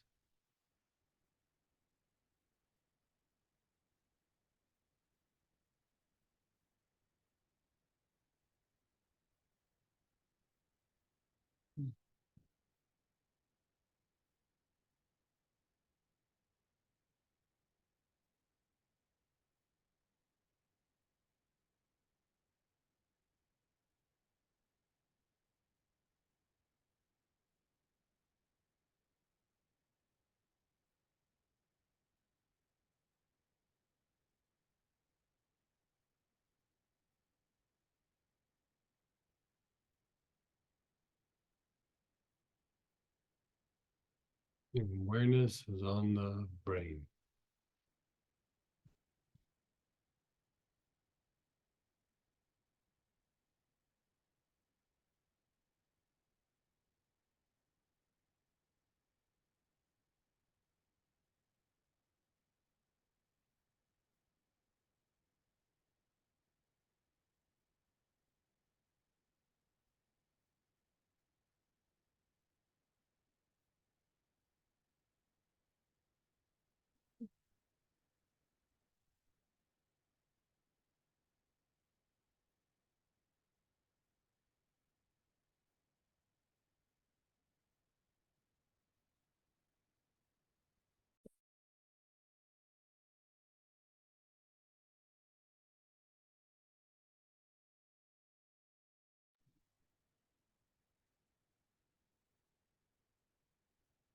And then the crown. Mhm.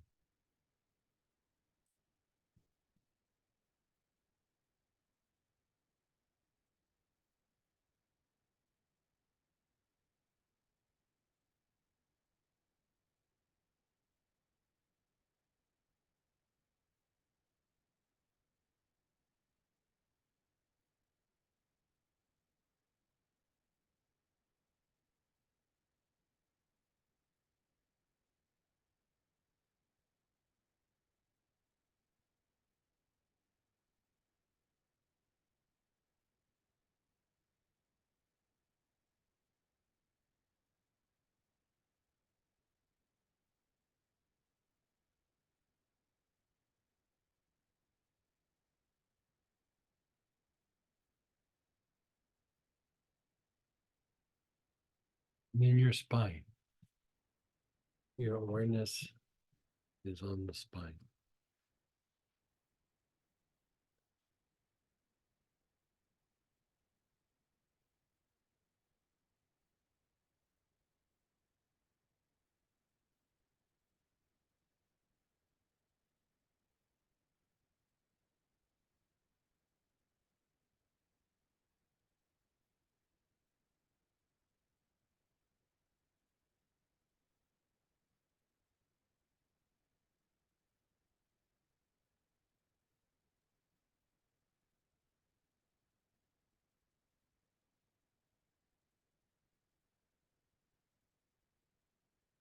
And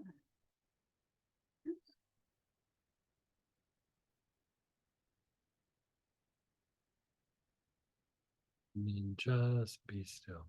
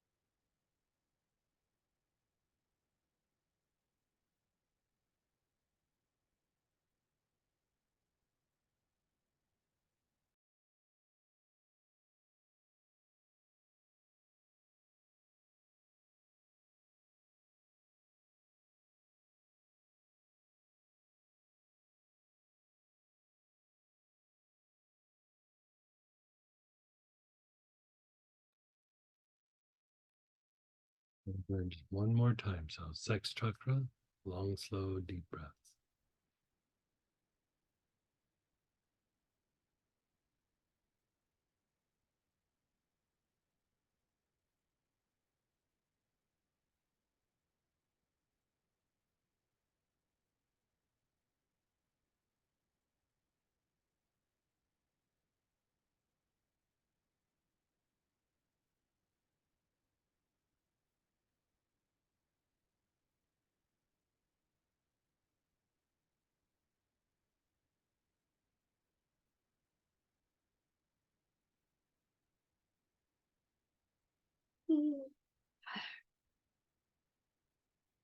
Your Ming Men, which is the low back area, the backside of the navel.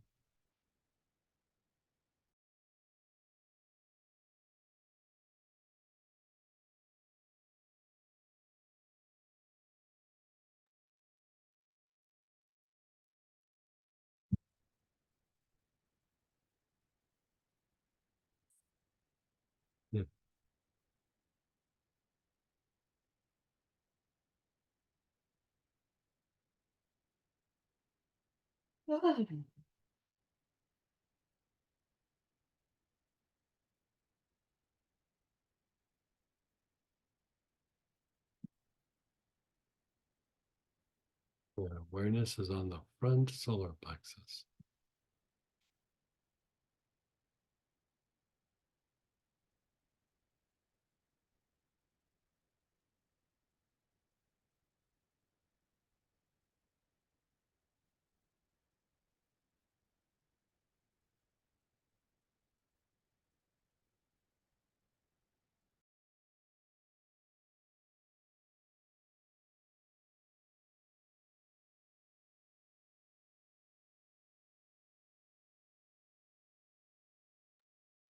The back heart.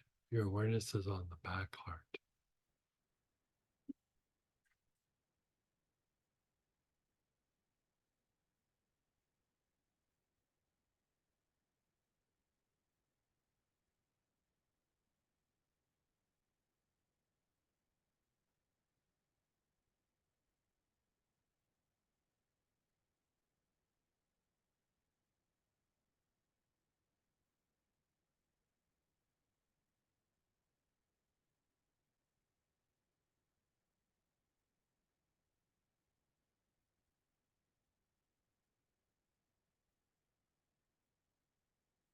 The brain.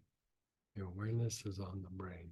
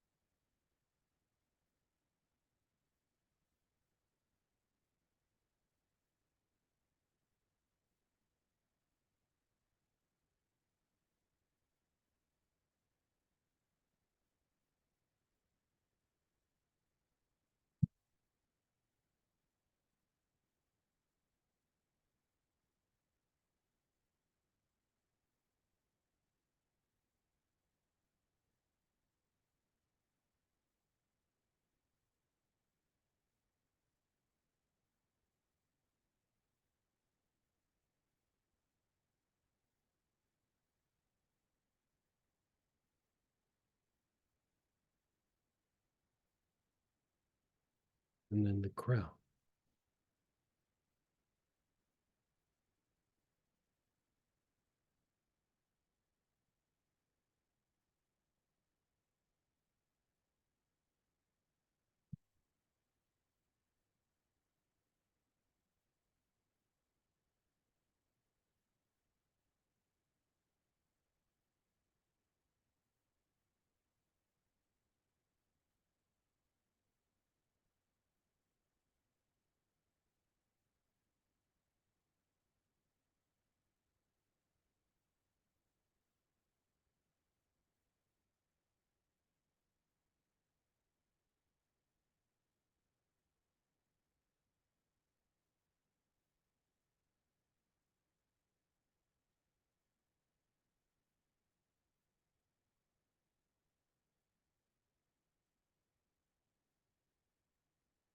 And then your spine.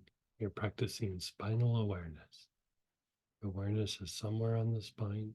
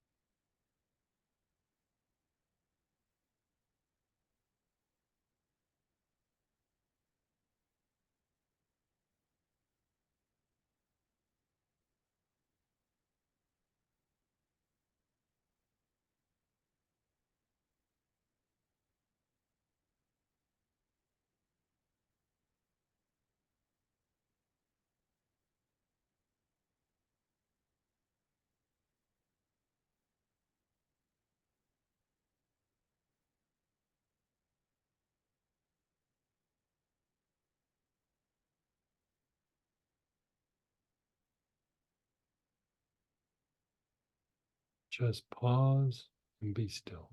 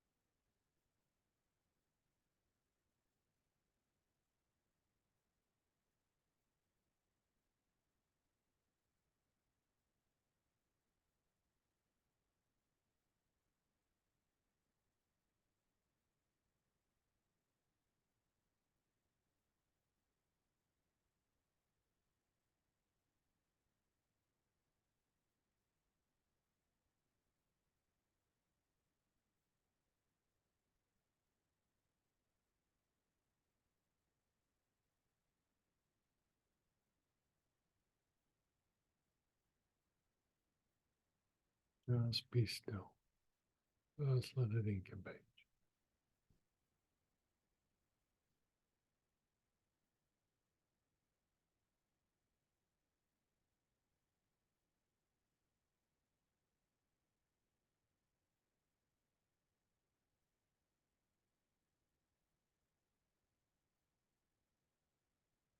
Okay. We're gonna take a little break and come back, and still have two more things we're gonna do. One is Uncle Bob and one is elevating the emotions. So let's take a break until the half hour and then we'll come back and we'll do a little more.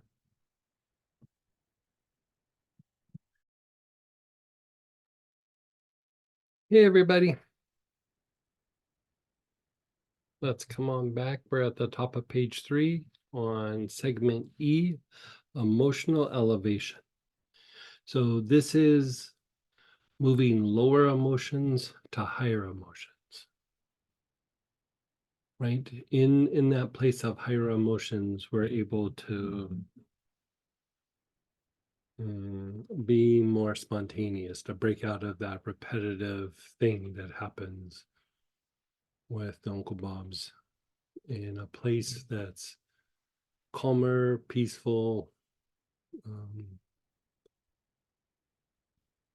Basically, this is the potential for transmutation in these kinds of situations, right? So in the kit, for the ones that got the kit, emotional elevation, but the single oils, acacia, anise, Cape chamomile, lavender, any form of lotus, neroli, poplar balsam, Roman chamomile, rose, sitka, spruce, or St. John's wort.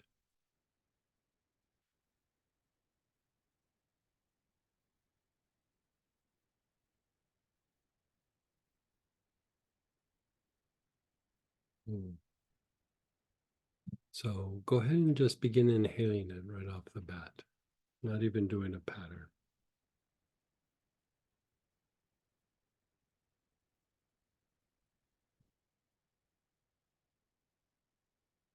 You have emotional elevation. It's nice. I like it.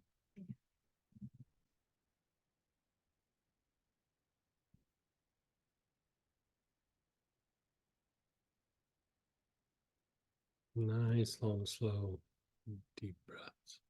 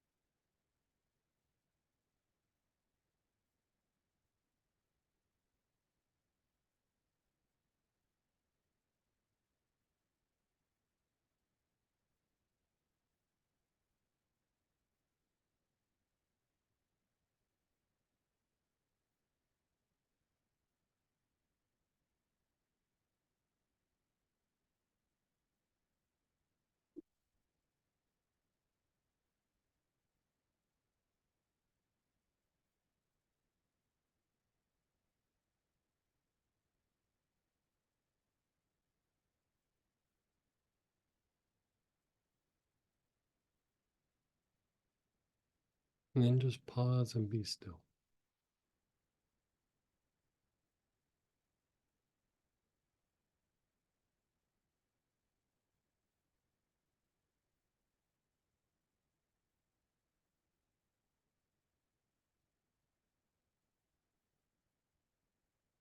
Okay, begin inhaling. Your awareness is on the sixth chakra. Long, slow, deep breaths where the six organs are, the sixth chakra.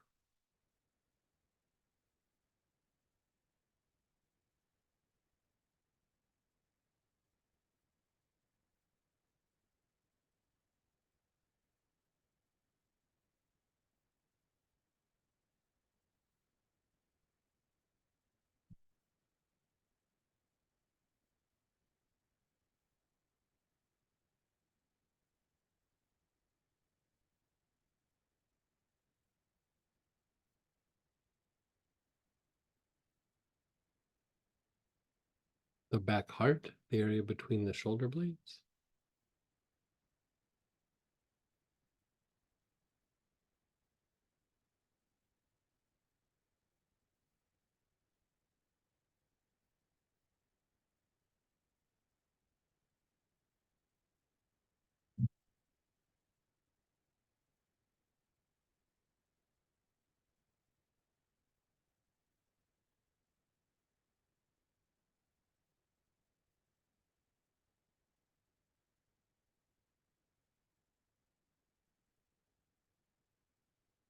The back throat.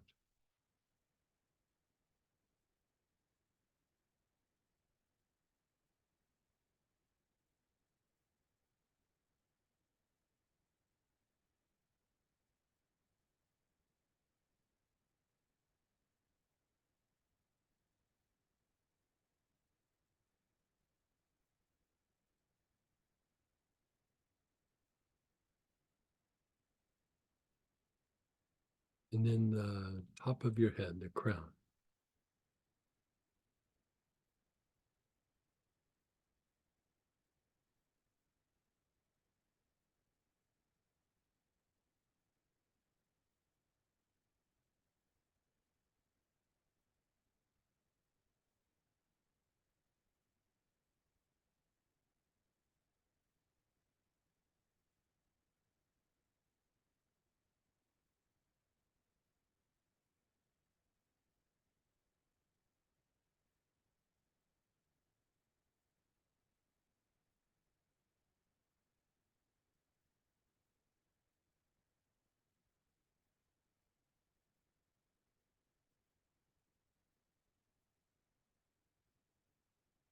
And then just be still.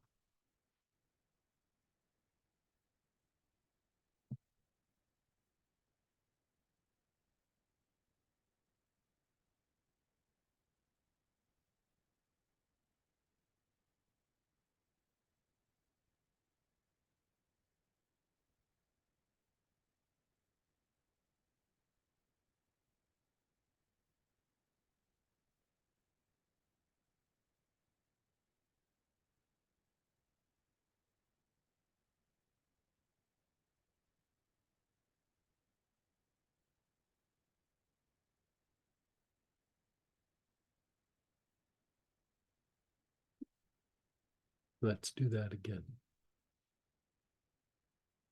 Your awareness is on the sixth chakra.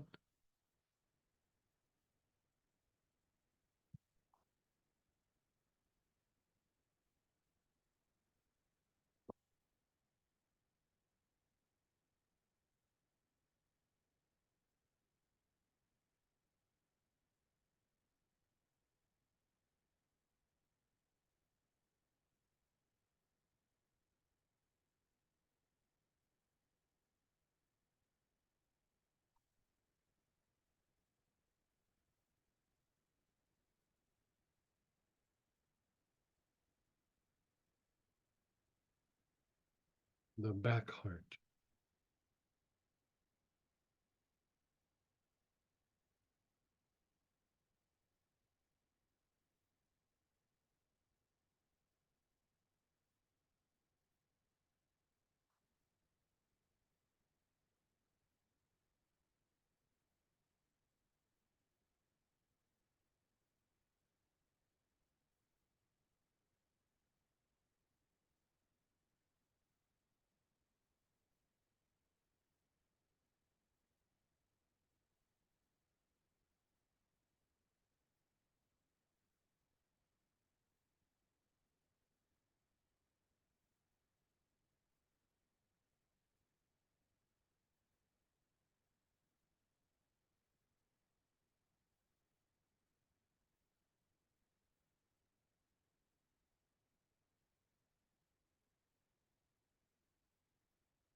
The back throat.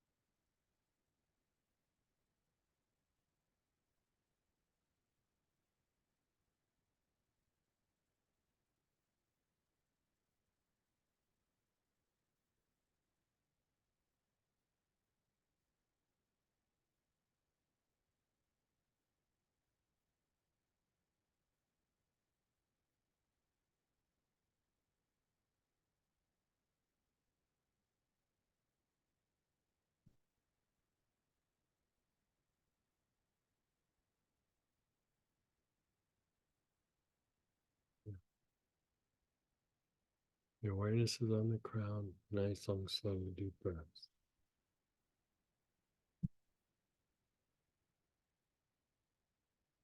Just let it go.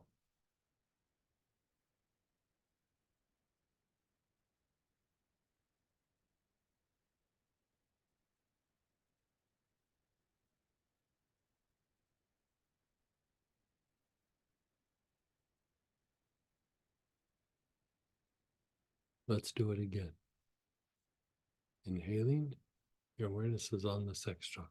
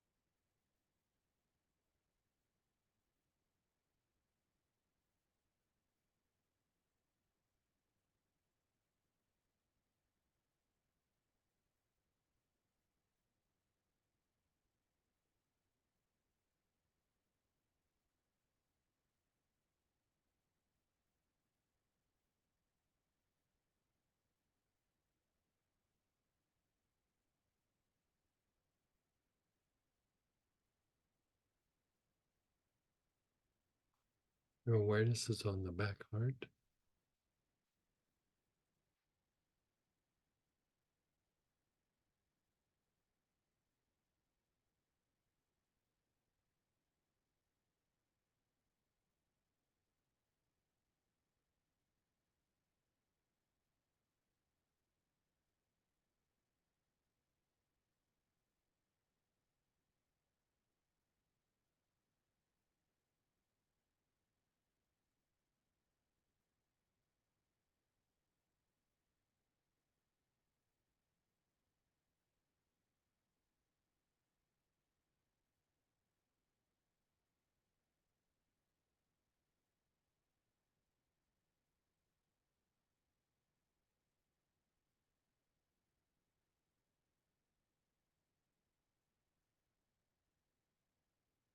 your back throat, the middle of the back of your neck.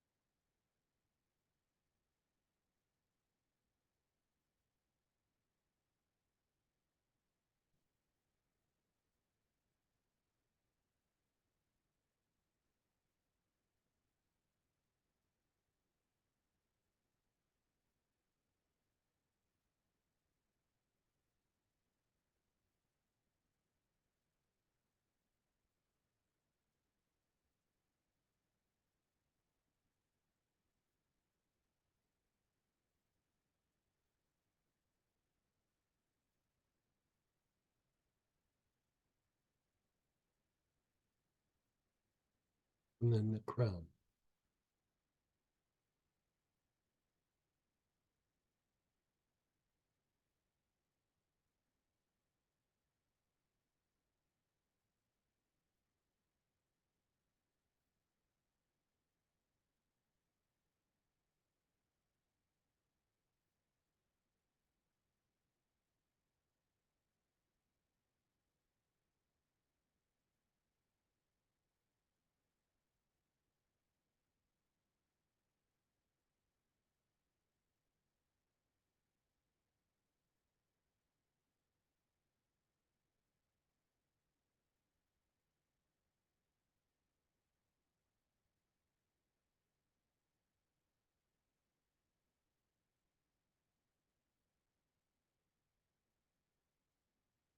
And then pause and be still.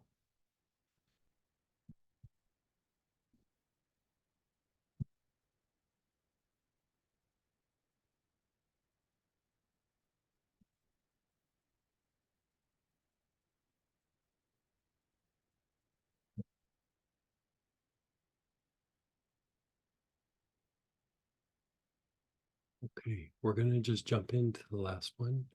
So it is the Uncle Bob blend. And if you don't have Uncle Bob, there's choices: anise, basil,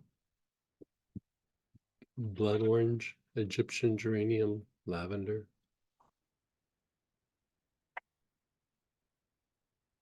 Litsea cubeba, Roman chamomile, and rose geranium.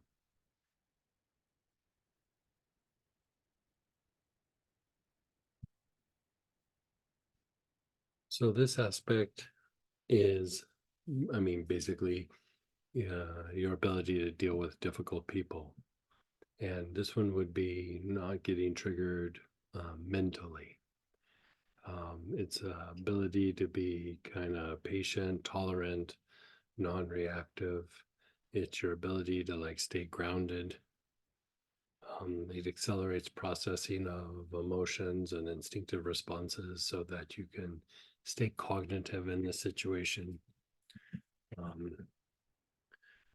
And in a way, you'd say in facing your Uncle Bob, it stimulates more of a joyful state, a joyful place, so that you're not bogged down with Uncle Bob's little drama and how they're trying to pull you into their little drama. So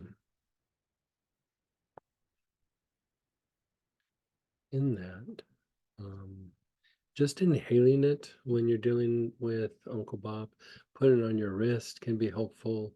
If you know you're about to walk in and deal with Uncle Bob, you can inhale it and put your awareness on the ajna, or just inhale it, right? But here, this is trying to cultivate a pattern within you so that even if you don't have the blend in your hand, you're still prepped and ready to go, right? So you're inhaling, your awareness is on the soles of your feet. Long, slow, deep breaths.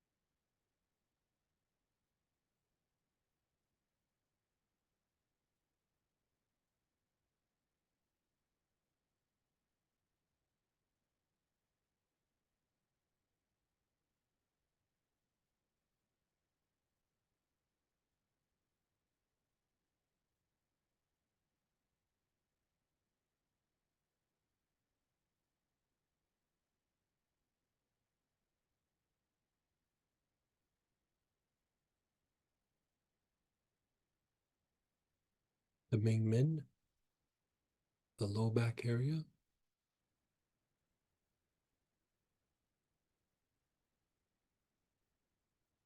Backside of the navel.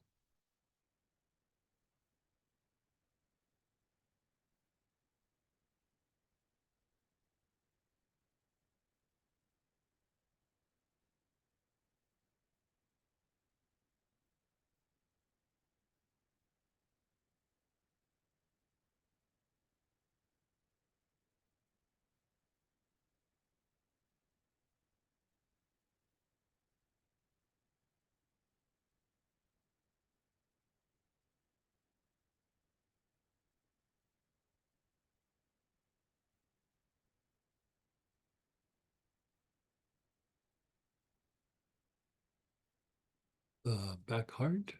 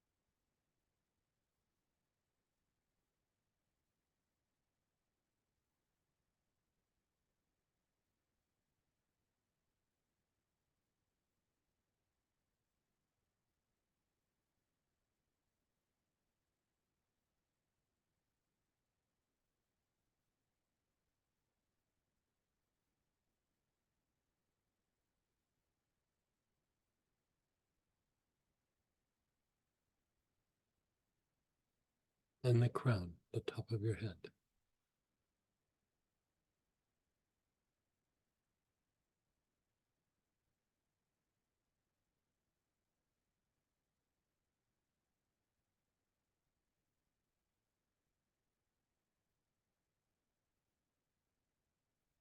And just be still, be aware.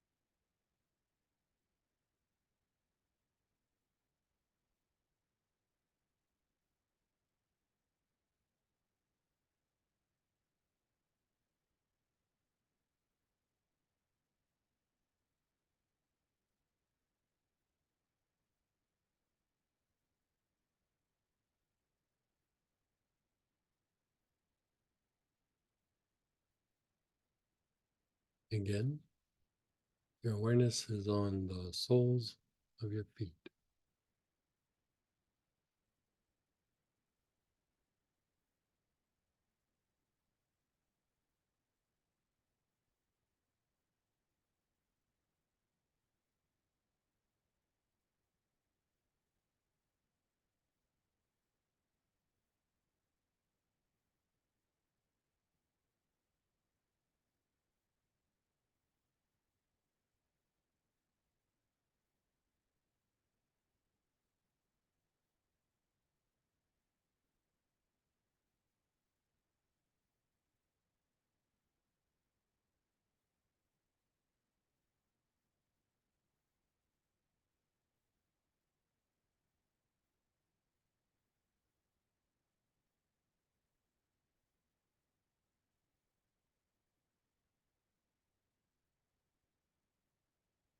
The low back area, the backside of your navel.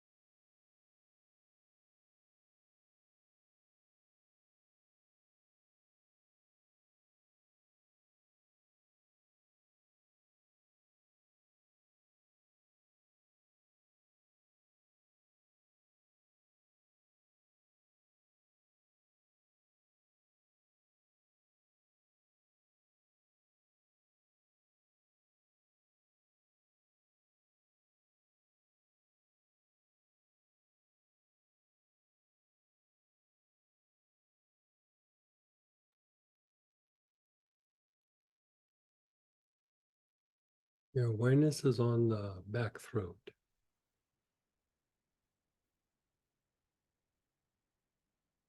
Oh, I'm sorry. I was looking at the wrong. Your awareness is on the back heart. My apologies.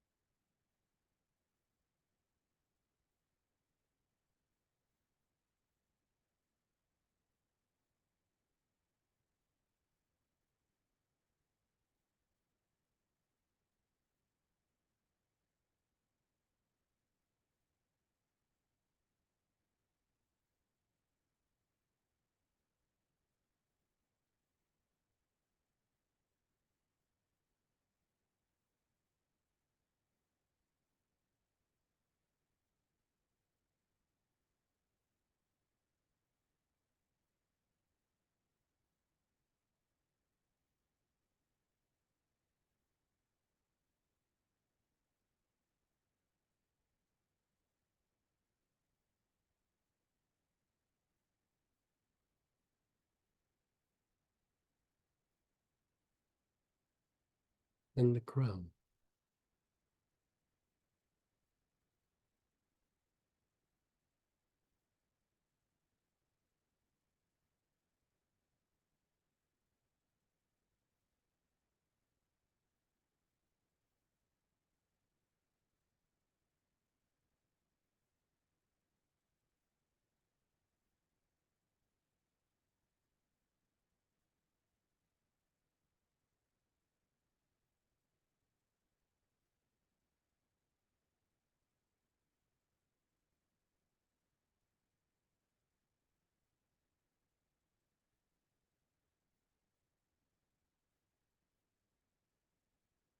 You just pause and be still. Notice how you feel.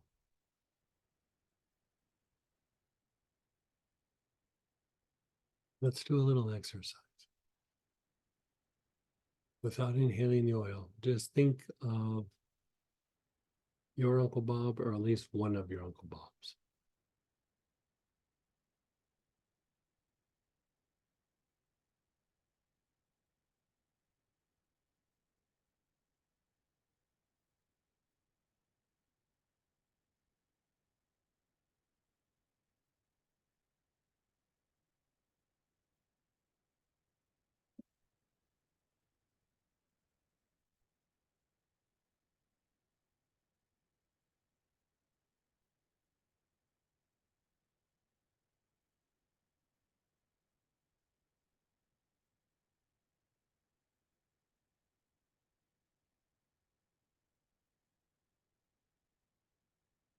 And as you're thinking of your Uncle Bob, take some long, slow, deep breaths with whatever oil you use for this last process. Think of the Uncle Bob as you inhale.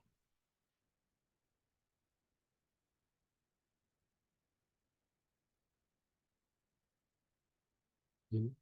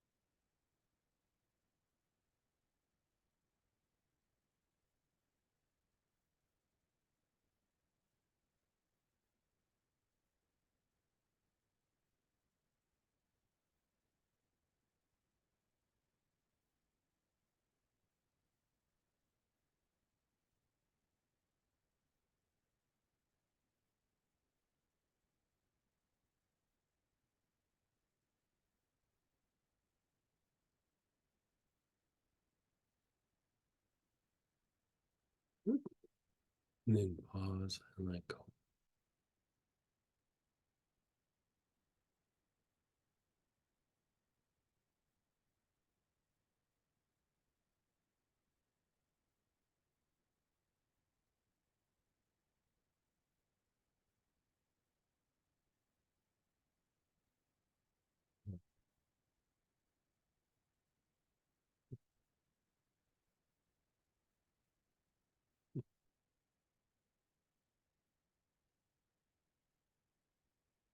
Let's do that one more time. Think of your Uncle Bob, or a different one if you want. You can think of even a past incident where, Lisa like was talking about how somebody wore her down and then she gave in and then she was upset and angry afterwards. You can even go back and reflect on those past situations so that the pattern is being broken for the future. And so we've all had those experiences. Like, we just get worn down.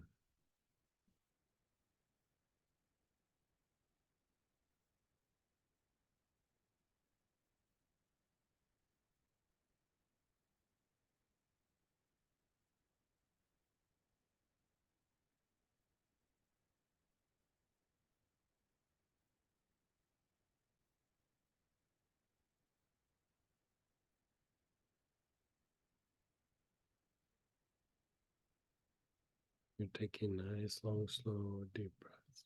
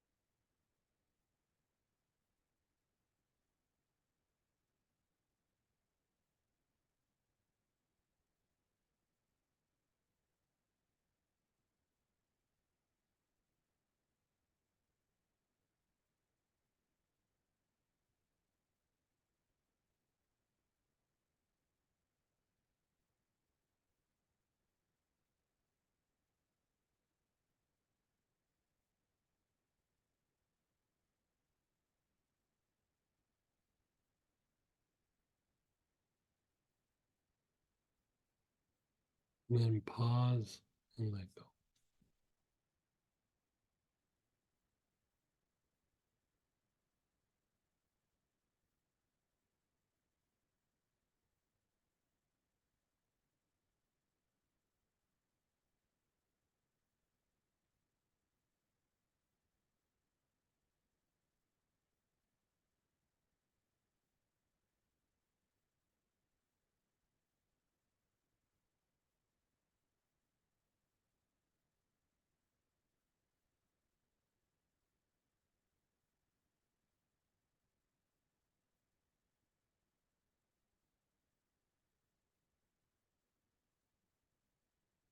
Let's do one more time.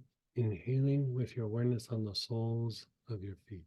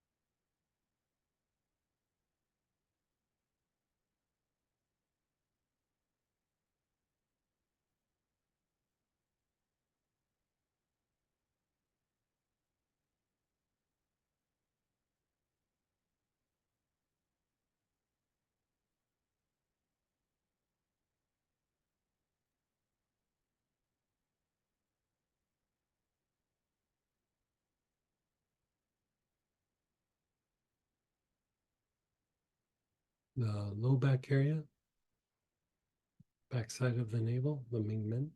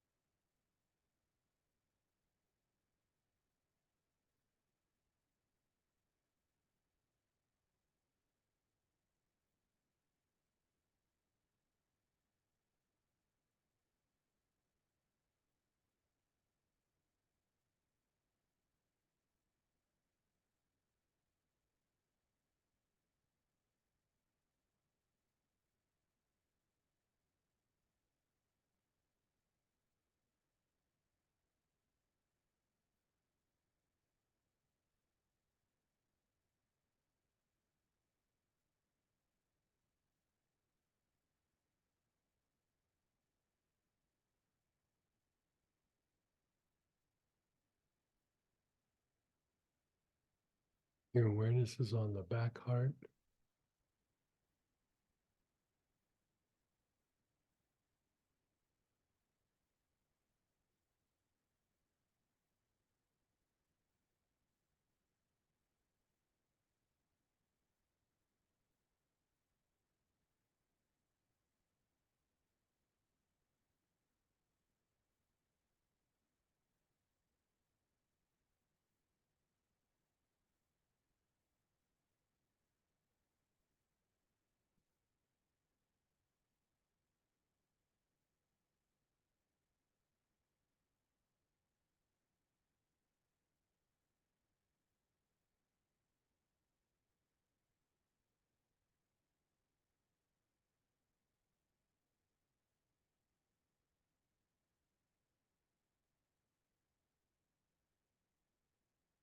And then the crown.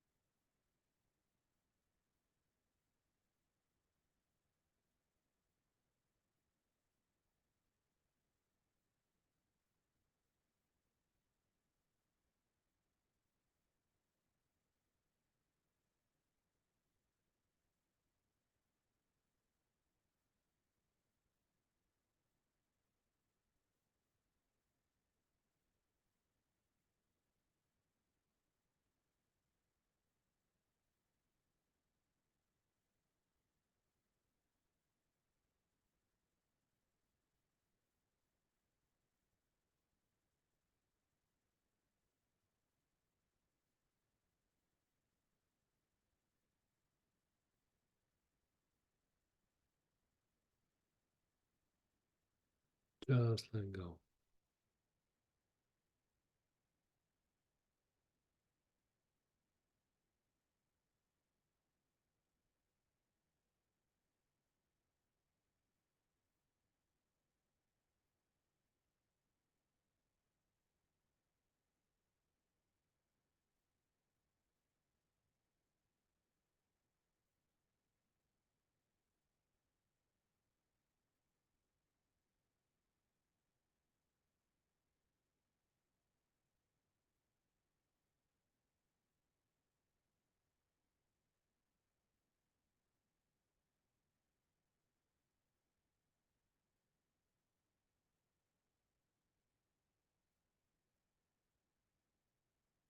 So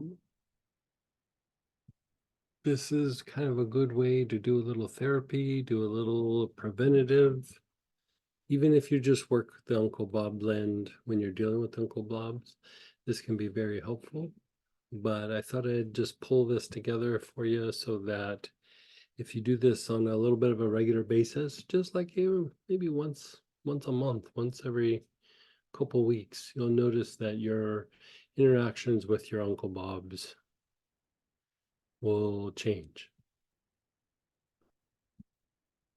So let's go ahead and mute ourselves and share experiences or ask questions. You can unmute, type in, whatever you'd like to do. Yeah, go ahead, Robert, then Lisa. Hey, Robert. Hey, Greg. Uh, so an interesting experience. Went through the meditation right after lunch, and I was very relaxed, but maybe even sort of down, like melancholy. Uh, and so the heavy-hearted was like, "Oh, this is good. This will help clean things up and just make me calm instead of," and it seemed to work. And then I got to emotional elevation, and it was like this smelling salts. It was like, whoa, I woke up out of nowhere. I don't know what that was about, but it was sort of dramatic. Yeah, I would say probably clearing like the past conditioning from the effects of, I would call that acute Uncle Bob syndrome. Like, it's just like clearing up past interactions, experiences, and just, like sometimes when we're in the moment, we try to do whatever we can do to get through the moment, and then afterwards it's like, angry, sad, hurt, upset. I can remember like being young and feeling it's always going to be this way. Like it was like a kind of a despair of sorts. Like it's never going to change. And it did, but in the moment you don't really feel that. And had I not taken effort, I don't know that I would have. And so the emotions don't always make sense to the mind, but they're there. A lot of times Uncle Bob it's way more emotion than mental.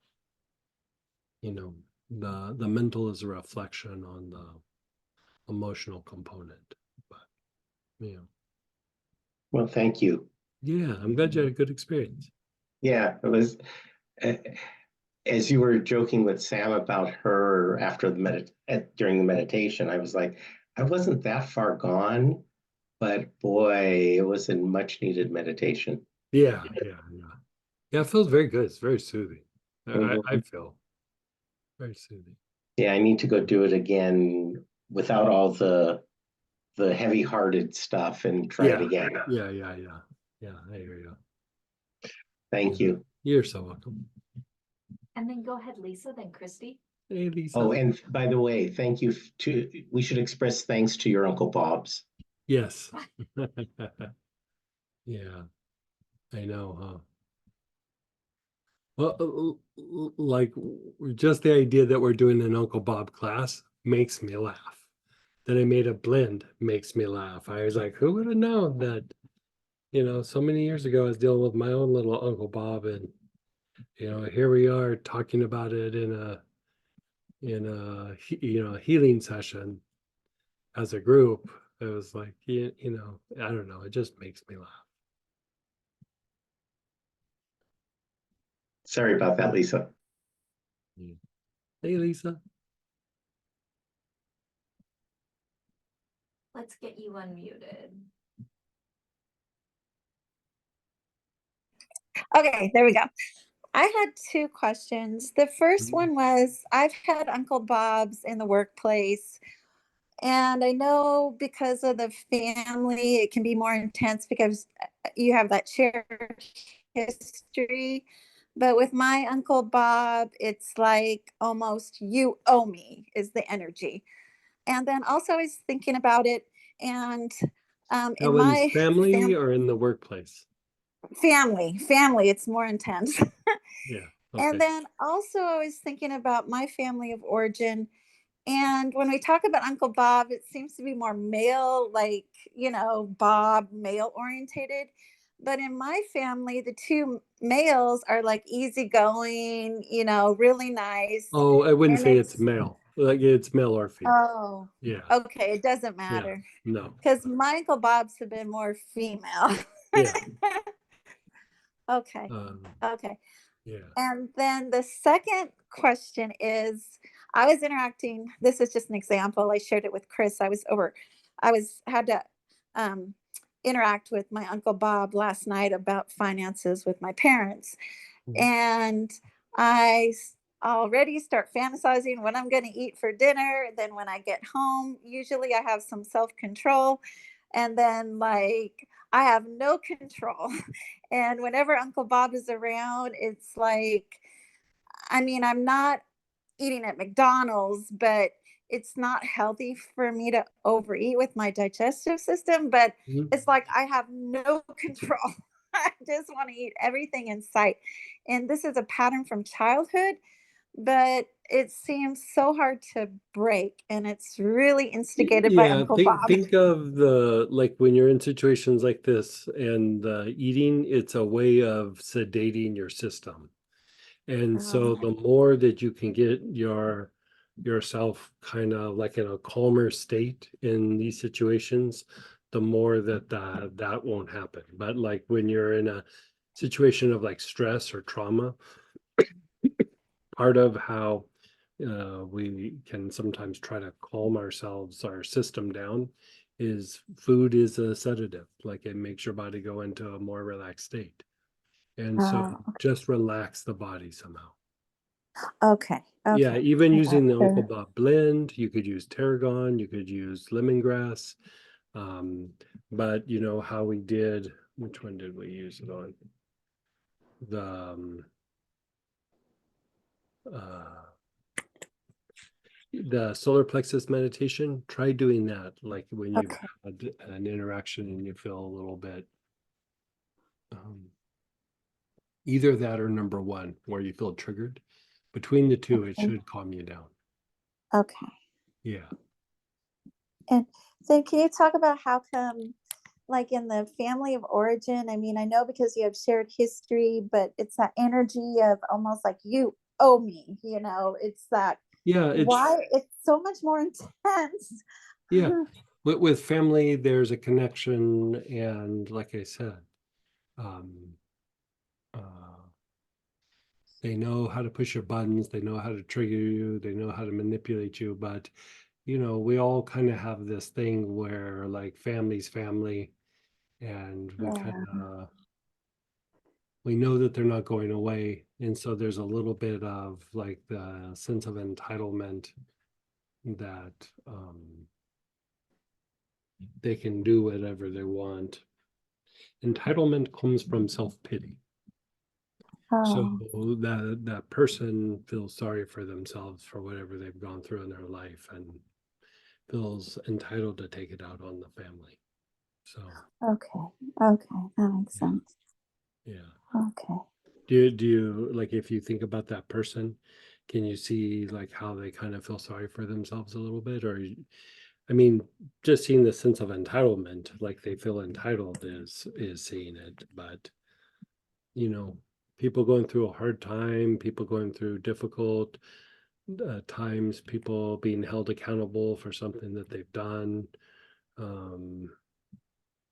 I've seen people go into like a tailspin because of like going through university, going through school, come out on the other side. It was so hard that they feel entitled to do whatever they want because they went through such a hardship of going through school, even though it's something that they chose and something that is for improving their life. People can feel sorry for themselves for a lot of different reasons. Okay. Think about how much out there is about being a victim.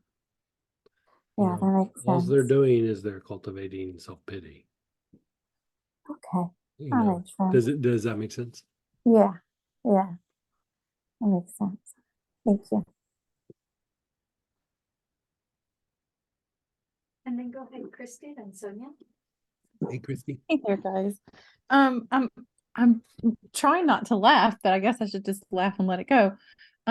Because with the Uncle Bob, what I started noticing was the tendency to feel responsible for someone else's response, like Mhm. emotions Yeah.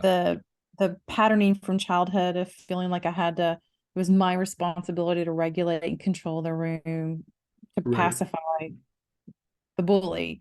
That is diminishing.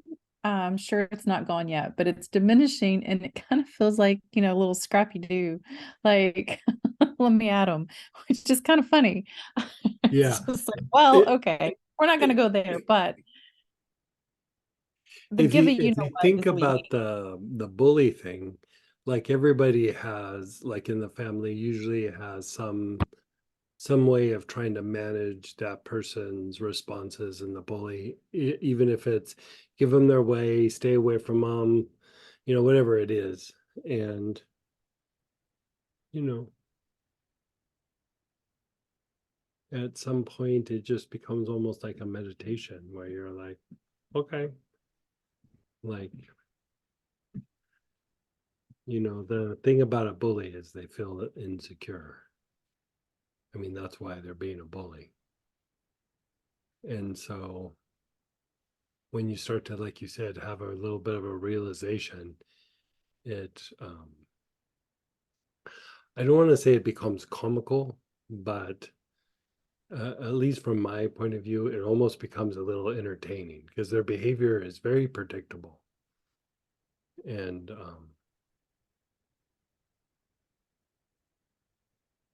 I don't know. You stop doing the dance with them and you can see how it just literally blows their mind. Like it just blows their mind. They're not used to people not doing whatever little dance it is.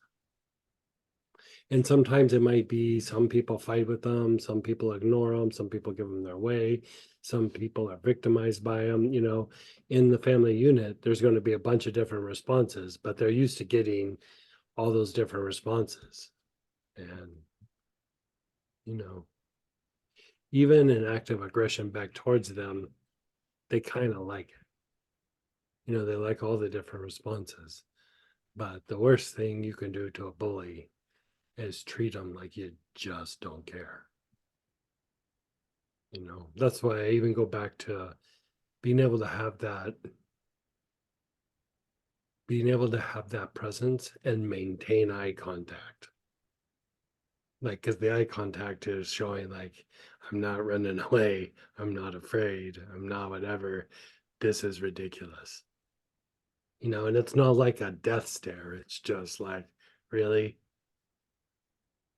You know, I try to have my mind go blank when I'm making the eye contact. But yeah. Yeah, I love that realization for you. Thank you. Yeah. Very frank. It turns it almost like it's a weird thing to say, but it almost turns it into like playtime. Like I'm gonna play with this rather than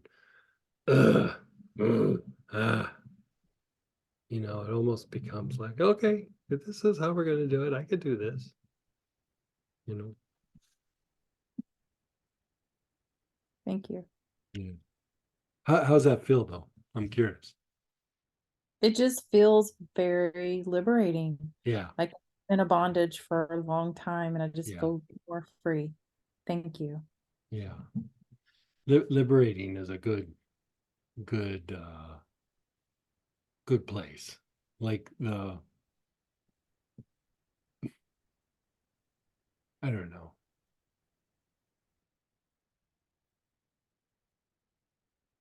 Repetition is a form of a cage. You know, it just doesn't allow for anything different to happen. And like in that, you get into that repetition and it just starts to be like a way that you get tortured. And being able to be spontaneous, it's like I say playful, it's just because it's like lighthearted and it's like it doesn't even care about winning or losing. It's just like, I'm not doing this anymore. I'm just not doing it. Yeah, good for you though. And then go ahead, Sonia, then Teresa. Hey, Sonia. Yeah, you said that the primal chaos, you said Jungian referred to it as what? Id. Oh, ID. Id. okay. And then I was wondering what is in Uncle Bob. Uncle Bob. Yeah, let's look that up. I thought we put it when we did the. I thought so too, but we didn't. We didn't. No. Oh, sorry.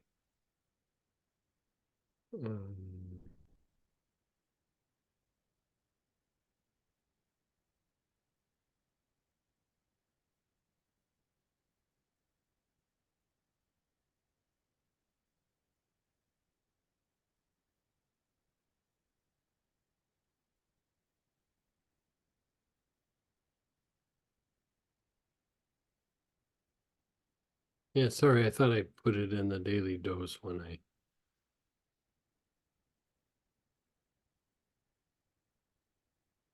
Litsea cubeba, blood orange, Roman chamomile, Egyptian geranium, rose geranium, lavender sauvage, which is really fancy wild lavender, and then anise and basil. Can you just repeat them one more time, a little slower? Litsea cubeba, blood orange, Roman chamomile, Egyptian geranium, rose geranium, lavender sauvage, anise, and basil. Thank you so much.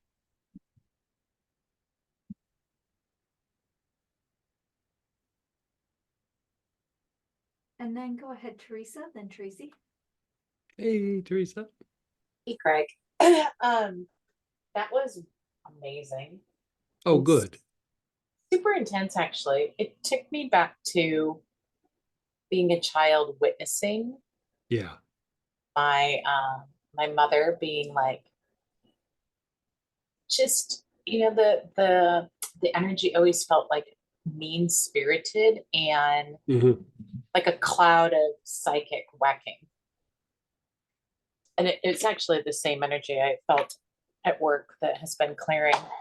So that was pretty amazing to see that. And I was thinking I probably absorbed it as a child. Yeah, like I mean, especially from the age of 8 and under, we Yep. always think that it's us, like that we're the problem, we're the cause. And then after that, we have picked up habits that kind of continue, but it's not till later in life do you really start going, this is bullshit. Yeah, like I'm done with this. You almost have to be a certain age before that can even sink in.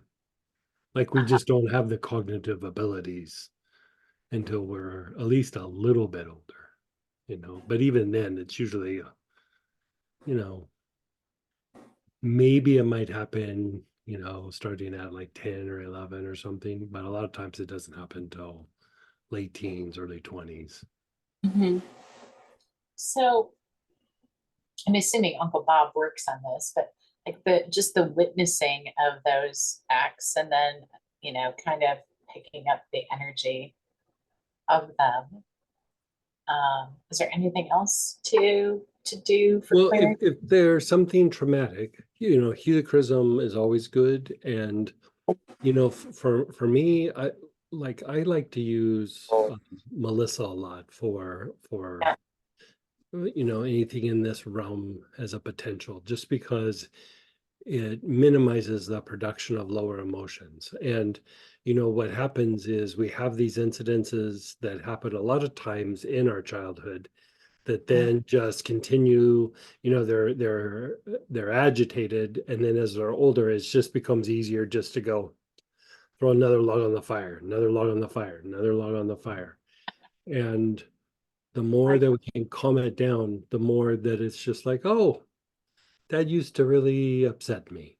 Like, and now it's just like, You know, it just feels, Like you it's can not watch. even neutral. It's just like I'm so tired of that little drama. I'm just not playing anymore. Mhm. Yep. No, that's great. You know, I had something like um I would say relatively recent where, and you know, even 10 years ago it would have been upsetting because it was a pattern from my youth, and I remember like almost laughing out loud, you know, when it was happening. And it wasn't with the person, but it was the doppelganger situation of like how that person used to behave. So it would have just gotten me a little riled up, right? And I literally remember like kind of chuckling inside going, this is so boring to me. Like it's just like there's no drama of like, oh look, I'm even past it and I'm feeling better. It's just like I feel so done with it. It's just boring. And I was Mhm. like, oh boy, look at me getting bored with those dramas that used to spin me out of control. Yeah. Oh, I love it. Yeah. You just look at it and watch it. Yeah. And it's almost like even watching it was just like, "Ugh, God, I've watched this play out so many times. Like even that became boring. Like, you know, Oh, it is what it is. fantastic. Yeah. So this sounds like a really great ally. Yeah. Yeah. And then one just last question about the Mhm. oils. Dark blue tansy. Mhm. What is the significance with that? Well, Versus the blue tansy and dark blue tansy, uh, both are very good for minimizing like allergic responses and things of that nature. And so the tansies tend to reduce responses in general, like agitated responses. So even Idaho tansy kind of does it in some different areas, because Idaho tansy is not a blue tansy; it's a different form of tansy, and it calms down allergic responses, but also like that agitated, triggered kind of thing. It's just very, very soothing for that. It calms it down. It reduces that response. I find that it reduces it without being sedating. Where spikenard and valerian, they do it, but they're a little bit more sedating in nature. Where this, it just calms down that agitated response. okay. Yeah. All right, perfect. And Cape chamomile? Cape chamomile,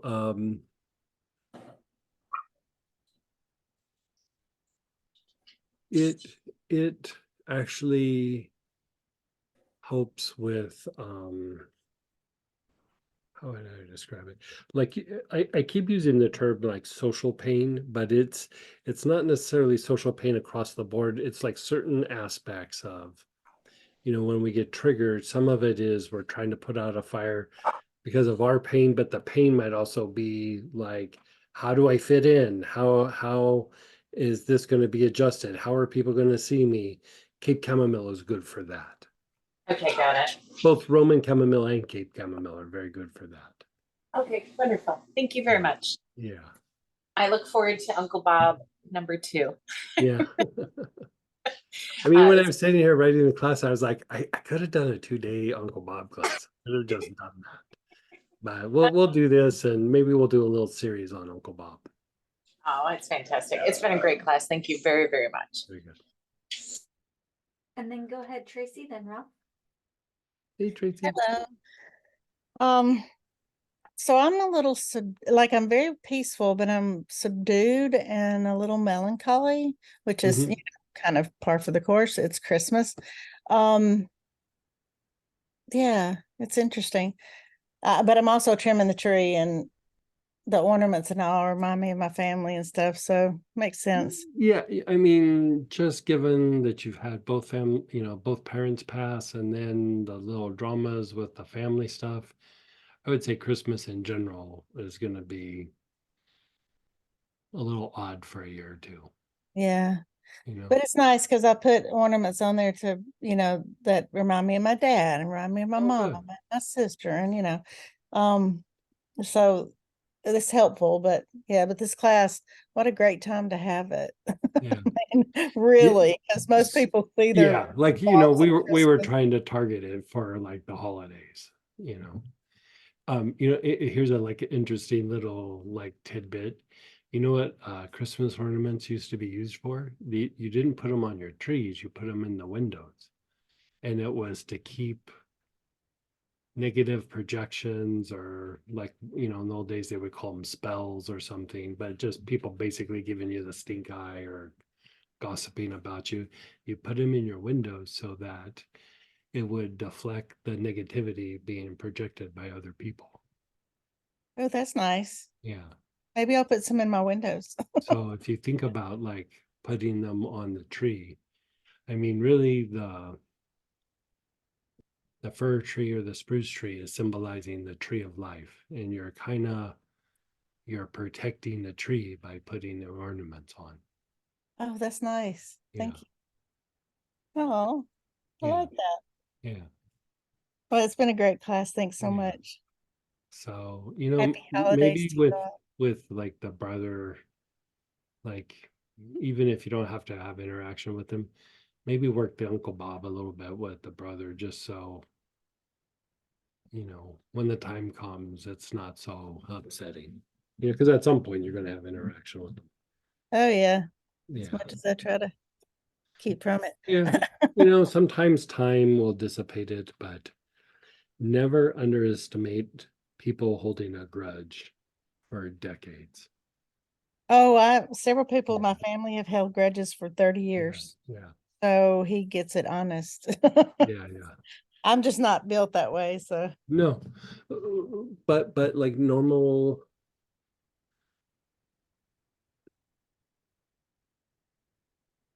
Let me say it like this. Like many years ago, I worked with this one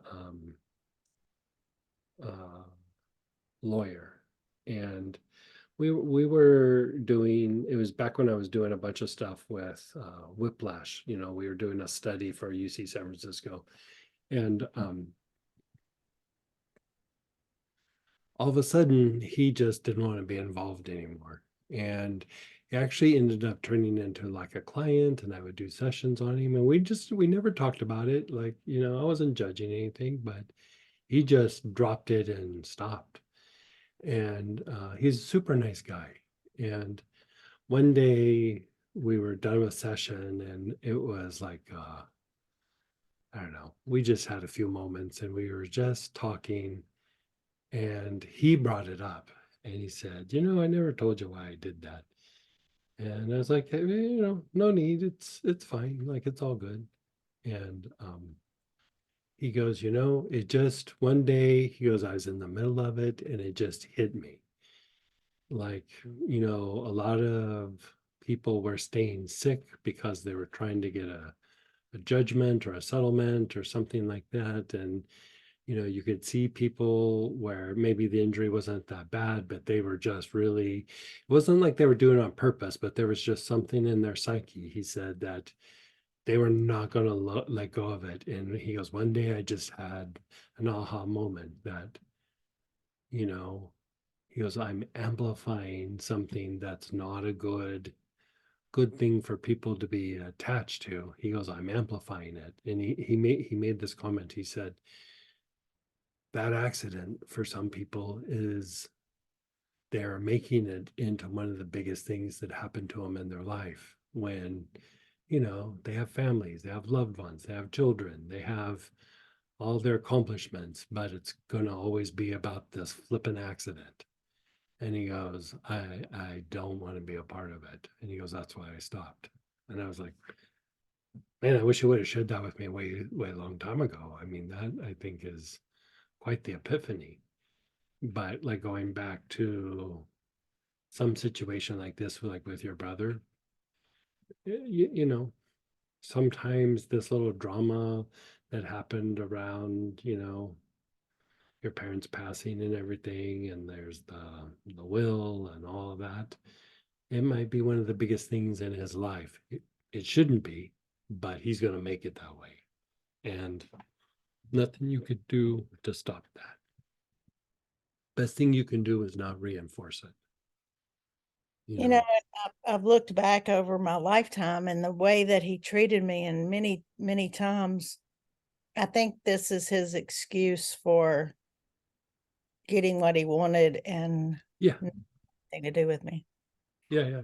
Like sometimes I think to myself, wow, I really had what is it, wool pulled over my eyes. Like I thought my family loved me, like it's Well, like they can love you and treat you like crap. Both can be true. Like I will say that. Like, just because they treated you like crap didn't mean they didn't love you. But at the same time, your ability to love and their ability to love, probably different standards there. yeah. Like people don't all love the same way, or to the same degree. The more intensely you can love,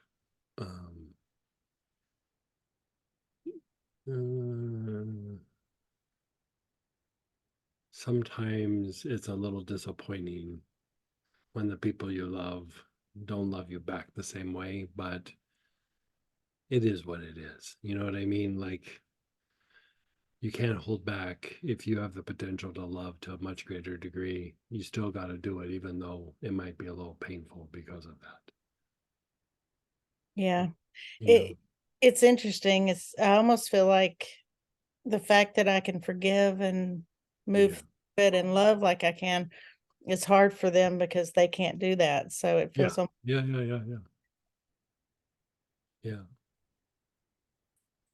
Thanks, Greg. Yeah. I hope you have a great Christmas. Oh, thank you. And his birthday's on Friday. Happy birthday. Hey.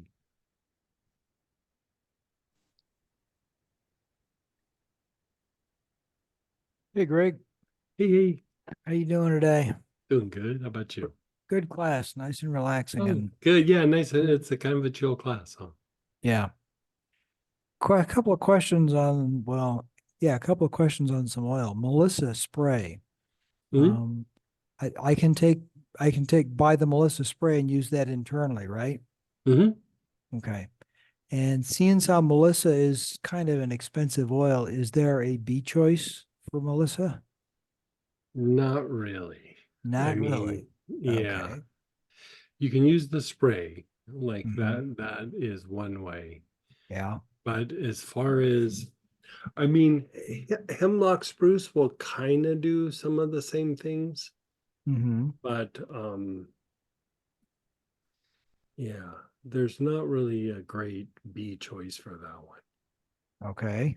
We've experimented with several, like what we thought were potential B choices, and it's just night and day, not Okay. the same. And so, yeah, you could try hemlock spruce though. Okay. Yeah. Okay. All righty. Thanks. You're Had a so great welcome. class and look forward to seeing you tomorrow. And then go ahead, Peggy. Hey, Hi. Peggy. This was fun. My sister is Aunt Roberta. Because I didn't have an Uncle Bob, so Aunt Roberta. Anyway, and it's like, thank goodness she's in Maryland and I don't have to see her. Mhm. And so when we talk on the phone, I try to keep it with the weather and her child and my niece and but she still likes to get a zinger in and push a button. And I've just gotten to the point where I wait to see what it's going to be so I can get a good laugh, because Mhm. it's how it's incredible how she can dredge up all these grudges and then throw them at me so beautifully. And finally, it's Yeah. like, Or a dig, even if it's not old grudge, it's just still like little digs and yeah. it's digs and some grudges. It's Yeah. a little bit of everything. Part two. So anyway, she don't push them anymore. You said entitlement comes from, and then I forgot what the last two words were. Self-pity. Ah, I got it written down. Okay, that one's good too. And I've got a new Uncle Bob, and I don't know, I think I figured it out, but I'm doing direct sales for a company, but the guy who's under the direct company, and then ostensibly I'm working for him, but I'm strictly an independent agent, but he's trying to be the gatekeeper between me and the guy who owns the company, who I wanted to talk to or have to. And he's like, why? And what's it about? And what's the website? And then he said, what's the agenda for the meeting? And I said, well, I'm going to introduce the owner of the company and my client and let them ask questions. And he says, what about me? And I'm like, this is my deal. And I think I beat him down. It was all text. But do I just like explain to him that the contract after tomorrow, explain to him the contract I signed is between me and the boss and not him, and his name nor company is anywhere in my contract, and I don't need a gatekeeper anymore? I'm not sure. Like, I would have to see more of that situation to see, if you have a direct contract with the owner, Yeah. I'd try to take it up with the owner, but I don't know what structure they have set in place. There's the things that are said externally, but there's the things said behind closed doors. I don't know what the policies are in that situation. So here, there's the logical path, but you might be dealing with problems that are not apparent as you interact. There might be some strategies that are in place that you're having to deal with. So that's a hard one to say. Okay. Yeah, I've got a plan B. I'm probably going to do it. I just wanted to hear what your thought was, because it's an ego thing with him, and that he's Could better be than ego, but it also could be that there's some behind the door strategy that's being acted out on. Sometimes just unwinding it and keep pushing forward, you kind of see. But I would say don't like label things like, oh, it's an ego thing, because if it's not, and there's some strategy, you're putting blinders on potential for resolving the problem. So just like, okay, interesting, but keep moving forward, and then see what's up, because it might be ego, it might be there's a very different reason why. You just don't know in those situations. Well, and plan C is it was my friend who recruited me, and I can use him to go directly to the boss. There you go. Yeah. Because I don't have to deal with this person anymore. Gee whiz. So I think that's what I'm going to do. There you go. Just do that. So yay me, huh? Woo. Yeah. Anyway, have a wonderful birthday and a Merry Christmas, and y'all, Sam, too. Thank you. You really have made my life much more fun and interesting, and things are going great, by the way. So Good. yippee. Very good. So yippee. Yeah, good. Let me make it so it's just here. Have you experimented with Uncle Bob incense at family gatherings? Would it work Yeah, as an incense to prepare the home for Christmas party or family reunion? Yeah, it's helpful. Yeah, definitely. Diffusing it or incense, that would be, the thing that's nice about incense, you can just go and light it and throw it in there and nobody really pays attention to it. So you can tell people it's a Christmas blend. It's all about the holidays. This class needs a disclaimer. Warning, drowsiness may occur. Do not plan to be productive for hours after taking.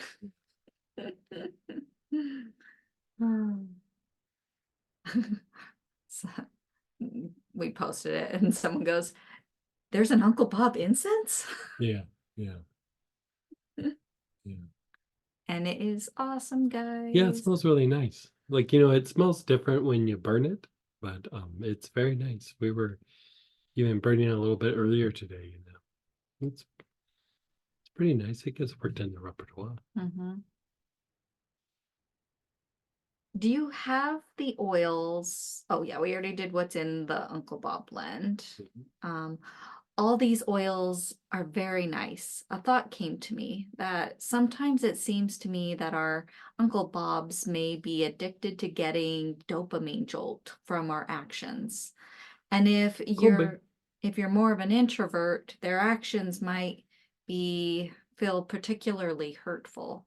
These protocols really help in stepping back and being more detached. Yeah, I mean, I mean, there's definitely biochemistry that plays a role in this, or endocrine function, but some of it is also in psychology. There's different like drives, and there's this one called will to power, and it's you could say it's like a kind of resistance or a kind of refusal of sorts. And usually an Uncle Bob is about a power struggle, one way or another. Lots of different ways that they do it. It's not always about being pushy and a bully, but it's usually about having power over the environment, over people, or the things that have caused them pain or harm. So Lately, I've been sensing something off, and after checking it out, I've realized it may be depression. Not my usual vibe at all. It was in the heavy-hearted section that it hit me. This feeling was due to toxic stress that Greg described. it can be very debilitating. I've had it twice in my life where the level of toxic stress was just off the charts, and caused health crisis, and depression is, well, at least for me, was an understatement. Yeah. I'm so zonked. It is a deep class. Good. Thank you so much. Yeah. Yeah, it was kind of a fun one to do with you guys. Thanks for hanging out and doing this today. This is Denise. Can I just ask one question? Yeah, we still got questions. You keep going, guys. Balance, that oil, I did purchase it and it came in. What will it be good for me to use it for, Greg? That's to help balance the different centers, but it also is like a restorative to the homeostasis mechanism. And remember how we were talking about the other day, like whenever you're feeling a little out of sorts, it's about like restoring the homeostasis mechanism. So inhaling on the wrist, I would do both. Inhale and put some on your wrist, even maybe a bath or something from time to time in it. But it would just help to restore homeostasis mechanism and like bring balance to the body. And the frankincense and myrrh is more internal. And the other one frankincense and myrrh you would use internally, and that would be to jumpstart the endocrine system and reduce inflammation and body tension. Okay, and any toxic stress, maybe a little, would it help with that, or toxic stress,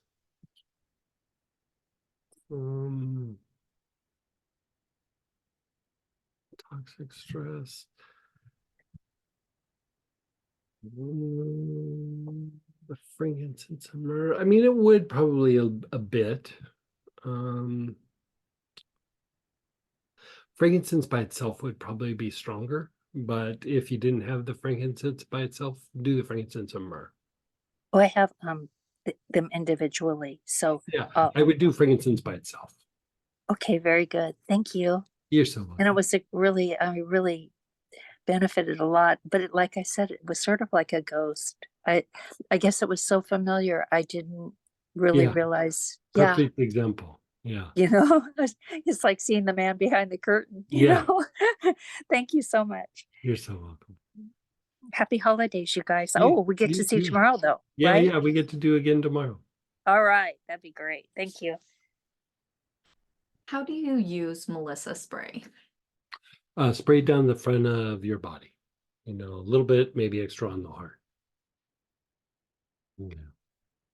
Feels quite Hey, good. Greg, Hey, Go hey, ahead, Channing. can we hey, use the Melissa spray in our mouth as well? sure. Okay, yeah. because I do that with poplar as well. Just spray it right in. Yep. Does that replace taking the drops directly from the bottle? Drops are a little bit stronger. Still good though. Like, but you know, push comes to shove, the drops are a bit stronger. Okay. And does your tongue get a little numb after? Okay. Just want to make sure it It's, wasn't. yeah, It's like a Novocaine hit to your. yeah, a little bit. Yeah. This was a great class, and I have a very important question. Yes. What are your plans for your birthday? I don't know. I'm a Capricorn, so I might work my birthday because I love my work so much. It's you know, it's my fun thing too. But I don't know. Fair enough. Yeah. In years past, I've almost always worked on my birthday. Yeah. I know I might take the day off. We'll see. Yeah. I'm gonna make sure you work real hard and have a Yeah. great time. Right. Thank you. like you know, I was like, Samantha was asking me, like, what are you gonna do on your birthday? I was like, well, you know, I'm not working that day, so I might rearrange my workspace. All the things that are exciting. Yeah. Great questions, great class today, guys. Hope you're gonna join us tomorrow. Yeah, tomorrow, a bit of an esoteric class, the meaning of red and green, kind of plays into a little bit of what we did today, but yeah, hopefully you can join us and yeah, we'll have another good day. So, hey, you guys, take care.